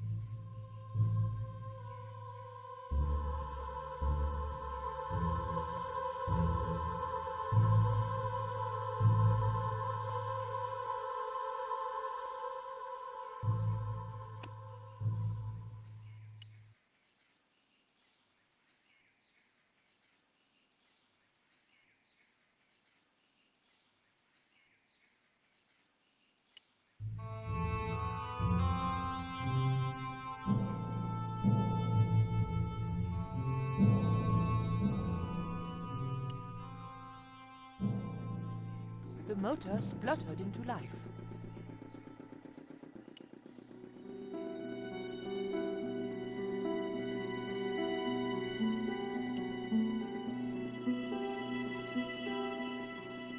Titipoco, when I tell you, I want you to copy what I am doing.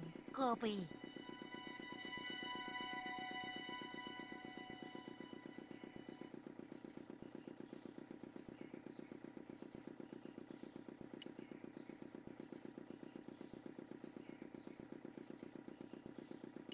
Okay? Copy.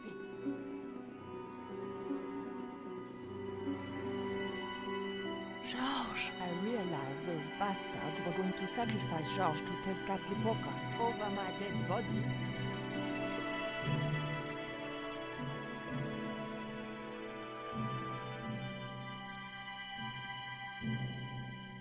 Thankfully, Georges was the only one to notice me.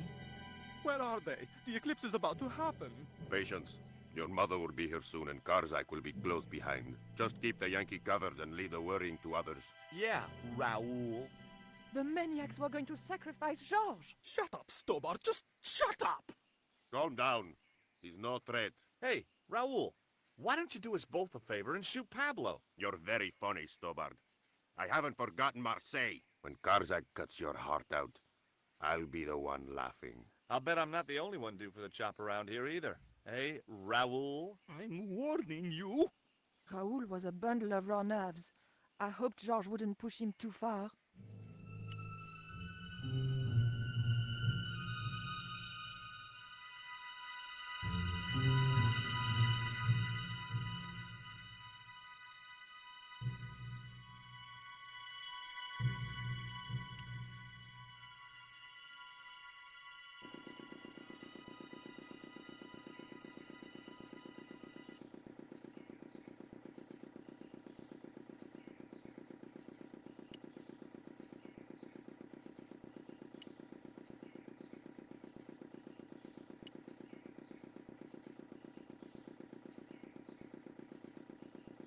Hey, senorita! Too late. I had been seen.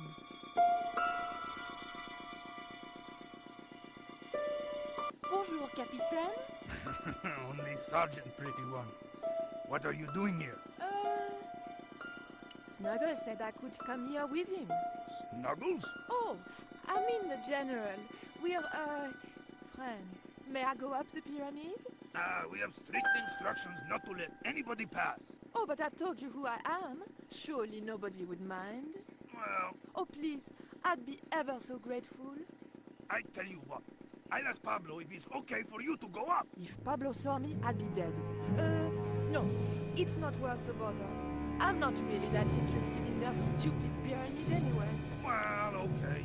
It's men's work up there anyway. I'll just run along and play around here, okay? Okay, you do that.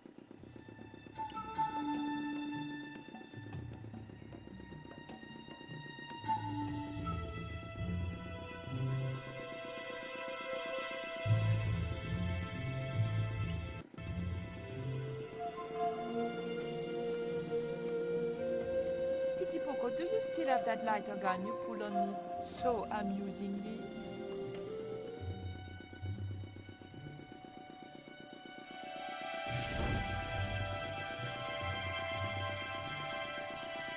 What's going on over there? Do you need help, my pretty? Nothing's wrong. I dropped, a cigarette butt. Everything is under control. I'll have the fire out in a minute or two.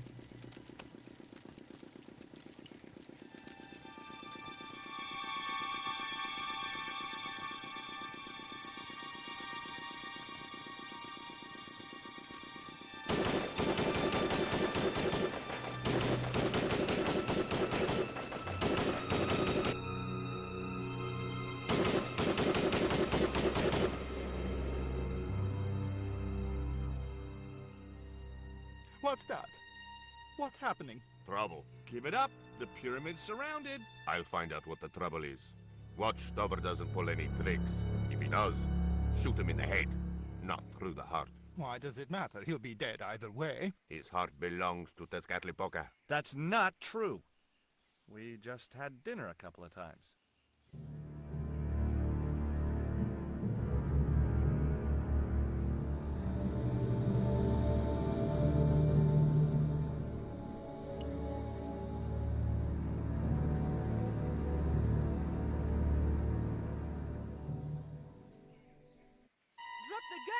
shoot! Please, don't hurt me! Don't worry yourself. My finger isn't loaded.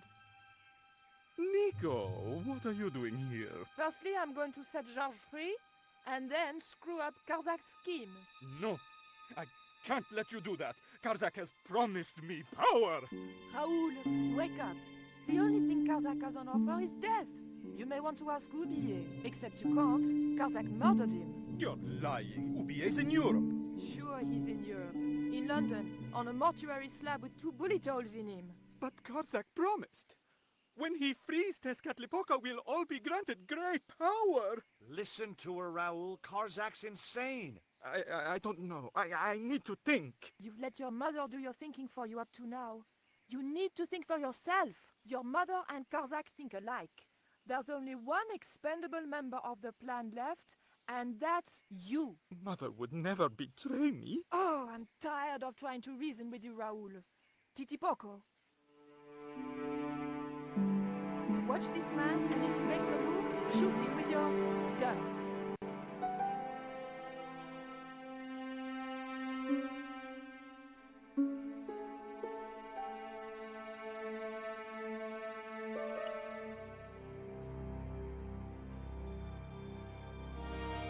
Hold still, Georges. I don't want to sacrifice you by accident.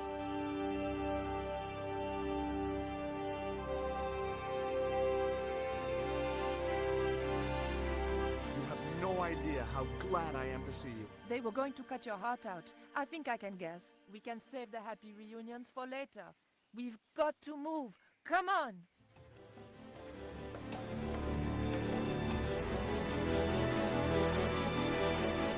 We're safe. This is a dead end. We're toast.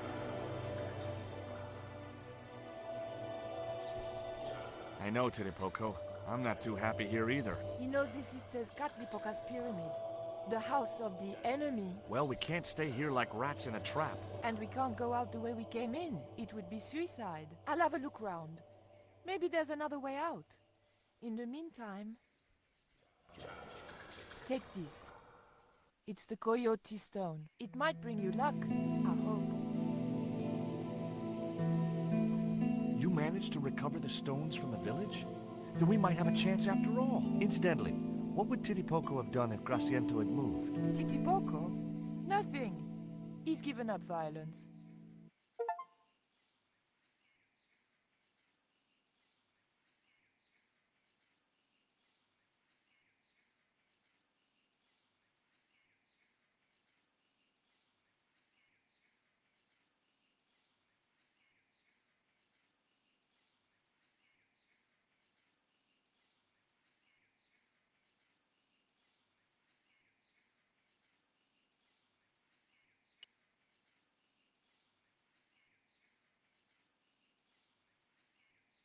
Oof, the lever was very difficult to move and appeared to do nothing anyway.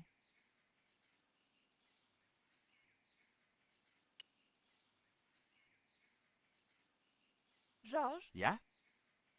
That lever didn't seem to do anything. Know what I say? Nil desperandum. Georges, sometimes I could just punch you.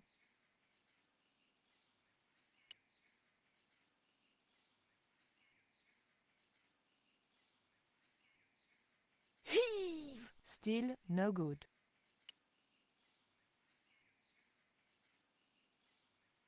Georges? Yeah? Georges, I can only pull one lever at a time, and I think we need to pull both together. Okay, I'm up for that.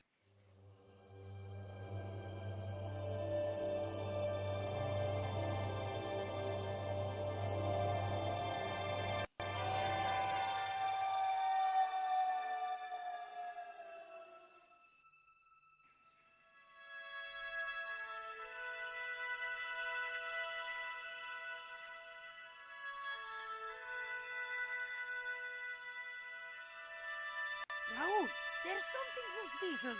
This sacrifice! Where is it? Nico was here with Titipoco. They set him free. I couldn't stop them. You idiot! I should have strangled you at birth. Titipoco's gone soft. He wouldn't have hurt you. I know that.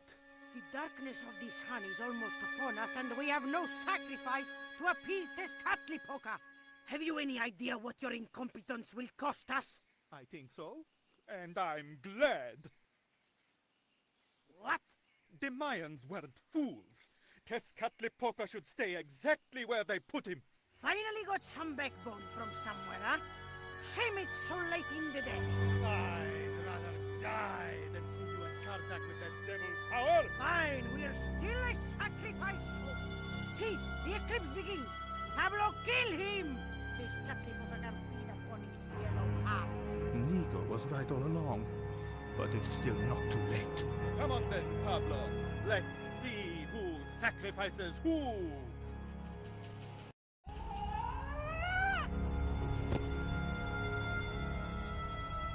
What place is this? I was in some sort of strange room. Tiles and dials. The priests who designed this place must have known how to use them. I was going to have to figure it out for myself if I ever wanted to get out of here.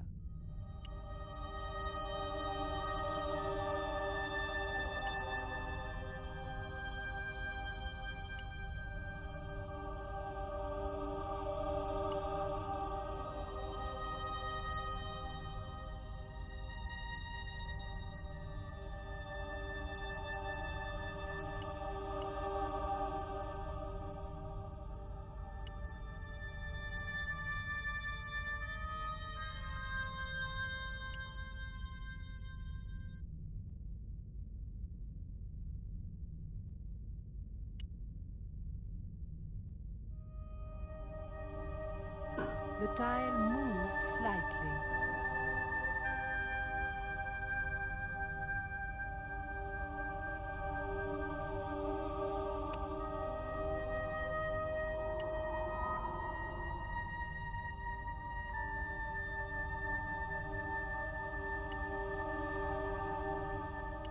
The room was dominated by an enormous device, decorated with the usual Mayan motifs. It held two great discs, each covered in glyphs.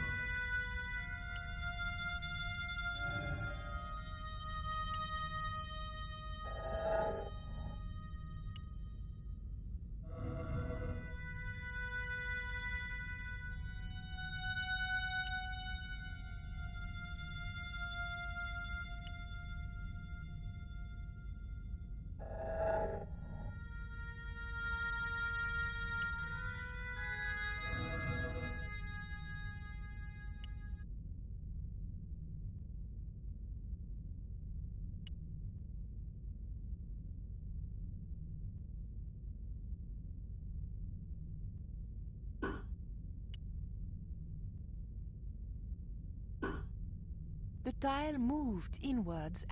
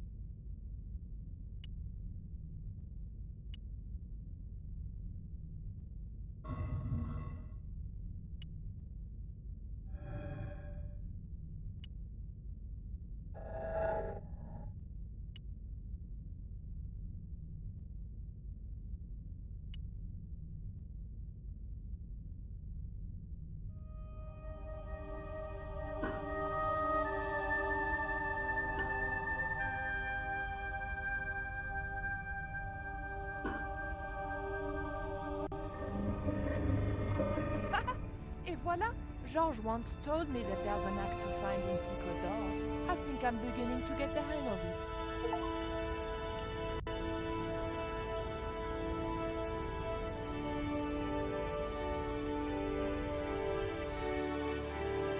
So I thought, this is it, you know? This is true love. Anyway, I have to leave for a few weeks, and when I come back, what do I find? Damn right. And with who? Labano, that creep. Huh? Yeah, that's exactly what I thought.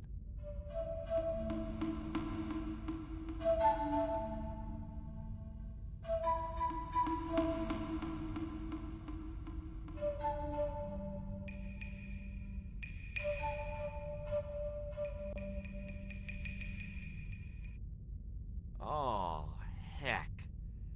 Looks like another dead-end titty poco. Any ideas?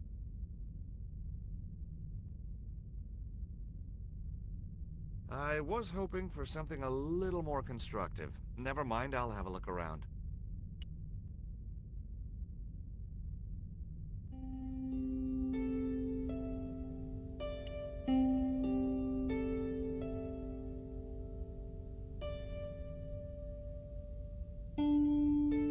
Look, I need to light this torch. Can you do something clever with a couple of sticks, or flint and tinder, or...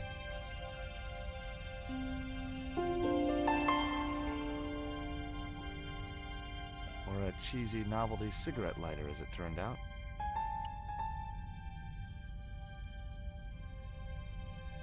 Well, there was nothing else to do around here, so I pulled the lever. Nothing's happened. Oh, I hate that. Don't you hate that? Did it, Poco? Oh, my...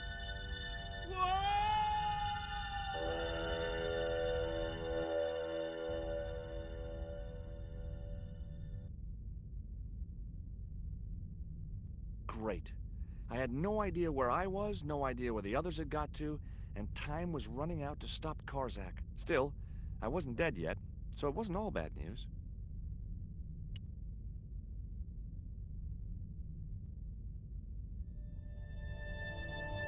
A stone slab that must have weighed tons sealed the door. Charming.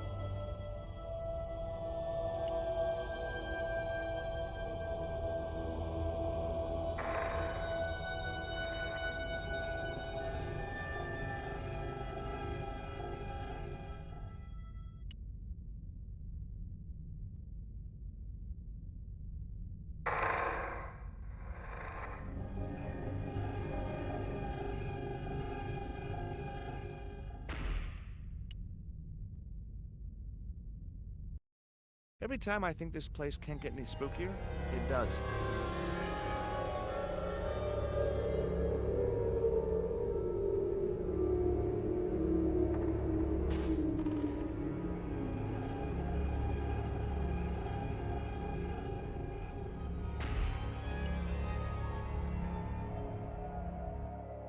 Yes!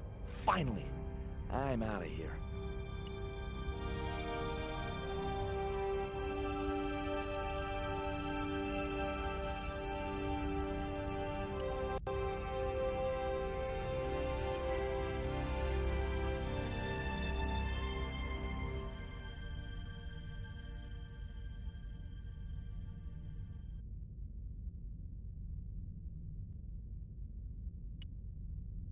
Once more into the unknown.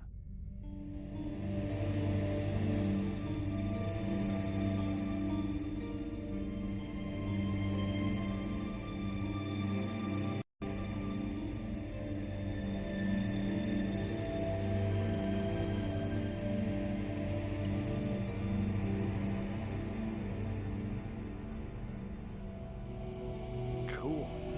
Onwards and downwards, Mr. Stobbart.